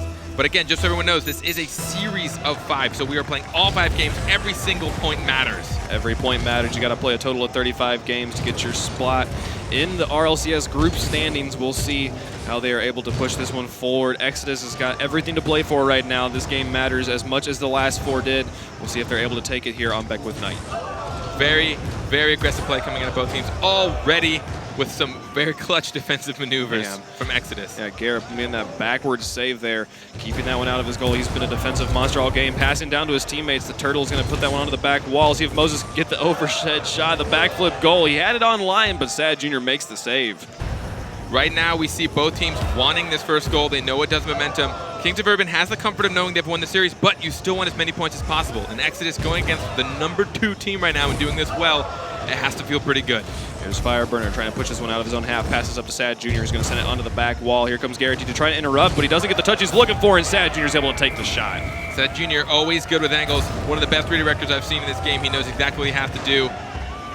That was just an unfortunate pinch. Someone tried to take that off the back wall and absorb that touch, but they just gave Sad Jr. all the time in the world for that. Yeah, it looked like Garrett G was the defensive rotation. Instead of just going straight to goal, he tries to intercept it in the air, doesn't get the touch he needs, and leaves the goal wide open for Sad Jr. there. First goal going in favor of Kings of Urban with 4 minutes left to play. Got Exodus on the offense. Moses going to send that one into the corner. No one exactly set up in goal. Looks like we got two guys kind of going for Spider-Man positions.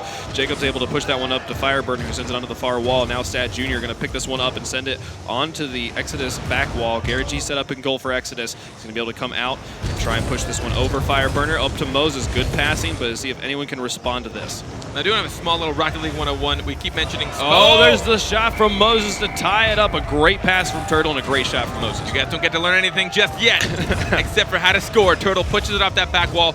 Really nice angle. He takes it wide left, and Moses just coming right across the field from right to left, gets the angle he needs and pops it to the top left corner.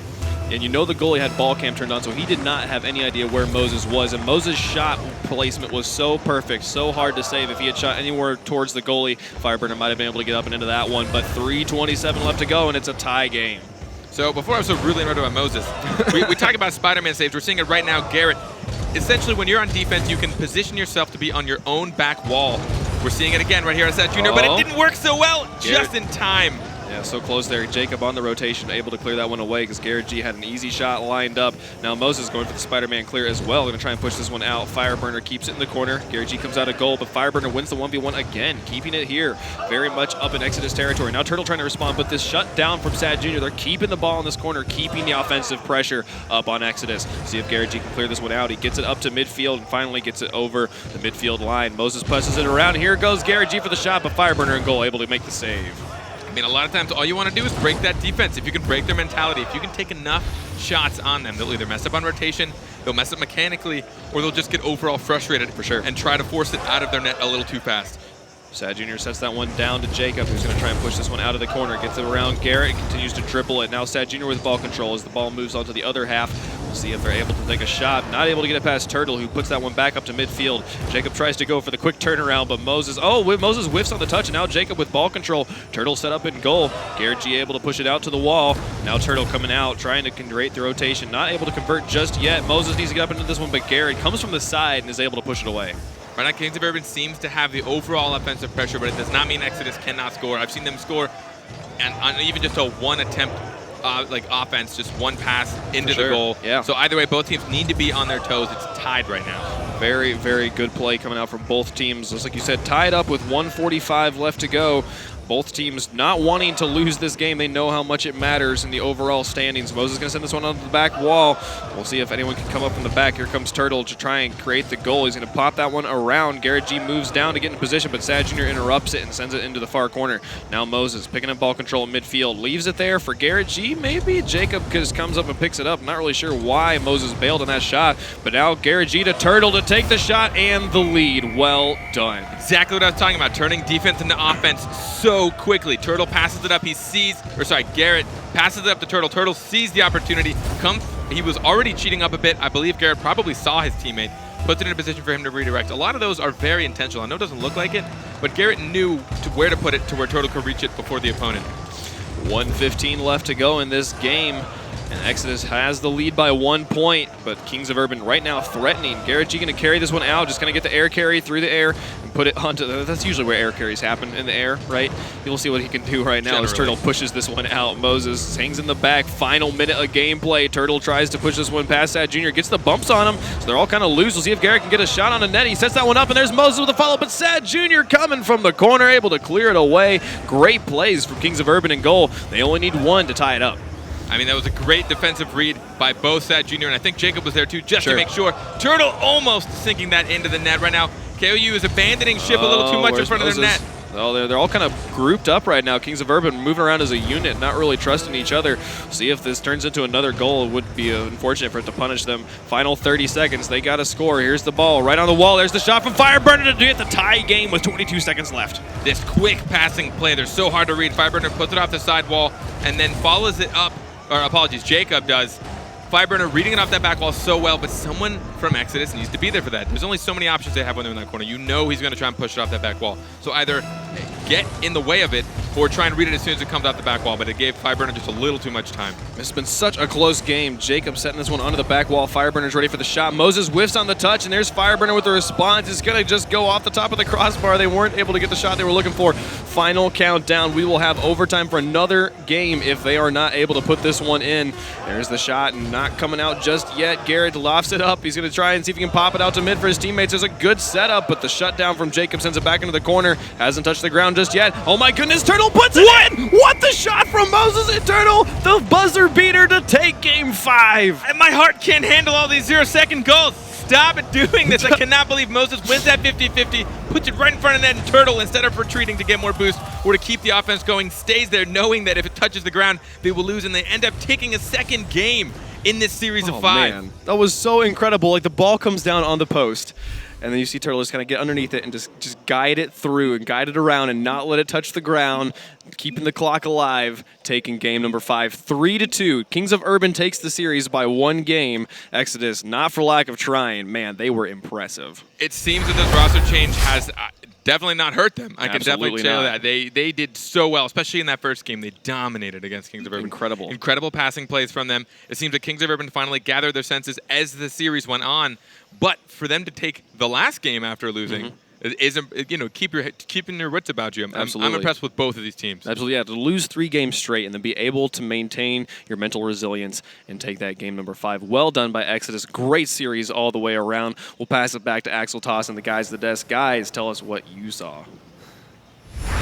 Thanks so much, guys. Looking quite dapper as always. Of course, here we are at the analyst desk. I'm Axel Toss, joined by James Botton Lawler. What a series we had there. I feel like we got a little bit of everything. It started out with a bit of a blowout in game 1, but then it was literally each game after that was only within 1 goal of each other. Yeah, it was mental toughness from Kings of Urban. They're a veteran team. I saw some 5-0s in chat as soon as Exodus was winning in that game 5-1. But really, Kings of Urban played very strong, but that last second goal was a cherry on top of that series. Yeah, we talked about how this veteran team, despite losing their previous series, needs to come back strong. And they showed, like, right away, we're like, uh-oh, like, what's happening? And then to come back, persevere, despite, for some reason, this Exodus team always scoring last second goals. That happened all of last qualifier, and they're doing it yet again.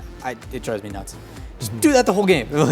But honestly, though, Sad Jr. had multiple. In 2 games, he saved the last second shot that was on target. So Sad, his defense was coming up clutch. Yeah. Well, let's crack open this series and check out the Mobile One high-performance replays from that match. Yeah, starting it off, just that first game was all Exodus, and Garrett was the superstar. He had a hat trick in game 1 and just was putting the pedal to the metal, relentlessly scoring for his team. Yeah, back and forth, but still, Kings of Urban finally able to answer it. The team plays coming out with some of these passes. Sad, like they talked in the casters, getting up for any shot, he will put that in the net. Yeah, but then defense on both sides as well. You see that save from Moses, and then another one from Moses. That one going in and just getting back in time, flicking that off the post. So defense also very important. These teams making some clutch saves at the last second. Yeah, back and forth all day, but that shot just barely coming out, and then to respawn, Garrett gets a goal right here. I think he comes in really strong. Like, these guys have been going back and forth with all these saves, and then it was Jacob. Jacob, okay, put it in. But like, they came back and forth nonstop, and then to push it ahead, like you said, like Axel said, like within 1 goal every single time. Just a battle. Yeah, the Cobb mob coming out in force there, getting those goals. But really, the play of the series, this last second goal, it's Moses clutching it right there. Even though they lost the series, came up big. One stat that was incredibly interesting, and I wanted to thank DM Rawlings for getting this. Going into that series, Kings of Urban was 12-0 when Fireburner scored a goal. And until that last second, they were 15-0. So when Fire scores, they're really a team that you cannot extinguish, and they just win time and time again. But Moses put an end to that streak with that 0-second goal. I thought that hit the ground, but what a way to end it. Yeah, Moses showing why he's a huge role for this Exodus team. I mean, he replaced J-Rock, for those that aren't aware, and his stats, and DM Rawlings, once again, you're a legend, giving us like some of the things, like he's better in every statistic compared to J-Rock, except for, I think, assists by like 0.05. Moses? Yeah, Moses better than J-Rock. So him showing up, like he had so many saves, he was there for the pass plays, like he showed up that round, and just not quite enough. This is a series that we can expect to see at the international live finals. It's very likely to happen. They were number 2 and number 3 coming into today. Of course, all the results from today will determine whether or not that happens. Still,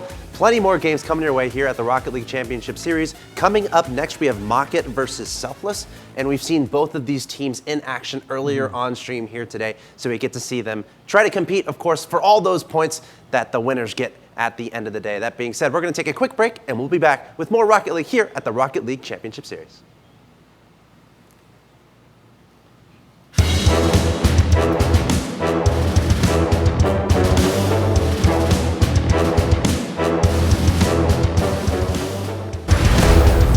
Hello everyone from Burbank, California, and welcome back to the Rocket League Championship Series. It's all about North America today. Very happy to be joined again by Gibbs and Findable Carpet here on the analyst desk. Of course, we have plenty more Rocket League action coming in your direction. You guys having a good day so far?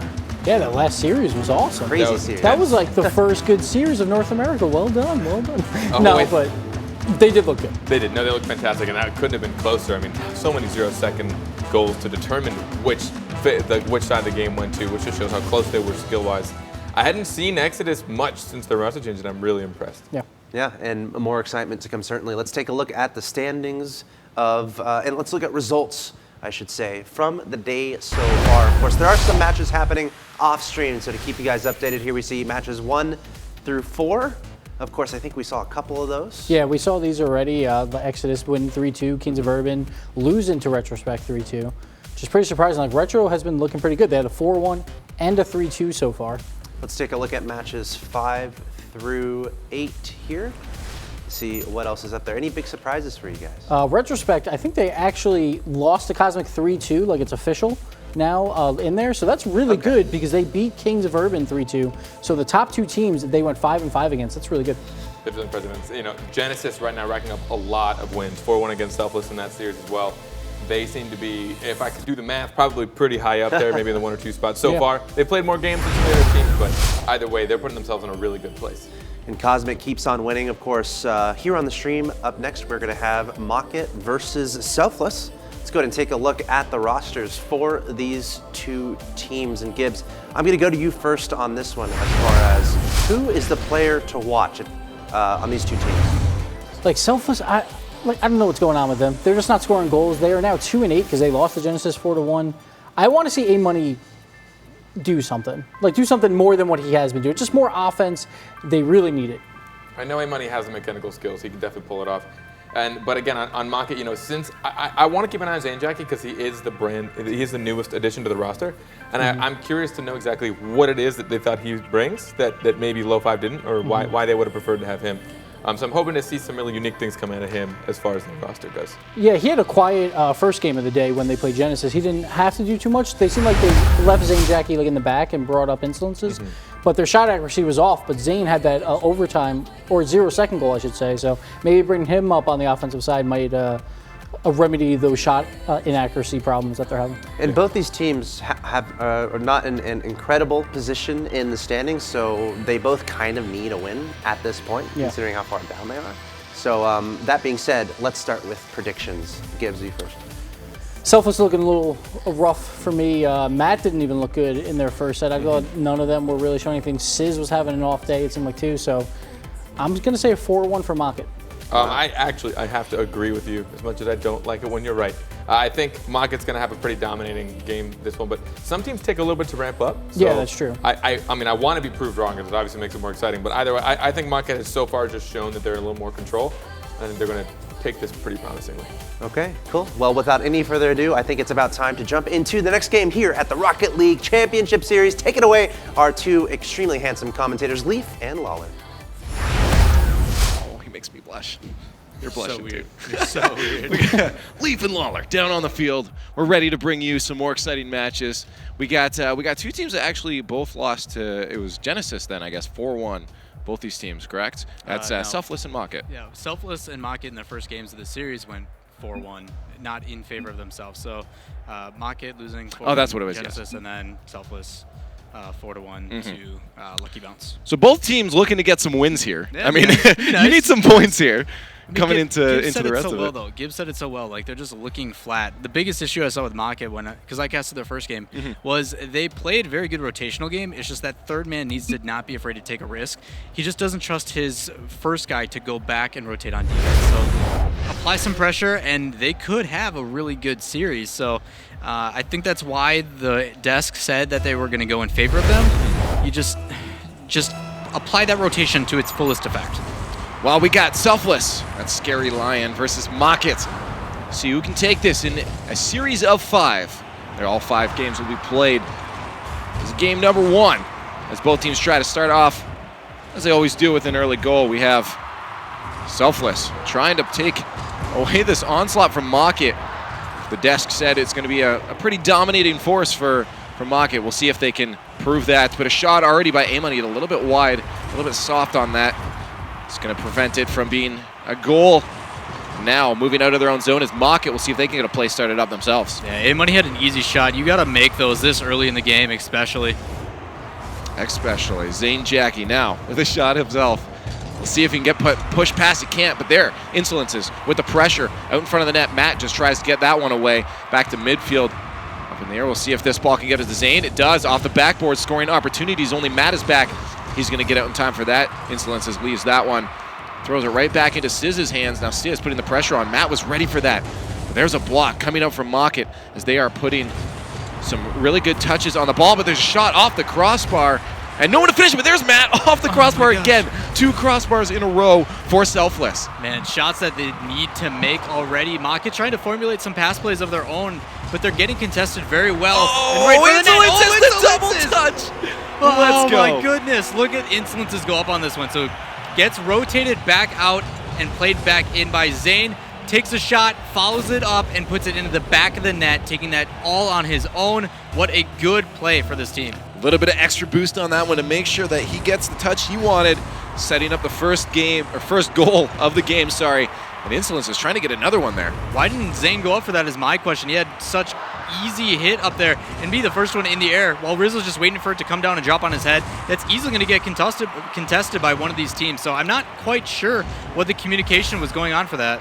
Odd decisions indeed. Well, let's hope they stop making those. They got to get a goal on the scoreboard themselves. Rizzo just waiting this one out. Gets a pop-up for Insolences. Good play there by A-Money. Good block out to Siz. Siz not going to be able to finish this up, and A-Money up instead. Another shot a little bit wide from A-Money. Need to get those on target. Insolences now has a chance to break that out. Nice pass up. The shot a little bit wide. Insolences missing that one. Rizzo there to connect with it as they put an attack onto Selfless. See if they get another goal started up. Boost stealing coming out from Mockit. Keep the pressure on. They should be able to get a goal out of this one as Selfless stuck in their own end. Matt does win that one out back to midfield, but the shot almost on target. A-Money putting that actually in a decent spot for Siz. Yeah, A-Money probably could have let that one just go. It was going right into the corner and then rotated around to hit it back. But that clear almost getting the ability to, oh my goodness. That's dangerous spots by both these teams where they're putting them. Mockit now has a chance to score. That pass out in front of the net. No, but Insolences on a weird spot on the wall. Not able to clean that into the net. We'll see if Matt now can break it out so Mockit doesn't get another chance to score, but very, very close opportunity for Mockit. Get a goal there, that's on target, but easy clear to the side for Insolences. Teammate was there to block just in case he missed. Rizzo and Zane Jackie ready to push out. Off the wall comes Zane. Touch right out to Rizzo, but Matt steals it away. It's going to go up front slowly, and that's in front of the net. No one there, but Rizzo going to have an easy push to the side as there was no challenge by Selfless. Yeah, seems to be consistent for both teams where the challenge doesn't happen. Stuff like that is actually good for Selfless, where they're contesting in front of the net, but where's the next guy to follow up where it's going to land? And you just don't see that happening. Precisely. Need to get some more pressure in front in the slot, but now Siz tries to roll that up the wall, so Matt has a chance to push it to the side. Rizzo's waiting for that one on the ground. Just keeps it nice and slow, controls the pace out in front. Zane Jackie with a shot, and there it is. Great pass from Rizzo. Yeah, talk about a gift. Rizzo, we talk about waiting for where the ball's going to land, and he does it. He actually makes Matt double back and takes that and pops it in the middle. Ideally, Selfless would have cleared that out, but still, Zane Jackie being in the right position to put it into the net is what this team needs to do. They're sitting in the position. Now it's just a matter of capitalizing on it. Mockit up now 2-0 in game number 1. Approaching that minute mark, Selfless is going to have to get some goals, some better touches. They're doing what they need to do to get into Mockit's zone, but they're just not getting shots on target. or any pressure to follow it up. This could be their chance right there, but no one to challenge out Rizzo. Matt waits for that on the ground. It's Sizz, so only one that can challenge Zane on this. Matt takes it away instead, leaving A-Money back to clear that back to midfield, but Sizz is finally up. Rizzo beats him out.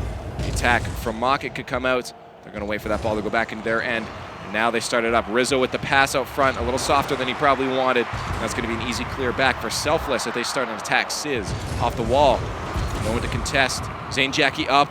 Can't quite get to it in time. Out of boost for sure, but a shot from Insolence almost goes in, and that's going to be in from Rizzo off the post. And Rizzo coming up clutch so far in this first game. Ball going up, and you see Zane Jackie just spinning in circles because he's out of boost.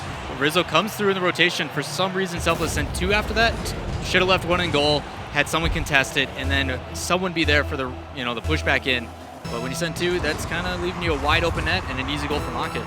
They're doing some good things, but they're doing a lot of bad things as well, and Mockit is capitalizing, and that's why you see them up 3-0 on the scoreboard. 20 seconds left as Selfless needs to get 3 goals in 20 seconds. Going to be a very, very hard task for them, especially with some of the mistakes they're making. A shot from Zane Jackie. Can he finish this one off?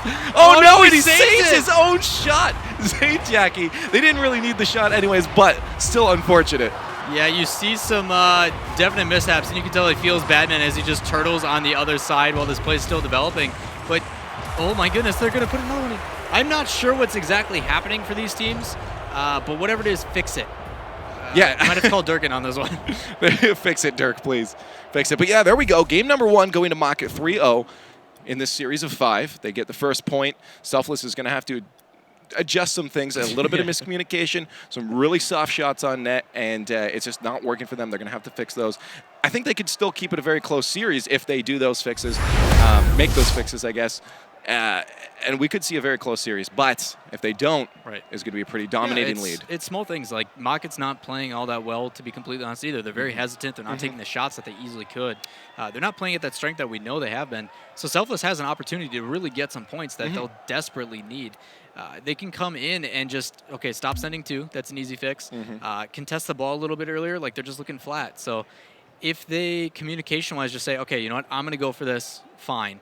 It will help them so much, not only in the possession game, but also just overall. They're getting shots off against 6 shots to 10. That one in favor of Mockit, but it's a close game. I think game number 2 is going to be also close. We just got to see A-Money specifically get some shots a little on net, a little more powerful. He's there for the shots. He's doing what he needs to do and get there in time, but putting them in the net is going to be critical if you want to win a game. Yeah, I mean, all these guys seem to just be missing just wide, so we'll see how it plays out here in this next game. Game number 2 with Selfless versus Mockit. Mockit up 1-0 in the series. We'll see who could take the second one on the beautiful, the wonderful Beckwith Park. Very peaceful place. I'd like to go for a stroll one day. Just hang out with you. I'll be one of the only egg people in the crowd. Right in the audience there, watching me kick the ball to myself. We'll see Mockit trying to set up a play. Already at midfield, Insolences loses out. That Sizz turns around very quick, but goes flying past that one, leaving Rizzo a heck of a lot of time. Zane Jackie takes that one from Rizzo, but Matt puts it right back into their zone. Insolences on a good rotation, moves that forward. The boost grab and up the wall. This could be a scoring opportunity. A-Money just gets the touch, but still Rizzo there to connect with it out front. Insolences is ready for this, but pushed back to midfield. The attack is still on from Mockit as now Selfless tries to move out. Yeah, Selfless had a really good save there with A-Money, but now it's just a matter of clearing the ball outside of their area, and they don't seem to be doing that. Like, the possession game definitely in favor of Mockit. Ooh, that's dangerous right there, Zane Jackie. That just gets dropped down by Selfless, and easy goal. Yeah, exactly what I'm talking about. They had that initial save, but eventually boost is going to be becoming a problem. And you saw he tried to get up for that and save it, but the boost, he used a double jump to aerial, but there was no boost behind him to get up off that backboard. No momentum whatsoever. On the kickoff, Zane and A-Money. A-Money wins that one, but goes right down to Rizzo. Oh, he misses a second touch. Insolence is there for him, though. Rizzo with the shot off the backboard. Insolence is there to finish it a little bit wide, but he keeps control of it, and Zane Jackie trying to take that away, but he couldn't quite. Sizz with a shot on net. Can he finish it? Yes, he does. Sizz, there he goes to tie it up. Man, we talk about, I wanted to mention Mockit's finally starting to put some pass plays together, but look at Sizz, recognizing that they're rotating up a little too hard, and that's what I mentioned. If they're going to put that pressure, make sure that first man that's going up for that pass rotates back to defense. Otherwise, big clears are going to spell trouble. Once again on the center field for a kickoff. Just over a minute of gameplay into game number 2. 1-1 tied up. A-Money pushing that to midfield. Goes for that hard read. Almost makes it indeed, but Insolences follows up his own touch for a goal. They didn't want to be tied up for too long. Yeah, you can see Insolences here. Takes no time. Plays it off the wall to beat one and then threads the needle between two. Either way, that was a really tough one to save, but someone needs to get up earlier for that. It's just hard to predict when someone makes a pass play to themselves. Heard it mentioned earlier, sometimes you just want to keep the elevation of that ball at the same level and it can psych out the goaltenders. And that's exactly what Insolences did there. Good touch from Insolences. Can he get this one past the defender? He can, but not on target. Trying to get that out for his teammate. Zane was ready for that, but there's Rizzo instead. Very good rotation on Mockit's side. But now, Matt getting the clear. Sizz, can he get the touch? He does. That's on target, but no one there to stuff it back in. Matt just tries to keep possession. A-Money rolling it up the wall.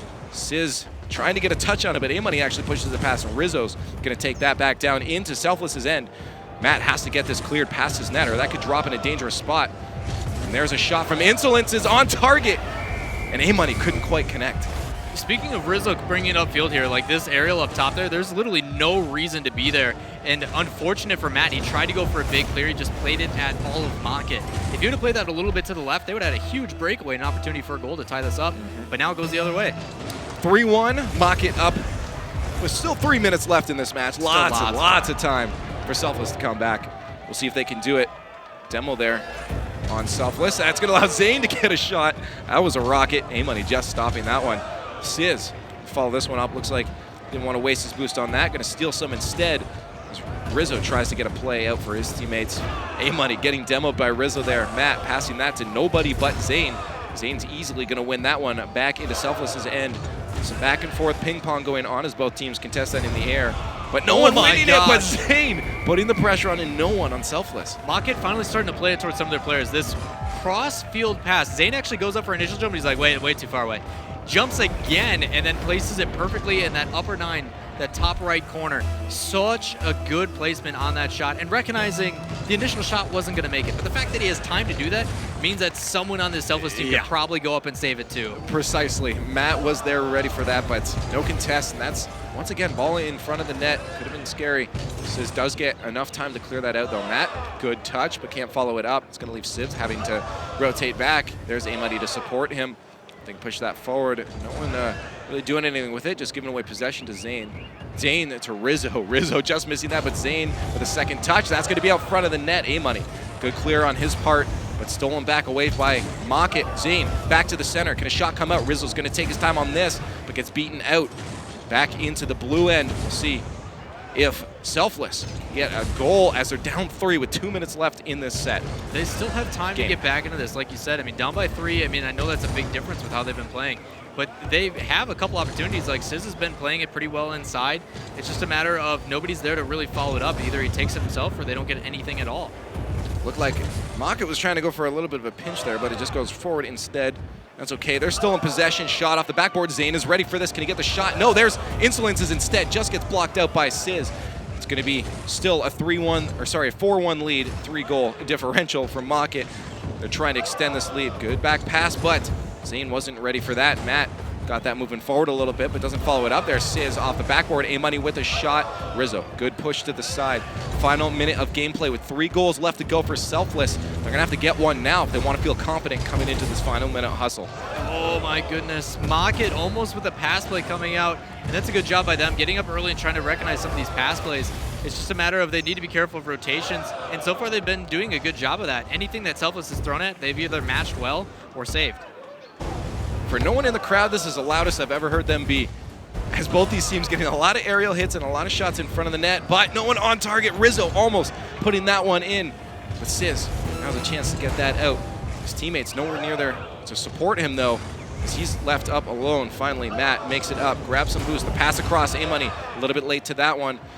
Leaves him trying to clean up that mess. Sizz also missed that. 2 attackers missing it. Matt moving back. A-Money, last defender, gets that block from Rizzo. Rizzo getting that shot off a little bit quick. With only 1 defender there, could have taken some time, but we'll see. They can at least get 1 more goal to come into this end of game number 2.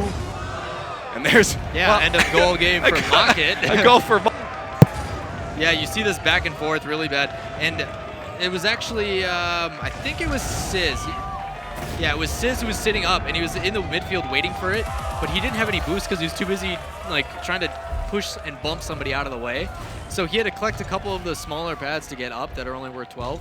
And just by that time, Zane was already up, and he had an easy goal deep. There's the team dance right there. That's beautiful coordination.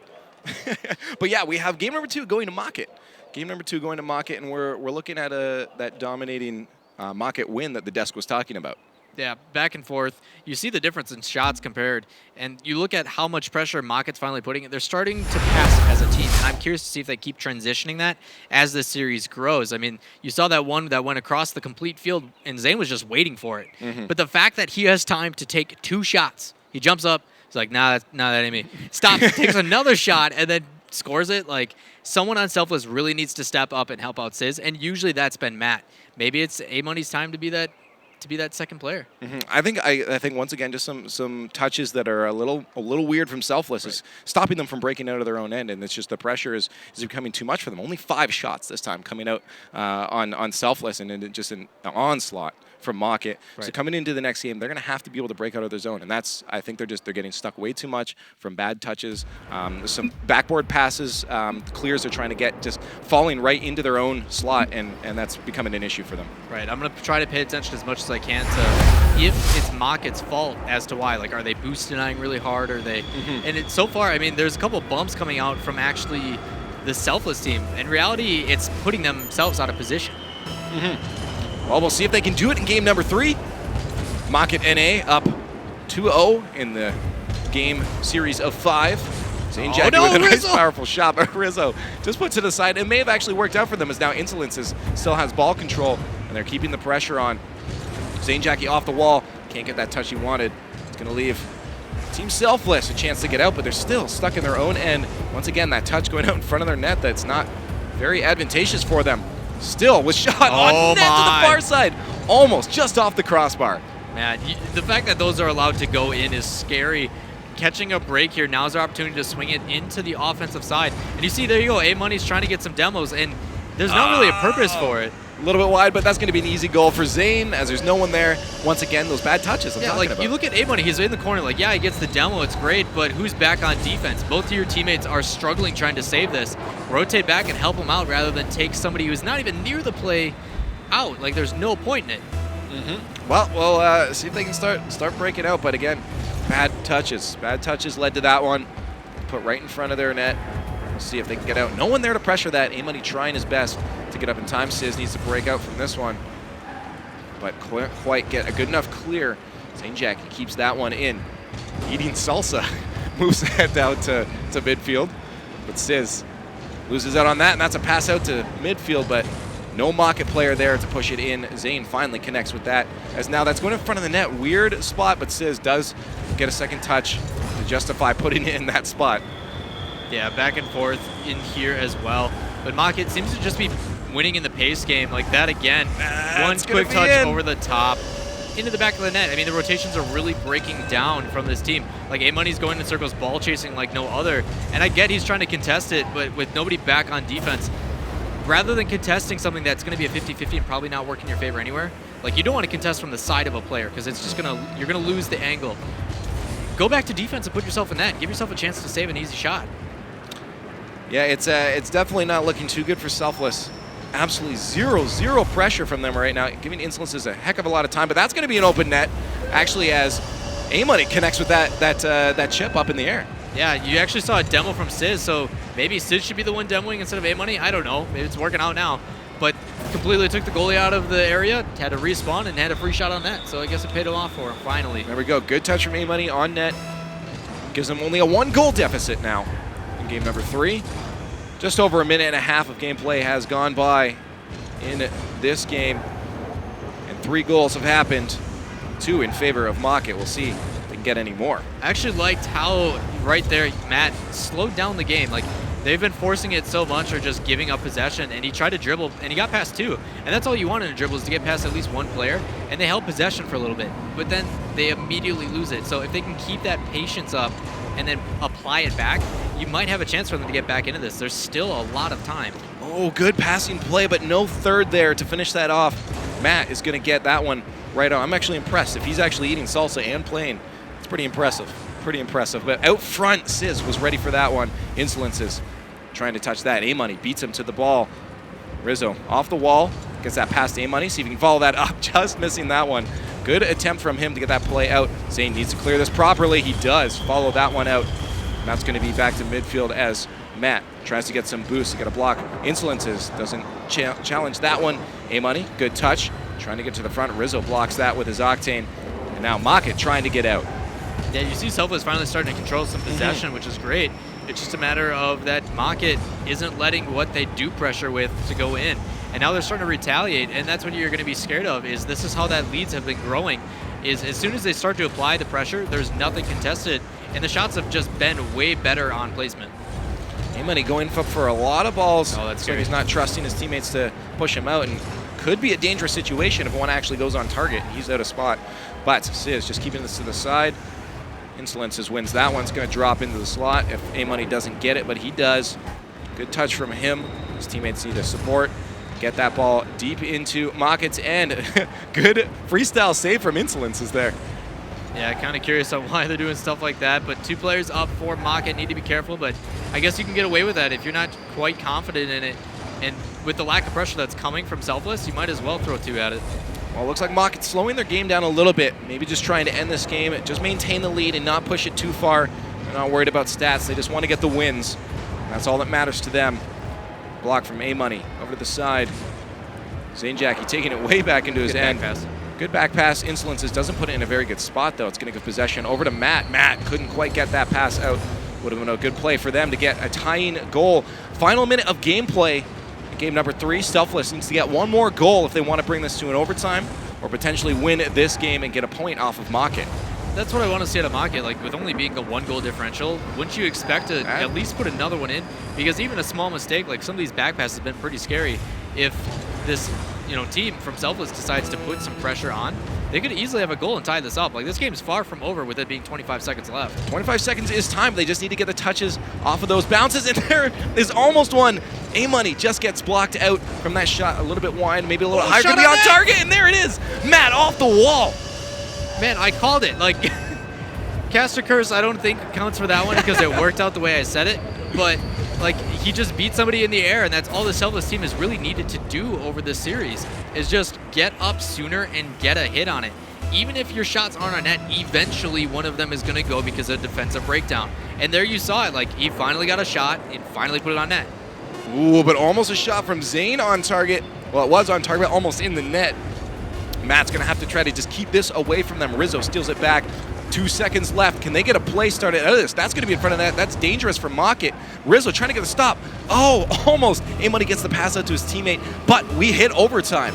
Overtime in this 3rd game. I'm curious who's going to come out of it because both teams just seem to be like almost, it's not even like a laziness, it's just tired. Like, they're not even going for it. They're changing and eating salsa. Off the crossbar, can someone finish this off? Salsa Man was just underneath it. Yeah, back and forth. And you see Rizzo slowing it down yet again. I just think he feels comfortable, especially when communication from Zane Jackie's coming through. He's going to take a power shot. It seems to be working. These long shots could pay off, but I feel an easy pass is going to do it as well. There's a shot opportunity for Zane. Very powerful shot, but A-Money just pushes that aside. Good touch from him to keep that from going in front of the net again. Challenge from Rizzo. There's another one from Insolences. Zane Jackie moving back quick as he sees A-Money coming up, but off the wall goes Zane. Rizzo, Insolences back just to push this one to the side, but that's actually going out to the front. A pinch from him. Oh man, neither one of them could finish it, but a pinch puts that way off target. Allows Mock another chance to get a play started up here. Rizzo doesn't get the dribble he wanted. Shot on target. Matt gets a touch to the side. Both teams going back and forth with shots on target here. Zane almost sneaks that one past, but on the backtrack is Selfless as they're getting taken advantage of in their own end now. Yeah, a lot of back and forth. Oh, that's on target! Oh, A-Money just gets the angle he needs and no one there to stop it. And this is exactly what I'm talking about. So between these two teams, like, Selfless could easily take this series. Like, it's definitely possible. They just need to wake up and play the game. And they've been looking so lazy with it to where it's just like, oh, okay, the ball's going, okay. And they just watch it happen. If they just get up and hit it, all these teams are capable of making aerial hits.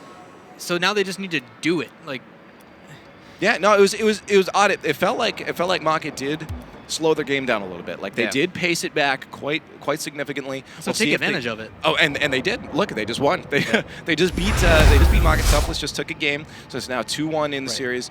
We'll see if they do it again, or if Mockit's just going to pace it up. I mean, coming in the next one, I feel like they're not going to be going, okay, let's keep it slow. I feel like they're going to bring out their A game and be like, all right, we need to make sure they don't take another game off of us if you want those points. Right. These points are so crucial, especially for where Mockit's placed in the list of their top 8, and it's like you have a chance to really put these guys away with how they've been playing. But the same thing applies towards Selfless. Like, you have the chance to keep a team out. Like, get up. You have a chance to make it do something about it, and they just haven't done that yet. So when these teams are coming down to the finals, like, you have a chance, and A-Money and the rest of this team just showed that they have that capability. Well, so show up and try to match that pressure or even take it to them. It's true, and again, A-Money getting a lot better touches. A few of his shots were on target this time, more power to them, and that's what I think just caught maybe Mockit off guard. They're not expecting, maybe they're expecting a little wide shots from the few games before. So we'll see if they can keep that up, and if Mockit's going to be able to readjust. Game number 4 as we get into it. We have Selfless versus Mockit. 2-1 in favor of Mockit. As they want to get another one, we'll see if they pace it up and keep going. We're not sure. Sizz with a shot. On target, but a little bit wide. Not on target, as I said. A little bit wide. Another shot, though, from A-Money. Just stopped by Zane. Yeah, Zane just doing whatever he can to get in front of it, and good job there. But you see the pace of this game. Maybe it was that map, but these guys are coming back and forth like crazy. And that's what you want to see. Like, the pressure of this team is going to pay off, hopefully, because beating people to the ball gives you an opportunity rather than playing defensive. And that demo, oh my gosh. Just tucks that one away. Yeah, you see it coming back and forth. So Zane brings us all the way down on the side with Sizz chasing him, but it doesn't matter. Matt just feels side flip into the wall there, and the ball takes a unique touch over the top. Insolence is waiting in the middle, watching that whole play develop. That's rough, and there's the capitalization on that.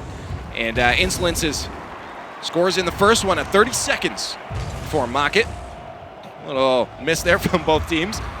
Both teams try to get control. That's on target there, but Matt, easy clear. Breakout, good touch. Just puts that way down into Mockit's end. Rizzo just trying to grab some boost. Very good positioning from Rizzo to grab that boost and keep the ball from going in front. You look at, okay, so big problem that you see right now going on with Selfless is look how many players are right next to each other compared to how Mockit's so spread out. Like, back and forth between these teams.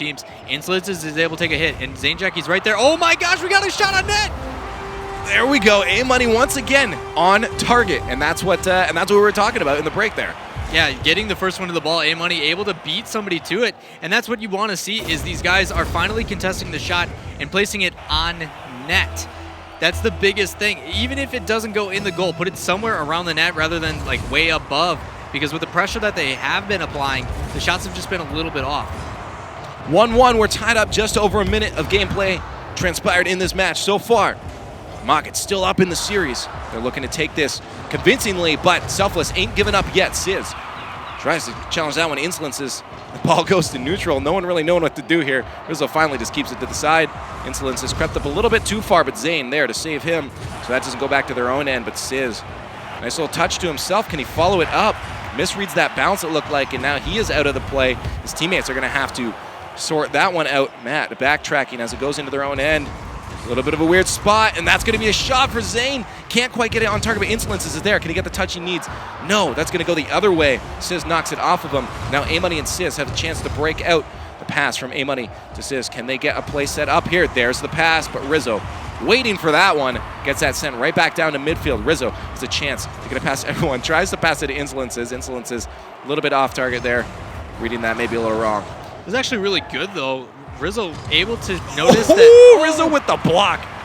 Rizzo coming up clutch. But yeah, Rizzo, like, despite all that happening, he recognized that there was two players in front of him and he wasn't going to get anything out of it. So he plays it to the outside, lets his teammate come through and contain possession. You don't always just have to shove it at the goal. Like, that's totally okay to just try to, even if you have to back pass, like, move it around until you find an opportunity to make a shot. Don't force it every time. Very, very good point there, Mr. Lawler. Rizzo puts that. Mr. now? Sweet. Mr. Lawler. Matt off the wall. Oh, nice touch from him out to Sizz. Sizz tries the mind game out Mockit there, but couldn't quite get it where he wanted. It's still in the blue end, though. As I say that, it rolls back down. into Selfless' zone. Shot, Zane Jackie off the backboard. Oh no. This touch from A-Money, that could be in. Demo on Insolences, and thankfully for Selfless, that finally makes it out somehow. Yeah, I don't know what just happened there, but Zane's gonna get up or and get a shot. Zane, second chance for him, puts one in. Yeah, that ball, despite it sitting there so much, this clear, getting contested by Rizzo, puts it right above the net, and Zane Jackie hunting that down, getting up early and putting that into the back of the net, giving them a lead right now. 2-1. Yeah, 2 minutes left though. Still a lot of time. Oh, lots of time, and we saw again that overtime from the last match. So it's definitely still doable. They had about the same amount of time this far down. So yeah, a lot of back and forth already. We'll see now. Then get another one to tie this up. Matt, oh, a little bit of a weird touch from A-Money. Could have been bad situation as we had Mockit players creeping up for a shot. There's one on target. Matt couldn't quite get up that long shot from Zane. Good afternoon, Zane. Like, Zane is now putting these shots. Like, the placement on this, getting up yet again early. And I think that's part of the reason why they brought him onto this roster is because he's going to be that aerial effort and put it, whether it be a pass to Rizzo or Insolence is able to dribble, or just a shot on net. And that's what he did. He played it far post, easy shot. Just nobody there to contest it and gets another goal. Well, even in the last game, he was on the leaderboard for shots for his team. And they're always powerful. That's the thing about Zane. It's nothing fancy. He just puts them on target and with power. And it's that consistency that's really doing them good. Matt out to Sizz. Sizz a little bit wide with that, but good attempt from Selfless. They're attempting those pass plays, and they're making sure they're trying something new, but that could be dangerous. Off the backboard, Zane with a wide open net. And that's 4-1 now for Mockit. You sent this many up. You had 2 going for the aerial, both whiff. And then the other player, who is the one who initially set up that possession in the first place, is up as well. Insolence is with a giant clear in Zane, just waiting patiently for it. Luckily, didn't miss it. But for them, I mean, you just never know with how this has been playing out. 4-1 with 1 minute of gameplay left. Selfless has to take this back. We'll see if they can at least get a couple goals. We've seen them. If they put them on target, should be able to do this. But it is very, very hard at this point. Down 3 goals. 45 seconds left. Shot off the backboard. A-Money couldn't quite get that out to his teammate. There's Matt getting bumped by A-Money, and this is going to be a chance for Insolences to keep the pressure on. That's out front. That's dangerous. Pass over to Rizzo. Rizzo, a little bit behind that. Couldn't get the dribble that he was looking for, but that pressure is on from Mockit. They don't want to concede another goal. They want to make sure this ends a dominating lead. Yeah, it looks like they learned their lesson from last game, leaving it to chance. And in situations like this, especially when points matter so much for this team, you think they keep pressuring, and shots like that and flicks like that, working as a team now with his pace, seems to be paying off for them. Yeah, no, and I'm glad you said it. It's always great to see a team adapt and realize, okay, what we were doing wasn't working before, and go back to what they were doing. And now, a 4-1, it looks like. Mockit's going to take game at number 4 to put them 3-1 in this series, and Selfless looking to only grab 1 point. Well, they're looking to grab 2, but it's looking like they may only grab 1 if Mockit continues to play the way they're playing. Yeah, you see Zane Jackie stepping up big yet again there. 5 shots, 3 goals. One of those coming from the help of Insolences with that large clear. But if Zane Jackie keeps up that pressure and controls that mid-game, Mockit's got a good chance to close this out 4-1. But on the complete opposite side, you saw what this Selfless team was capable of when they applied the pressure. Early on in that, would have been that 3rd game, like they were beating people in rotations, and the shots were on net. So don't count them out just yet. They might be able to sneak another point out of this. And that's all they can hope for at this point is get another point, do the best they can, and get some goals on the scoreboard. But with Mockit, the way they're playing, you got Insolences and Zane just working it up in the air and getting shots on target, and Rizzo doing a very, very good job of controlling his ground game. They just have a solid all-around team at the moment. So Selfless definitely has to get that pressure on, has to get some shots on target. Yeah, it definitely, and I'm surprised I haven't seen Insolences. We saw how much he played that ground game last game, but allowing Rizzo to take that role instead, and that's what we initially saw when they started out in Rocket Royal, where Zane Jackie and Rizzo just overthrew people. But Insolences himself, he's been a little bit more quiet. Maybe if he steps up this game, we can see the full power of this team. Well, getting into game at number 5, we're going to see if they can do it. Take a point from Mockit. Selfless needs this. You need this. Every game is important. You need to realize that, and they're still trying. They're still doing their best. Even though it was a 4-1 win, it was up to the end. They were fighting. We'll see if they can do it this one. Now, something that's different about this patch as well is the kickoff spots have been changed. Yeah, you don't always that get threw me off so much with doubles. Yeah, you don't exactly always get that front on goal, and you see these players starting to adapt already. Ooh, there we go. Rizzo from midfield. Taking full advantage of the pressure coming out of that pass into mid. Matt misses and capitalizing on the mistake. Rizzo just putting a boomer of a shot into the back of the net. Good placement. Any higher would have been off the crossbar and could have got risky at that point.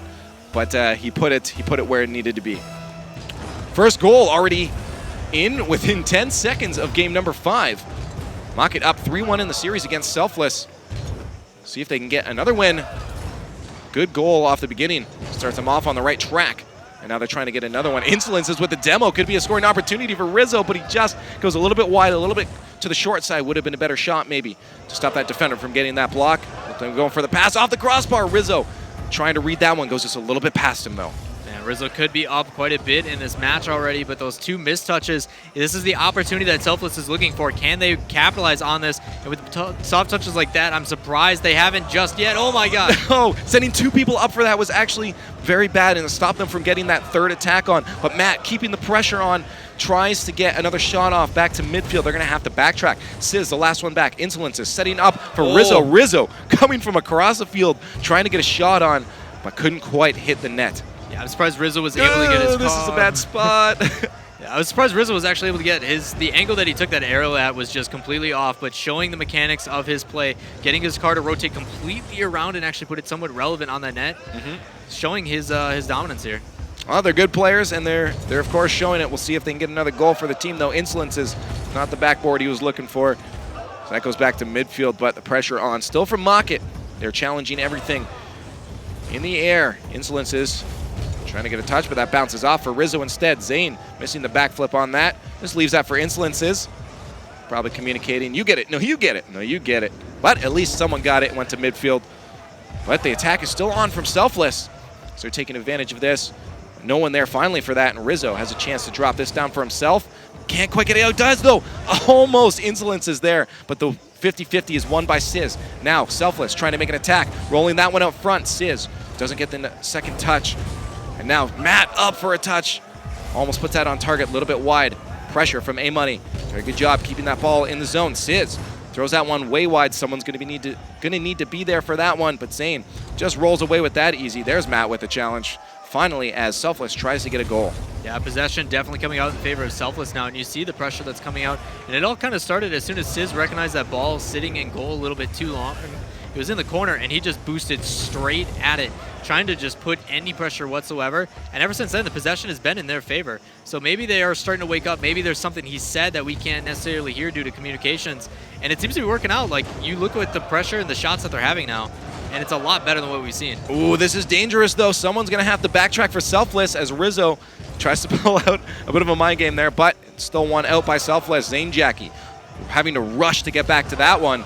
Otherwise, it would have been a tied game. Good touch from Rizzo there. Sets it up for Insolences. Now he has a scoring opportunity. Just Sizz the beat, but Sizz does get the touch on that. But Rizzo tries to put that one away. Can't get that, but does get the boost steal instead. Good pass out to Zane Jackie. Zane Jackie keeps that in Selfless's end. Rizzo with the touch. Zane Jackie trying to get physical. That's in front of the net, but no one there to finish it off. Yeah, he actually ended up getting a bump instead of the ball there, and I don't think that's what he expected. But you see, and good job to Selfless keeping this within a one to give themselves an opportunity, while Mockit just keeps trying to apply the pressure. Selfless is matching it very well.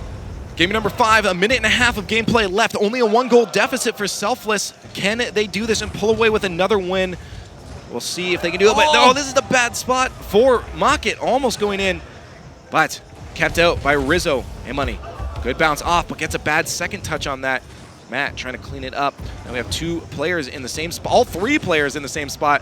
That's some almost bad communication, but A-Money pays off and your face somehow gets that one in. Yeah, looking at this, like when you see that many players next to each other, one running into another, I don't expect that to formulate into a goal. But I guess it was like we see in soccer or football if we're over the pond. Like it was like a PK. Like they're just sitting there like, all right, break, and then they all just like spread out and like scrambled, and it ended up working out. So the mass confusion, that's like a whole team mind game at once. That's a whole new meta. Yeah. Selfless on a whole new level here. Getting that confusion. Confuse your opponents. But now they're tied up 45 seconds left. Can they pull out another overtime and a win? Or is that going to go in? A-Money just gets a touch on that. Very good call. Umpire off the crossbar. Insolence is there for that drop and puts one away. Once again, putting themselves in the lead. Yeah, we talk about like shots being on net. They don't always have to go in the net, and they will eventually. That's a key example. Shot off the crossbar, doesn't work. Follows it up, another crossbar. Third follow-up finally puts it in. So the pressure eventually causing the jumping and the defending to be out of position and lead to a goal. Well, that's what you want to do. You want to draw the defenders out of the net until they're in a spot that isn't good for them, and you can take advantage and put it into the net. But grasping away. Oh, Rizzo did try to finish that off. Sizz does get the touch. That was very dangerous, as you said. But Zane Jackie trying to get another one. They're not going to try. They don't want to go into overtime. They do not want Selfless scoring, and they're showing that right now as they put the pressure on off the wall. Zane loses out on that one. Sizz to follow it up with a shot from A-Money. Insolence is back. We'll see if they can get a pass out. This is a good spot for them if someone can get up for that, and that's it. Oh, they tied it up. Game. 7 seconds left. Matt gets it in. Showing up like they want this last point. You see this good pass inside by A-Money, and Matt rotating in, even with the help of Sizz. But two defenders up on Mockit need to be careful. They actually just kind of threw their body in the way of it rather than at the ball itself. Able to capitalize on a Selfless. We got 7 seconds left. They could take another point. It is definitely possible. And there it is. That one is looking to be like it's going to drop, but Rizzo does want to keep it alive. They have the momentum going forward, but that will kill the play into another overtime. Selfless wants this point so bad. We'll see if they can take it away. Game number 5. They just need one more point. They just need it. Every point matters. Sizz off the corner. That's a pass out front. A-Money was there and ready for that. Wow, but now the ball going Rizzo. super fast. Super fast back towards Selfless's end. Matt, very good control, but misses that second touch. Kind of works out in their favor as Sizz now gets control of it. Off the backboard, can Sizz get the touch? He's carrying it. He's going to try, but there's Rizzo to connect in the air, and they're putting the pressure on. A-Money keeps that one in. The third needs to move up on. There's Matt. Chip and a pass. Could be a scoring opportunity. Matt tries to carry it himself. Wow. Almost gets to the other side to put that one in. Where did that come from? I know, right? Like, where was that at the beginning of these 4 games? Like, back and forth and really showing up. Like, when these guys, I guess, they want to show how clutch they can be, and with shots like that, being put in positions like that, it puts this team of Selfless in such a good position to take this 5th game. Well, they're doing a really good job of keeping the pressure on, but here's a chance for Zane to get the pass out. Matt fought his best. There's Rizzo. Put it up the wall. Off the wall he goes, and he wins that one out. That's going to drop in front of the net. Dangerous spot for Matt. Oh, no. A-Money gets a bad touch. A-Money, no. And Rizzo capitalizes and punishes hard with a goal. No. That was unfortunate for A-Money. He's going to kick himself for that one. Dude, as mean as it would be, I would be sitting there spamming nice shot, nice shot, nice shot, like after something like that. Savage. But, yeah, Savage as well would come after, but man, that's unfortunate. A-Money just trying to rotate back and get a save off that backboard, but he hits it down right into Rizzo, and Rizzo gets an easy goal to bring them into victory in this overtime.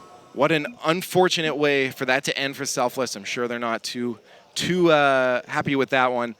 They were doing a very good job. Almost had another point, but that's going to end at 4-1 in favor of Mockit.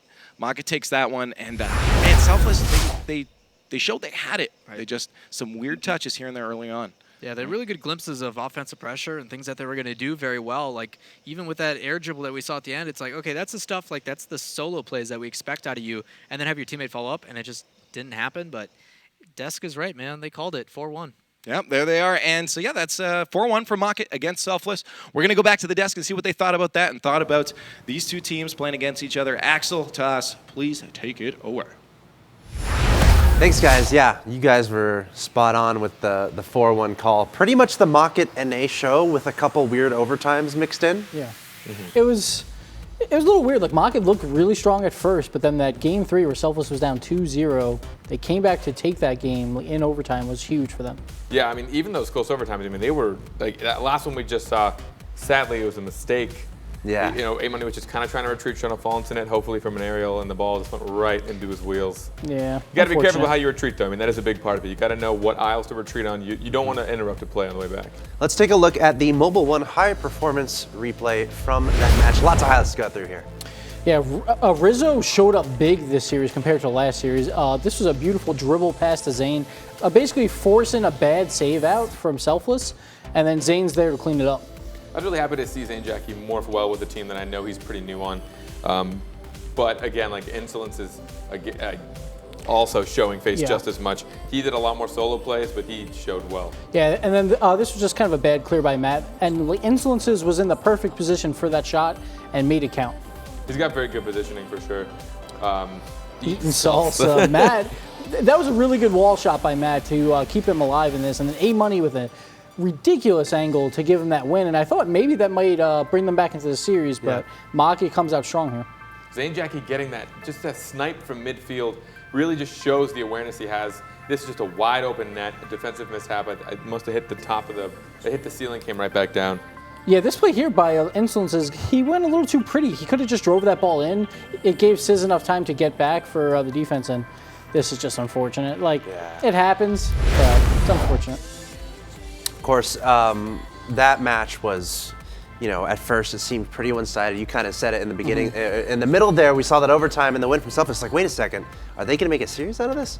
Unfortunately, they didn't really, but kudos to them for kind of sticking to it. It felt like it was a little closer going forward.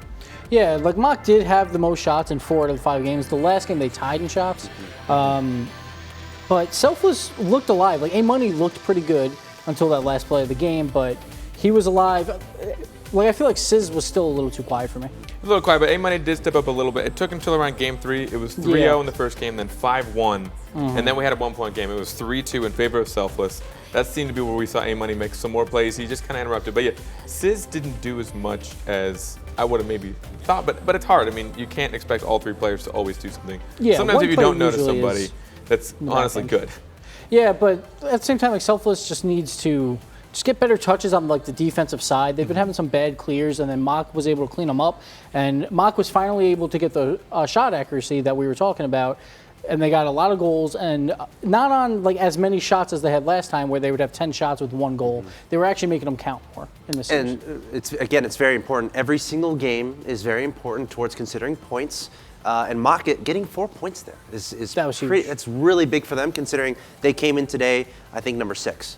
So yeah, plus they had the 1-4 earlier today, so now they're an even 5-5. So they're looking decent for a playoff spot still, compared to if they would have dropped another one there. Their 4-6 is a little rough. So we got one more match on stream for you guys today. It's going to be iBuyPower Cosmic against Exodus, and this should be super spicy and special. We're going to talk all about it when we come back from our break. You're watching the Rocket League Championship Series. Stay tuned.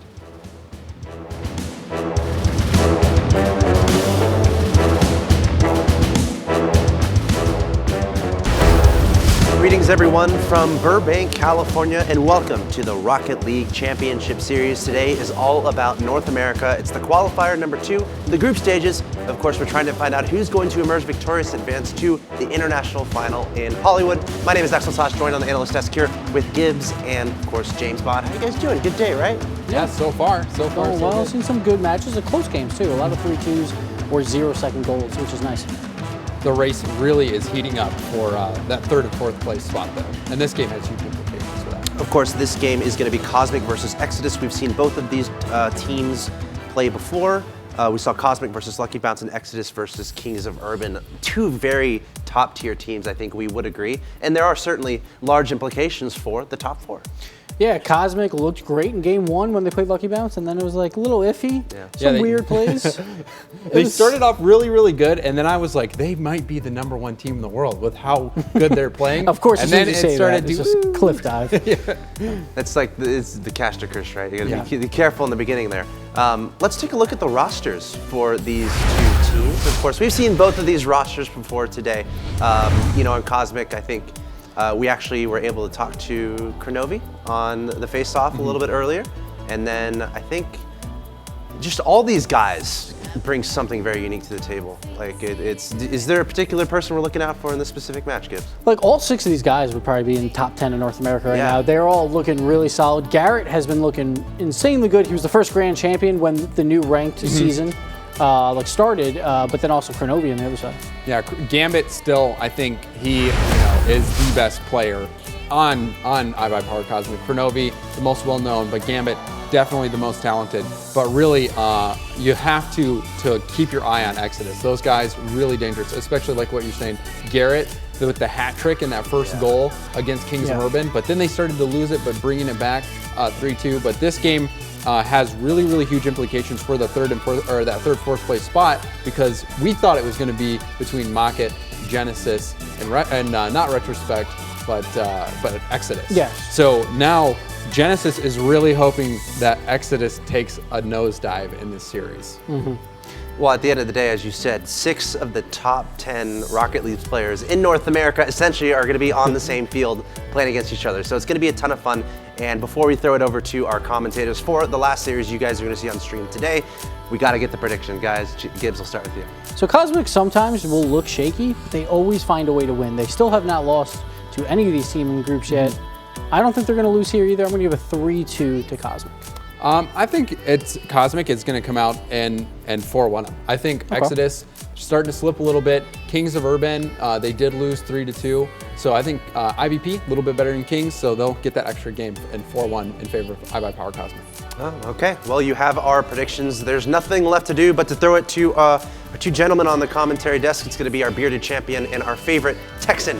We got Wave Punk and, of course, Carpet Man. Take it away, guys.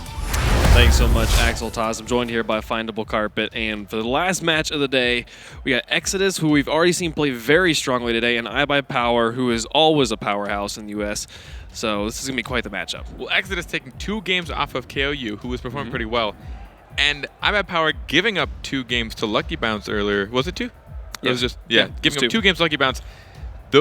Just going off of those 2 odds, this game could be anything. I mean, Exodus played really hard, and KOU was actually performing pretty well. iBuyPower gave up some silly goals, some lack of defensive rotations, or some silly weird touches. Right. Not to take anything from Lucky Bounce, but a fair amount of the goals were kind of just there to take. Sure. Yeah, no, we saw iBuyPower kind of still slacking a little bit, leaving a little bit to be desired on the defense, and being able to take some games or dropping some games to Lucky Bounce, who was beaten by Exodus earlier in the series, or early in the day.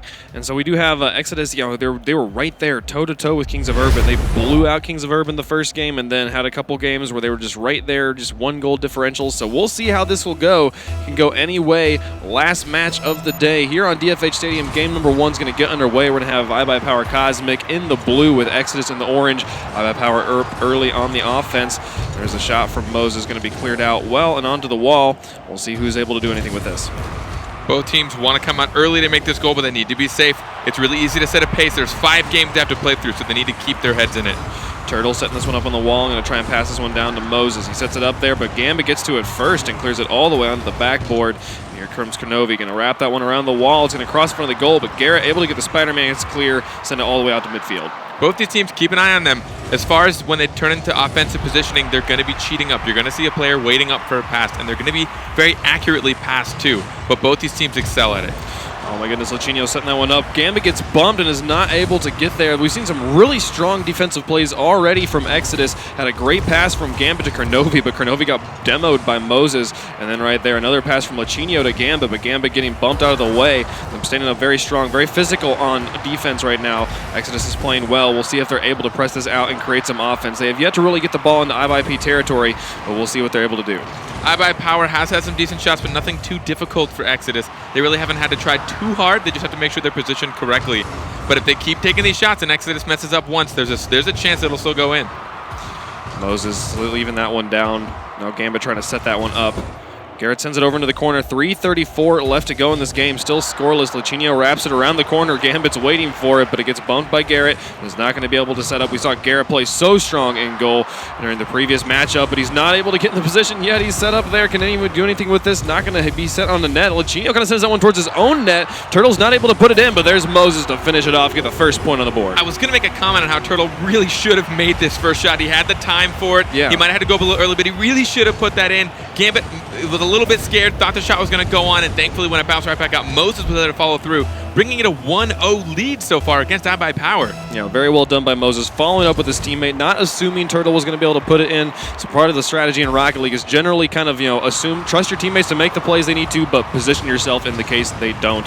So 1 point right now in favor of Exodus. Some really great shots coming out from iBuyPower there, but not going to be able to find the goal just yet. Turtle going to try and set this one up for his teammates. He goes for the touch. There's a touch from Lachinio, sending it out to the mid. Here comes Garrett with a follow-up, and Turtle almost able to redirect it into the goal. Not quite going to happen. Now iBuyPower's on the offense. Kronovi's doing a good job of making some solo plays right there. Oh, well this mind done. game. What a pass there from Kronovi to Gambit. He made it seem like he was going to air dribble this. He's like, I'm going to carry this up. And then once he does nothing, Moses gets kind of freaked out. Garrett went up for the shot. He just passes it over to Gambit. Incredible awareness from Kronovi, just giving a perfect shot to Gambit.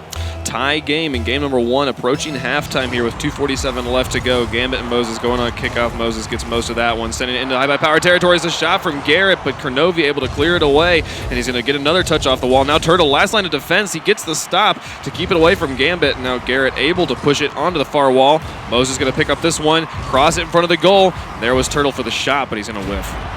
Right now, it's looking like both teams, whenever they have possession of the ball, are making some great opportunities. It's just a matter of if they can start being right on defense or interrupted a little quicker. Ooh, Kronovi almost pulling an A-Money touch right towards his own net. The A-Money touch of those Turtles heading onto the backboard. Here's Garrett G with a follow-up on the backboard twice. Finally, it drops in. Great pressure from Exodus. 2 accidental touches resulting in a goal. Kronovi and Luchino both kind of didn't really know who was going to get that clear. Luchino tried to take it off the back wall, doesn't get the touch he wanted, and all Exodus had to do was continue the pressure, and they did, and eventually Garrett sunk it in. Yeah, it was great. The hardest place to coordinate defense is right there in the box. You know, you have split seconds to make decisions, and weren't able to kind of, get any presence, but there's Gambit to put them back on the board, tying this game back up. I don't know what happened. Garrett actually was not moving for the first few seconds of this kickoff, and then him and Moses both went for that save. I don't know what happened. Maybe something went wrong in his end. Controller mishaps. I have no idea, but that seemed to be the reason that goal just went in. Yeah, generally this team's very, very strong in goal, so uncharacteristic defensive lapse from Exodus, giving IBP another goal. We'll see what they're able to do. Tie game right now with 2 minutes left to go. That ball goes straight down to Luchino. He pops it around the corner. Now Turtle picks it up and pushes it all the way onto the other side. Great clear from Turtle, buying a lot of space for his team. Here comes Moses, going to put it onto the back wall again. Kronovi comes around the corner, going to try and push this one out, but the pressure from Exodus is so strong. There's Turtle, sends it onto the post. Kronovi just pops it. All the players just kind of playing the mind game right now and just waiting for the other to do something. Luchino's going to end up with ball control in the end, try to push it out, but Moses takes it from him, keeps it in the corner. This pressure from Exodus has been very, very strong, and iBuyPower has not been able to break out yet. It's going off the backboard. Kronovi needs to get the touch. Oh, but Moses and Turtle both whiff. Garrett G keeps it in the corner, but this one's probably going to see IBP rotating onto the offense. I have no idea what iBuyPower is doing on defense. Multiple times I've seen them all just sitting there uncomfortable, not really knowing who should be going for the clear or who should be doing it. No one is really out to get ready for a pass. I don't really know. There's Moses with the breakaway goal, able to put that one in, setting up Exodus by 1. This puts them in the lead. Moses just carried it in. He didn't have much game. It looks like he cheated up for the boost on the side. Moses just hits it off the side and then just follows it in. No one there to save it. That puts them 1 goal up in the first game against iBuyPower Cosmic. Very competitive game here right off the bat. No team running away with this one just yet. This is going to be a great series. I can already tell. Final minute of gameplay, and iBuyPower needs one to tie it up. Moses goes for the demo on the goalie. Here comes Garrett G to continue to create pressure. Looks like Kronovi's going to be able to pick this one up and push that one out. Garrett G takes it from him, but the follow from Luchino pushes it into the corner. Moses up on the wall, able to clear it away very well. Turtle back in goal. As Luchino tries to drive this one, he comes up, gets some nice interference, keeping that ball from going much of anywhere, but Garrett G pressing up on the offense. Kronovi's up on the wall. He's the only player back right now. Players will have rotated in by now as Moses comes in to try and take a shot. 30 seconds, and iBuyPower still needs 1 point just to force overtime at this point. Luchino setting that one up, but Moses able to clear it into the corner, and great defense coming out from Exodus. Again, the pass from Turtle to Garrett, but Garrett doesn't get the touch he was looking for. 15 seconds. Now Kronovi with ball control. He's just got to get it past Moses. Can't do it. Moses reads him well, but the ball's popping back out to mid, and there's the shot, and they tie it up. Gambit forces the equalizer. I cannot believe they're able to tie this back up, but again, just showing how good iBuyPower is when they're put under pressure. Gambit went up so early for that bounce off the side wall.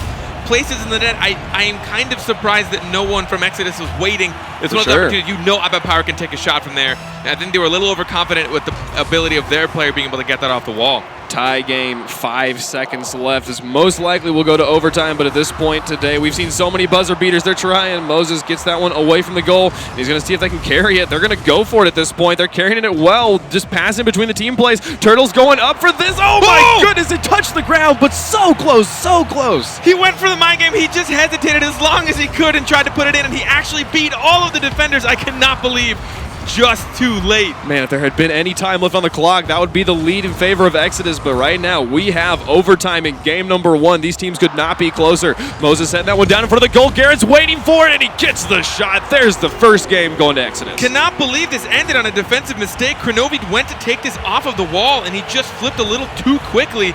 Wasn't able to touch that with the back of his car, and Garrett with a wide open net just sinks it into the top left corner. Incredible stuff from both of these teams in game number 1. If you want to see a match, go get your friends and bring them in here. This is the game to watch today. Incredible stuff there. Exodus going to take game 1 of the series. We got 4 more where those came from. I cannot believe this. Exodus just took game 1 against iBuyPower, setting the pace already so quickly for themselves. This is what they have to do. And none of that was really a fluke. They did capitalize on some of the defensive mistakes, which is what I was scared of. That's exactly what iBuyPower did against Lucky Bounce. There were a few defensive mistakes that Lucky Bounce capitalized on, got some wins.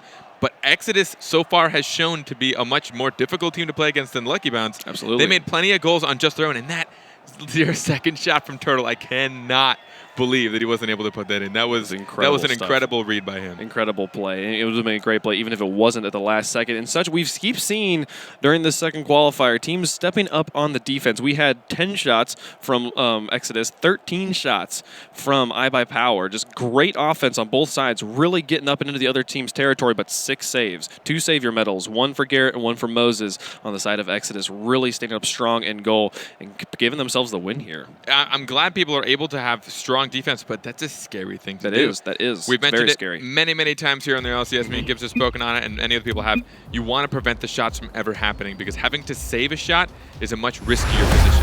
Absolutely, but they've been able to make it work. Exodus taking game number 1 there. Game number 2 will be moving on to Beckwith Stadium. Who's the first player we're going to jump on board with? Turtle's been having some really good setup plays, especially with that almost last 0-second goal. Thankfully, they were still able to pull through because I know if they had lost that game, Turtle would have been beating himself up.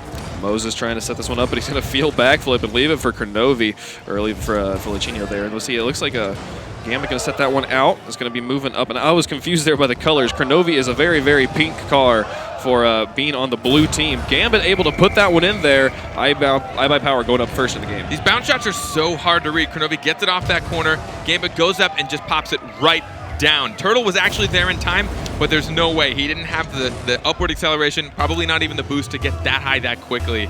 And all he could do is just depressingly watch that ball soar over his car. Well done by Gambit. Now Garrett G, who's the player that had a blue name tag a second ago, which was very confusing to me. He's going to be picking up ball control. And now Lichinio taking a shot. Turtle going to pass that one up. Nice bump there from Moses, just kind of like letting the ball pop up, and Turtle going to be able to follow up with it. Kronovi setting that one up to Gambit, who puts it onto the back wall. Moses sitting in goal for Exodus here. Noah, he comes out. He gets drawn out by the shot. Kronovi is able to capitalize on it. This was an interesting tactic from both Garrett and Moses. Looks like Moses kind of tried to cheat out, tried to rotate back around. Garrett was out of net. No one stayed in net, and Kronovi thankfully was there. He's got the skill to get for those angles, gets up for the nice powerful shot, and brings us to a 2-0. Yeah, great setup from Gambit as well. 4:22 left to go. 2-0 in favor of iBuyPower. The ball just sitting in front of the net as Garrett tries to push it out and away. Lichinio, just the pressure has. I feel like the ball's just been right in front of Exodus's goal the entire game right now. To see if they're able to push this one out into some offense. Garrett's going to put it onto the corner and see if he can follow up on the wall. Going to try to pass it out, but he misses. Now Turtle, last line in defense, is going to pop that one up. Now Moses needs to beat Lichinio. Not going to happen. Lichinio makes it 3-0. We talked about it earlier. Heard someone mention Lichinio gets up so fast for this. Check this out. Turtle goes up as soon as the defender goes up. Like, there's no way. Lichinio not only gets up high, but then forces it down even faster. Absolutely. That takes some serious skill. 3-0 in favor of iBuyPower Cosmic with 3:57 left to go. They have played so aggressive here early on in game number 2. They've set themselves up with a nice strong lead. Make it 4-0. Kronovi's putting the burn on.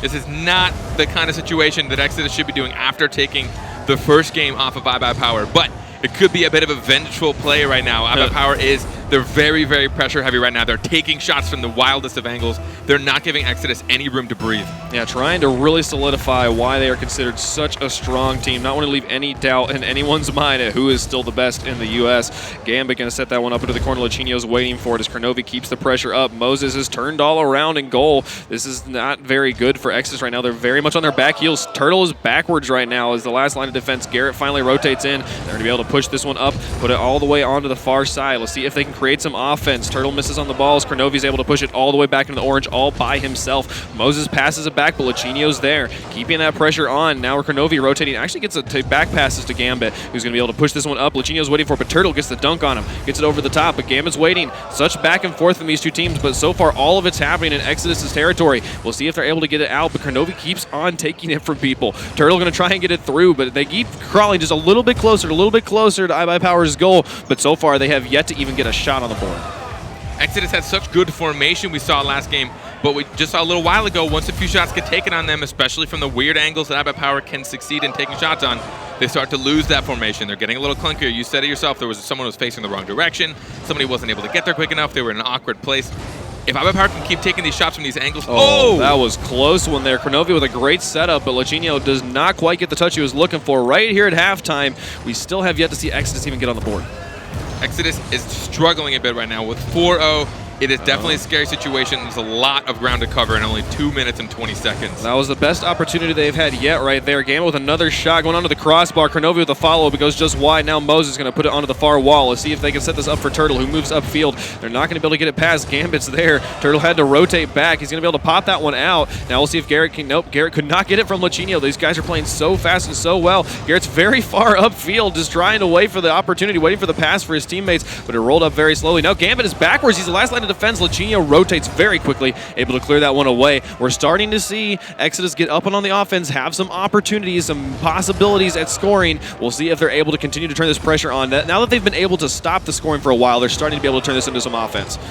You know, and just as I talk about them getting stopped, as they talk about them not being scored on, there goes Kronovi again. The infamous cast a curse. So infamous. We try our best. We do what we can. Gambit with a nice air carry, forcing a defender to come up, knowing that Gambit's going to get the second touch.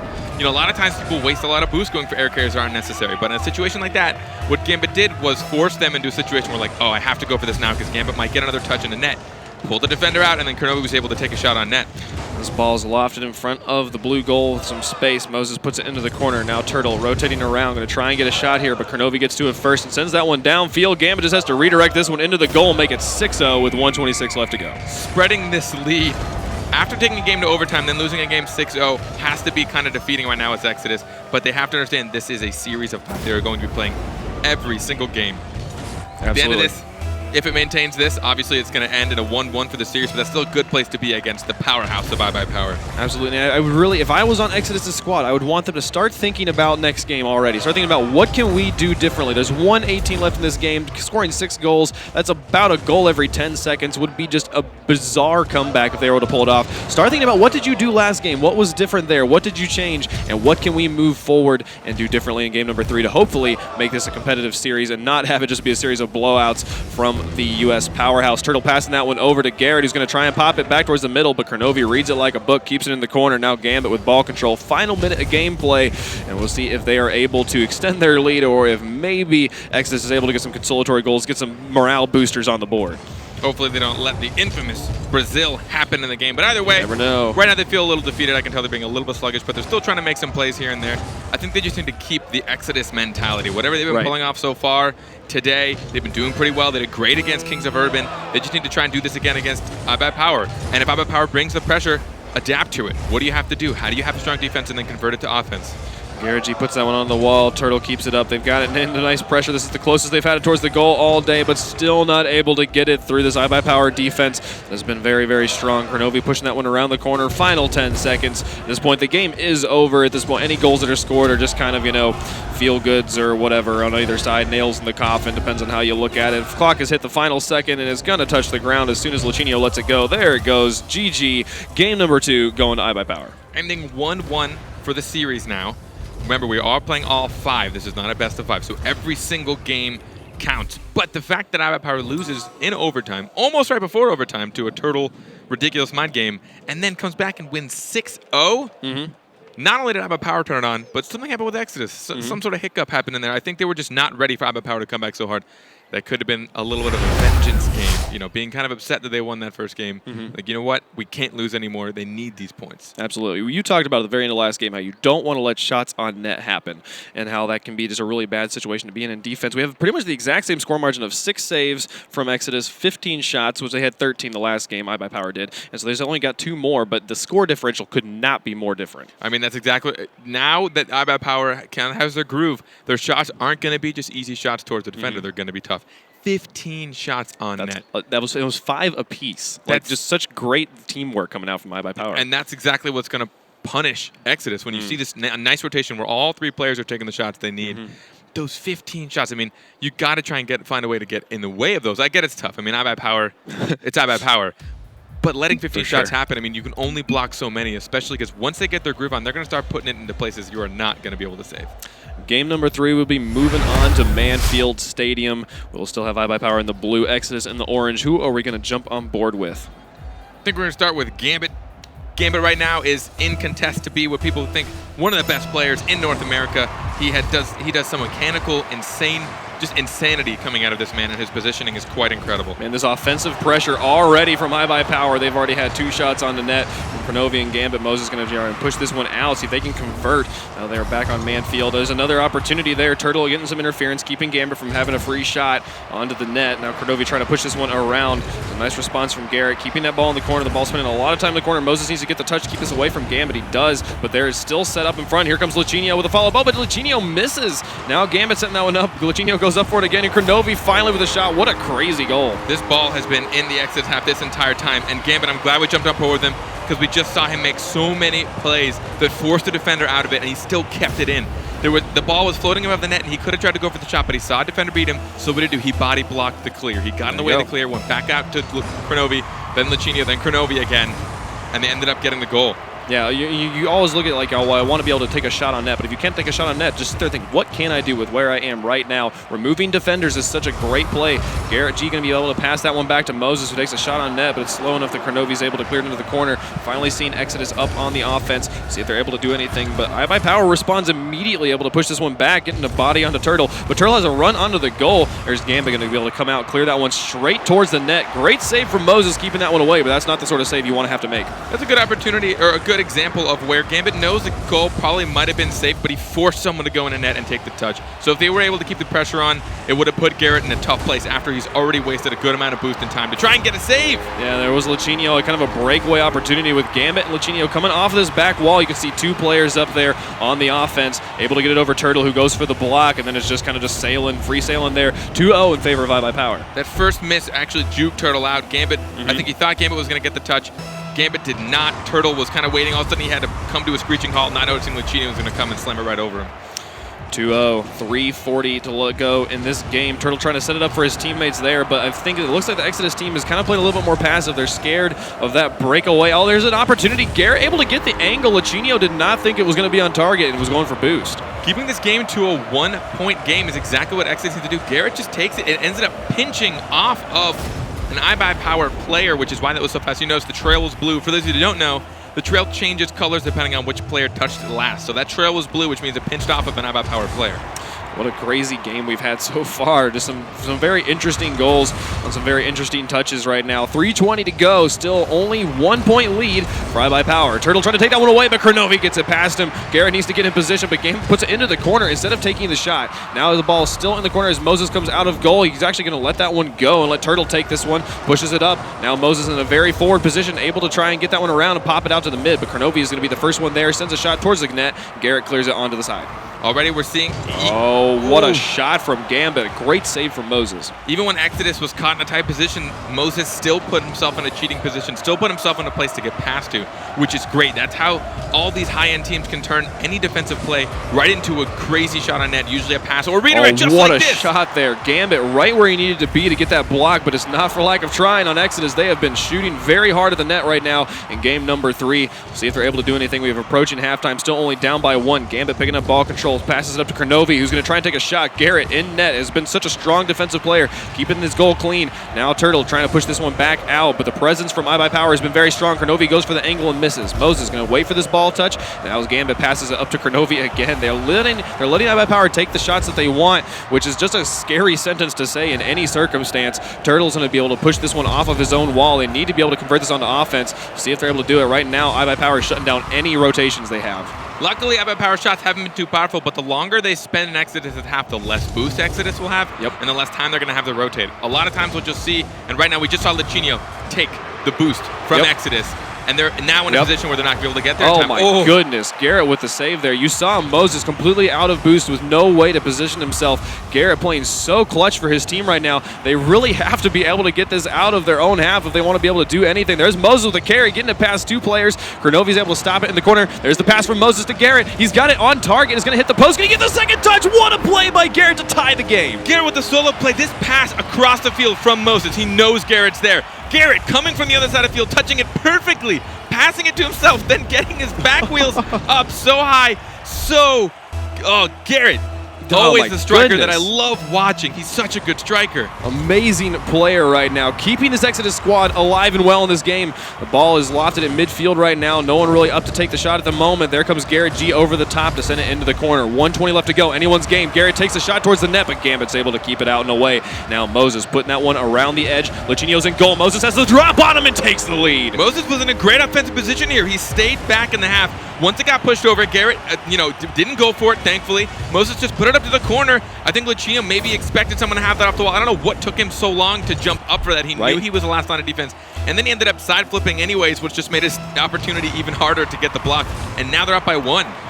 1:13 left to go in this series, or in this match. There's Garrett with another shot on the net to make it 2-4. Where did this Exodus squad come from? I think I can hear James having a small conniption right now as a goal is left open off of kickoff. Garrett gets the goal. I cannot believe this. iBuyPower now having to make up 2 goals in just over a minute. It's definitely possible, but this has been an amazing comeback from this Exodus squad. We'll see if they're able to hold on, as iBuyPower will definitely be knocking at their door. Here comes iBuyPower. We see them rotating back on offense now as Exodus is able to push this into iBuyPower territory. There goes the shot from Lichinio, but it gets responded by Moses, sends it on the net. Gambit sends that one flying towards the goal, but here comes Garrett from the side. This man makes incredible saves all day, every day, and now the ball is moving back towards iBuyPower territory. A lot of times it's really just having good aerial awareness and aerial presence are what give people like Garrett right now getting these saves.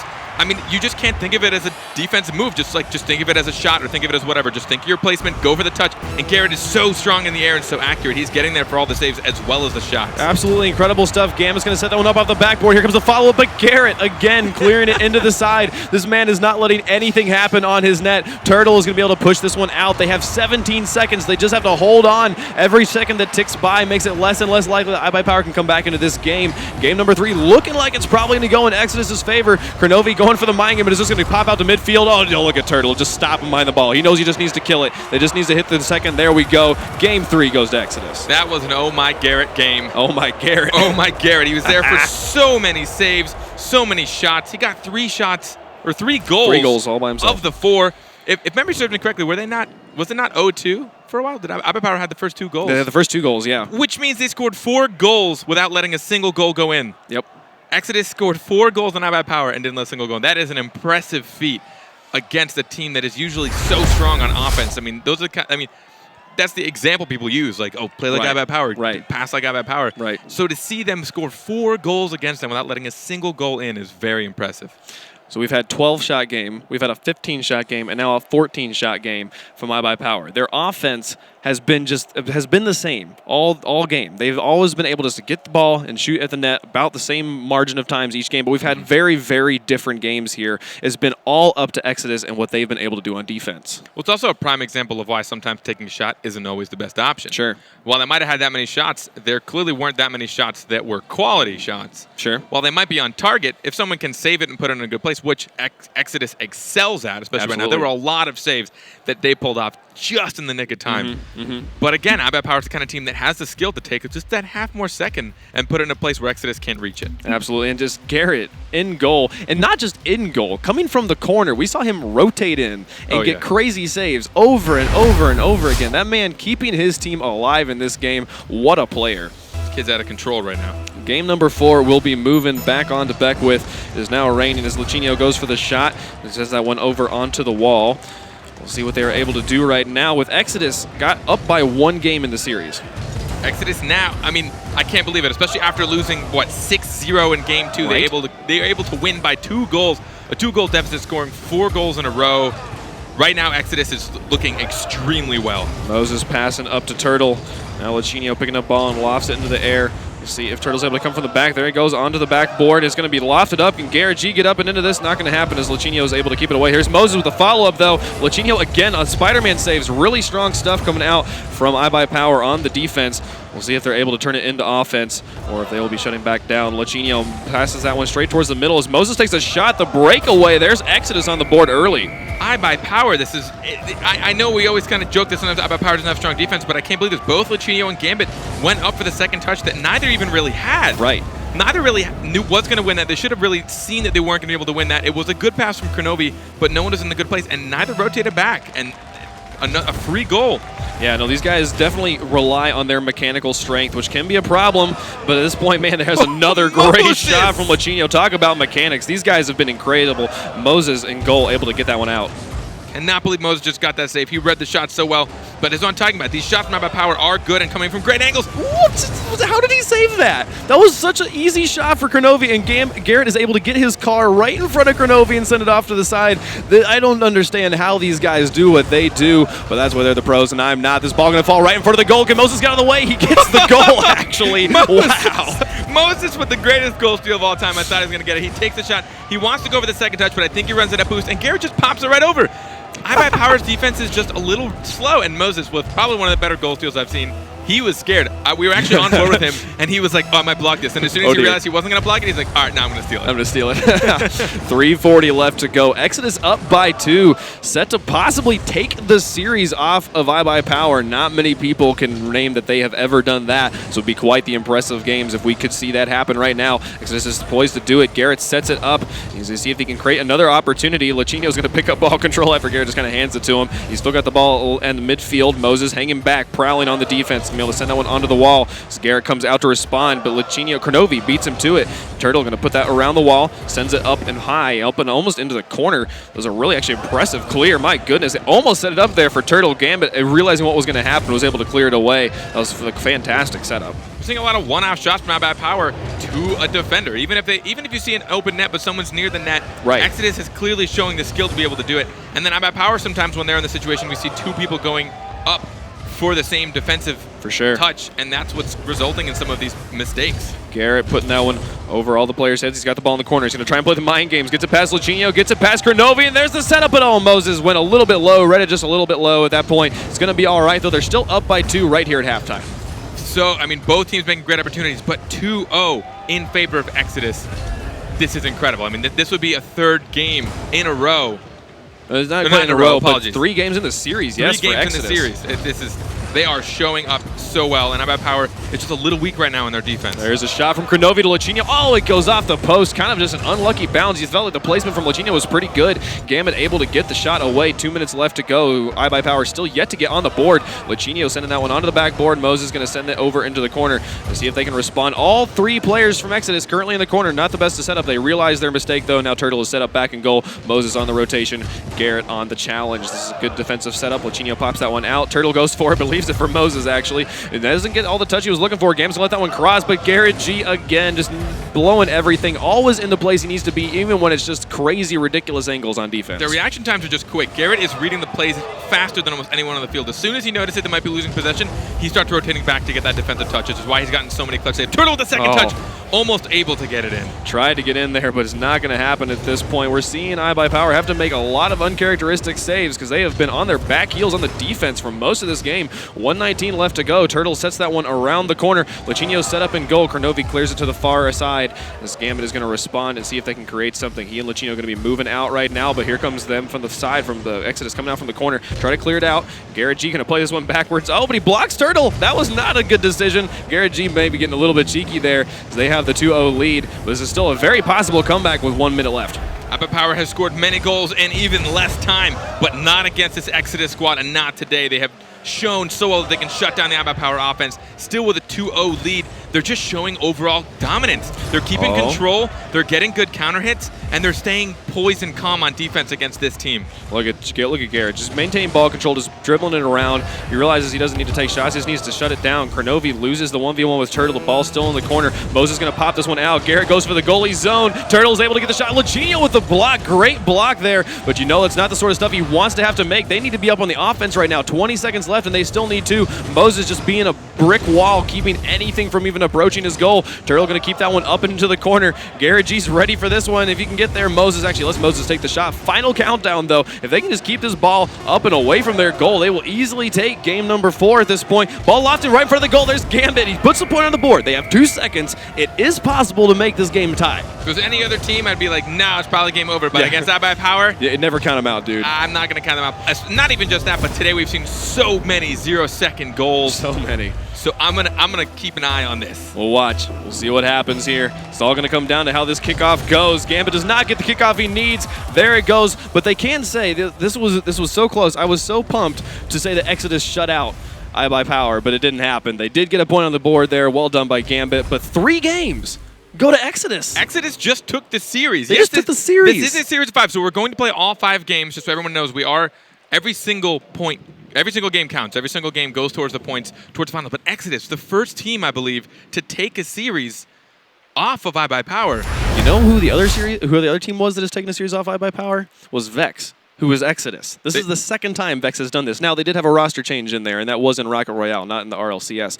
But this is the second time they've done that. I'm talking about just RLCS. iBuyPower has yet to lose a series. Yeah, I think this is the first time. This is the first time, Exodus, and they're not letting up. They have control of these games, and it's so impressive to see against usually a team that just runs the field. They just run it's like par for the course for iBuyPower usually. Right. They take a lot of control, and right now Vex is putting them on their toes, and they're not doing so well with it. No, and this is by far the most impressive game we've seen out of Exodus. Yeah, we had a 12-shot game, we had a 15-shot game, and a 14-shot game. They held them to 7 in this game, completely changing the game up, maintaining ball control, or maintaining offensive presence, and then being the normal stone wall, iron curtain, whatever analogy you want to use on defense. They were so impressive, and they really stepped it up on the offense this game. They really, really did. But on top of that, like, they're not, even when they're in the lead, they're still playing the same game they know. They're not changing, and that's what I'm actually really enjoying. They're keeping it to high-pressure games because they know they have to against iBuyPower. Because iBuyPower's not going to change. They're not going to let up. They're going to keep taking those shots. Okay, I'm going to ask you a question I never thought I would have to ask.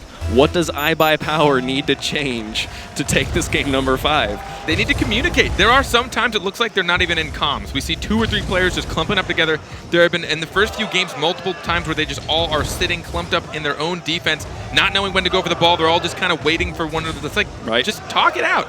Yeah, just be a little bit more communication, especially on the defense, will be strong. There's a shot from Kronovi. There's a beginning to taking that game number 5. They get the first point on the board. This is where knowing exactly how to shoot the ball comes into play. Kronovi goes around. He could have shot this as hard as humanly possible right at Turtle, and he didn't. Turtle goes for the pre-jump, expecting a powerful shot, but Kronovi takes a slower arch above the net towards the top of the post, which is exactly what all you have to do. You just want to mess that defender up because he only has so much time to react. Exactly. 4:38 left to go, and here comes iBuyPower again. Moses gets the block, and look at that setup there. Moses got the block. Garrett went up for it as well, but Garrett moved his car so well that he'd be so well positioned on the defense. Really impressive stuff coming out from Exodus right here early on in the game, though they are down by 1. There's another shot from Kronovi. Moses gets it. Moses and Garrett have both gone up for balls in goal now. The last 2 shots they've had, that could be a defensive mishap that the iBuyPower squad could exploit as they move forward. Turtle sets that one up. We'll see if Garrett can push this one out. They have not been up on the offense very much. They get it past Gambit. He's going to try and bounce it off the wall, see if he can get it past Lachinio there, but he's not going to happen. Moses in goal, able to clear it into the corner. What I would assume right now is if iBuyPower, the gates are just open. They have nothing to lose at this point. Right. They need this 5th game. They need as many points as possible. Luckily, they're in a good place. Coming first place in Qualifier 1. you know, they might have a little bit more fodder, but they really shouldn't be giving these up at all, so they should still be giving it like whatever they have. Just throw it on the field right now. Garrett G going up for that one, but actually whiffs on the touch. Now Gambit sending it off to the side. Kronovi's going to respond by passing it to Lachinio, who's going to try and get it over the top. There's going to go up onto the bar, see if Moses can get the block. What a save by Moses! Upside down aerial to get that one away from his goal. Impressive stuff, man. This Exodus squad is so much fun to watch on defense. They are exactly where they need to be, and they are ready. They're ready for iBuy Power. They came in knowing what they had to deal with, and Kronovi coming in for a shot. As soon as he sees an opportunity, he comes in. We talk about this all the time, but if you're able to maintain just overwhelming offensive pressure, doesn't matter how good your defense is, it's eventually going to crack, and that's what we saw right here. iBuy Power has maintained so much ball control this entire game, and they're up by 2. See, there's right here, 3:23 left to go. Ball going to very neutral kickoff there. Garrett and Kronovi actually battling at midfield, head to head, trying to push each other. Boy, very neutral. Moses going to set this one up off the board. Can Garrett get there? Not going to happen. They have not been able to get a shot on the net. That was the best opportunity they've had so far. iBuy Power's midline defense has been very strong. They've been very good in the middle of the field, but the bump! What a save by Lachinio, keeping that out of goal. That was amazing. That was an incredible play from Exodus, bumping Gambit out of net. But luckily, Lachinio saw what was going on, knew he had to get there just in time, and pinched it just as half the ball started getting that scary glowy color. It was getting close there. Oh my goodness, there's another one. The redirect from Lachinio, putting him up by 3. This was actually a scary position. I think there were 2 players just sitting in net from iBuy Power. If this countered, look at this, all 3 players right there, but he puts it at Lachinio. Luckily, I think they were body blocking everybody in net, but as aggressive a position that was terrifying. If that had gone behind Kronovi, it would have been an easy goal for Exodus. What a crazy, crazy game we got going on right now. Just like, so back and forth between these two teams. There's a setup from Gambit. Can Garrett put this one in? Not going to happen. It was very close, but it's going to go wide. Moses tries to set that one up as the ball flies all the way back down to midfield. Turtle going to pick this one up, try to get it past Lachinio. Passes up to Garrett. Great plays there. Garrett leaves it as Turtle picks it up. There's a shot onto net, and it's going to go in. There's the first point on the board for Exodus. There's that slow rotation back coming from iBuy Power. I mean, again, Garrett, all he had to do, or Turtle, all they do is take this shot. No one had rotated back. We just saw as the camera panned across. All three iBuy Flowers, right? All three iBuy Flowers. iBuy Flowers. iBuy Power players. That's quite a nice tongue twister there. 2:28 left to go, just over halftime, and we finally see Exodus get their first point on the board. They need 2 more to pull off the comeback. We've seen them do it before. Maybe they can pull it off again, or maybe iBuy Power is going to be able to hold on and take this game number 5. That ball moving back towards iBuy Power territory. Lachinio going to send this off the backboard. Moses going to respond and try and get it from him, but Kronovi tits the first hit. Garrett G going to pop that one over. Kronovi's following along with it. Back passes here to Gambit, but a nice interception there from, I think that was Turtle. Got the hit there. No, it was Garrett. Got the hit on that ball. Not that it matters. Gambit trying to set this one up. Garrett comes out of goal to set it over. There we go, into the far corner. Kronovi keeps it along. I'm not sure where they're going with this one at this point. They're just going to try and push this back out. Almost an open opportunity there from Kronovi. Garrett pushing up, but right now, it doesn't really matter. Exodus needs to start putting shots on net. They're 2 goals down with under 2 minutes left. So you might see an overcommittance goal, but right now they have no really other options. And you know, if you're on Exodus' side, you got to be already happy about how this series went. I mean, maybe they're slacking off a little bit in this 5th game because they're like, we already took the series. There's another shot. Gambit with the follow-up. Moses with the save. You would hope that they'd continue to play strong, though. Every game matters, just like we've said. There's nothing different about this game. At the end of the day, it's going to come down to who has the most wins, and this game is easily a win as well. Moses passing that one up. 1:12 left to go. Garrett G pops it around the corner. Moses passes to Turtle, who shoots at the net, but Gambit was ready for him. We're seeing some good passing plays out of Exodus, but a little bit slow. iBuy Power's actually having time. But there again, Kronovi and Gambit both going up. I've seen that happen so many times at iBuy Power this series. It's so weird.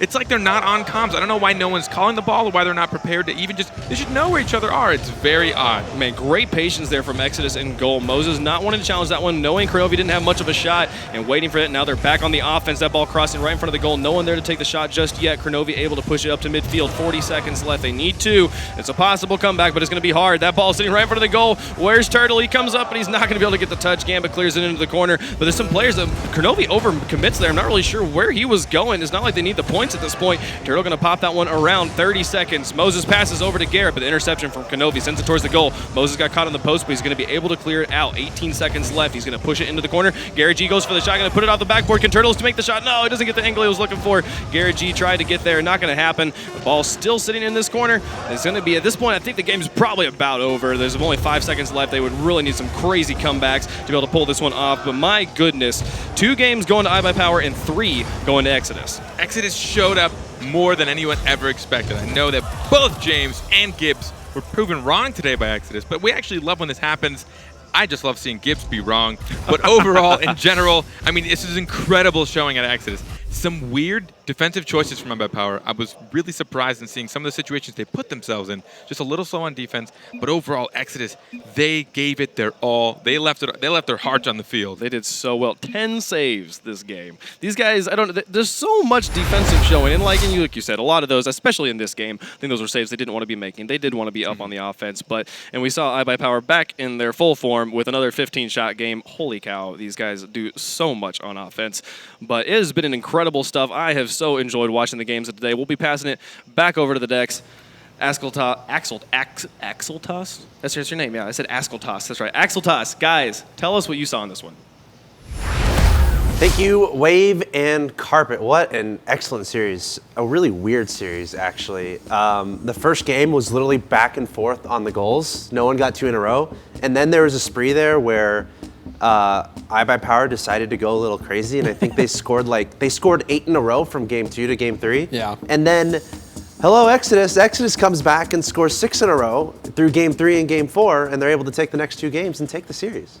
It was crazy. The Cosmic, for some reason, they love to show up really big in one game and try for that Brazil. And then they fail on the Brazil, and I think they get depressed, and then they lose the game right after. The consistency there, I don't understand it. How they can just crush people and then lose, and then crush them, and then lose. I don't understand. How do we make sense of it all? Oh my Garrett. That's how we make sense of it. I mean, it just feels like Cosmic, if they feel like it, they can just destroy anyone.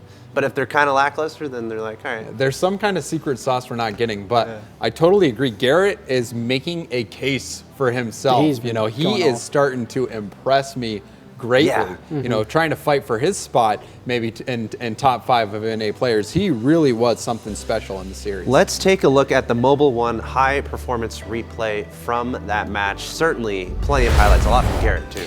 Yeah, Garrett, he grinded 250 games this week, so it's really starting to show here. This is a beautiful touch, using his wheels so the ball doesn't go too high, puts it just under the crossbar. Barely getting that in. And then Moses just keeping the ball out of net. We saw a lot of great defense from Exodus, just keeping that ball out, but eventually Ibai Power just opened the gates. It was just Crow and Gambit in that entire game. Latch just sat back, was like, all right, cool, I'm good with this. He had one in the very middle. Yeah. In the first 3 games, we had a player getting a hat trick in the first 3 games, so there was tons of scoring, and then it started to taper off. But really, this play where Moses hits it out into the mid, Garrett passes to himself off the backboard and gets it in. That was awesome. That game 3 comeback was huge. They were down 2-0 right after losing 6-0. Wind up winning that game 4-2. Great job there. Yep, and then Moses again getting that cheeky little goal steal. You always got to love those. But then Lichinio, that save, thought that ball was going in. The ball blinks as it gets closer to the goal line. It blinks even more. That one about to explode. Lichinio keeping it out of net, but it still wasn't enough. And Ibai Power Cosmic, they actually lose their first series in the RLCS. They were undefeated in series until this game, and Wavepunk alluded to it. The only time we saw them lose before, not in the RLCS, to Vex, which is Exodus essentially. Yeah. But that last game, that save by Latch, that might have saved them from a 4-1 instead, which could have really hurt their chances coming down the line when you want that seeding for the playoffs if they make it that far. Well, after playing the top 2 teams for Exodus is trying to get to that they're trying to get that land spot, and they're 5-5 after facing the top 2 teams in North America. And so is Retro as well. It seems like the top 2, Cosmic and Kings, falling back a bit, and these teams are starting to catch up. For sure, and it's, this is halfway through at this point as we are finishing up the matches for today. So we're getting a better idea of who our top 4 is gonna be. A little bit more on that last match, Cosmic and Exodus. At the very least, I think we have like a really spicy rivalry. Oh, for sure. Right? That was amazing. And the thing is, again, Ibai Power, they had a 6-0 in there. They had a 6-0 against Exodus. It doesn't make any sense. I really don't understand. It's crazy. Yeah, they scored more goals than Exodus in this entire series, but Garrett was insane. He had tons of goals and tons of saves. You see those Spider-Man saves over and over again, just him come rotating in as that third man, just barely getting the save over like a pass from Latcher Crow, and he played amazing. Starting to be the in-game leader for Exodus. Yeah. Garrett really making his mark. Yeah, and he definitely showed a lot. Of course, I think we saw Exodus versus. It was Kings of Urban. Yeah, and they for fell to Kings of Urban. And right, but Garrett, I think he showed up in a big way in that match too. Yeah. He's certainly a presence all over the field. But I think it's time to look at the standings from today. Of course, these are not all the standings from today because there are still some matches that are finishing up right now that are off stream. But for the purposes of the top 4, this can give you a really good idea of where we stand. And look at that, Genesis at the very top. Yeah, go ahead, James. That's crazy. Sorry to interrupt, but yes, it's the 3-way race. You see Genesis, we thought it was going to be Mockit, but you see them down towards the bottom. Yeah. Right now, this is a race. It's Genesis, Retrospect, and Exodus. All those 3 teams fighting for 2 spots. So one of those teams is going to be disappointed, and we're going to have to wait till tomorrow to find out which one it is. But they are showing up in a big way and making it really enjoyable to watch this in a group seed. But it's insane to see Kings of Urban and Cosmic in the 4th and 5th spot, like fighting for a playoff spot right now. Like, of course, there's still a ton of games to be played, but that just shows how good like everyone has played in the last month. While Kings and Cosmic weren't playing in a lot of tournaments, and all these other guys were, maybe that's the reason why they're starting to catch up. And like they are grinding for it. While I think Kings and Cosmic might be a little complacent, they do have a right to be because they did get 1st and 2nd in points, so they're most likely making the LAN either way. But there's still money involved in this, plus seeding for the LAN. Because if you're top in North America, then you're going to face the 4th best in Europe, which is a huge deal to start off the LAN. Yeah. And maybe if you're just now tuning in and you don't know as much about it, the whole purpose of all this for the Rocket League Championship Series is to find out who's going to make it to the final in Hollywood, 4 from Europe, 4 from North America. And a quick note on that, VIP tickets went on sale, I think, yesterday, and they sold out within 8 minutes. Yeah, 8 minutes. They were instantly gone. It's Yeah. like by the time I saw, because we have this huge chat that like most of the Rocket League people are in, and by the time I read that the tickets were on sale, they were already gone for VIP section. And so a lot of general admission tickets were sold as well, but there are still general admission tickets available. So it would behoove you, literally right now, if you're in the Hollywood area or in the California area, you might want to make a road trip to hang out with these guys at Hollywood for that Rocket League Championship Series. Definitely go check that out. Get your tickets now. It should be a spectacular event. Yeah, for sure. We're super excited foam fingers, pigeon heads. We're gonna have those things you bang together, maybe. Hard hats. What about vuvuzelas? Yeah, exactly. It would be completely appropriate because it's Rocket League at the end of the day is the soccer Please competition. don't bring vuvuzelas. I do not want to hear that. Like if they're in there, please ban them from the. Yeah, please. Oh man, what a fun day, guys! Thanks for being here, and thanks all of you for watching Twitch.tv/Rocket League.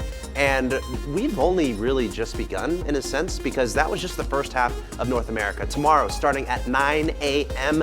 Pacific time, a little bit earlier. We're gonna have our coffee in the morning.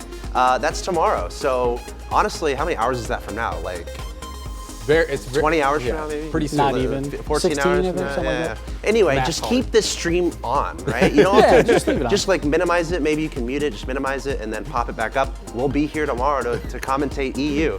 So really excited for that. But on behalf of course, Gibbs, James Bott, all the commentators and everyone behind the scenes that makes this show work, thank you so much for watching the Rocket League Championship Series. We'll see you tomorrow.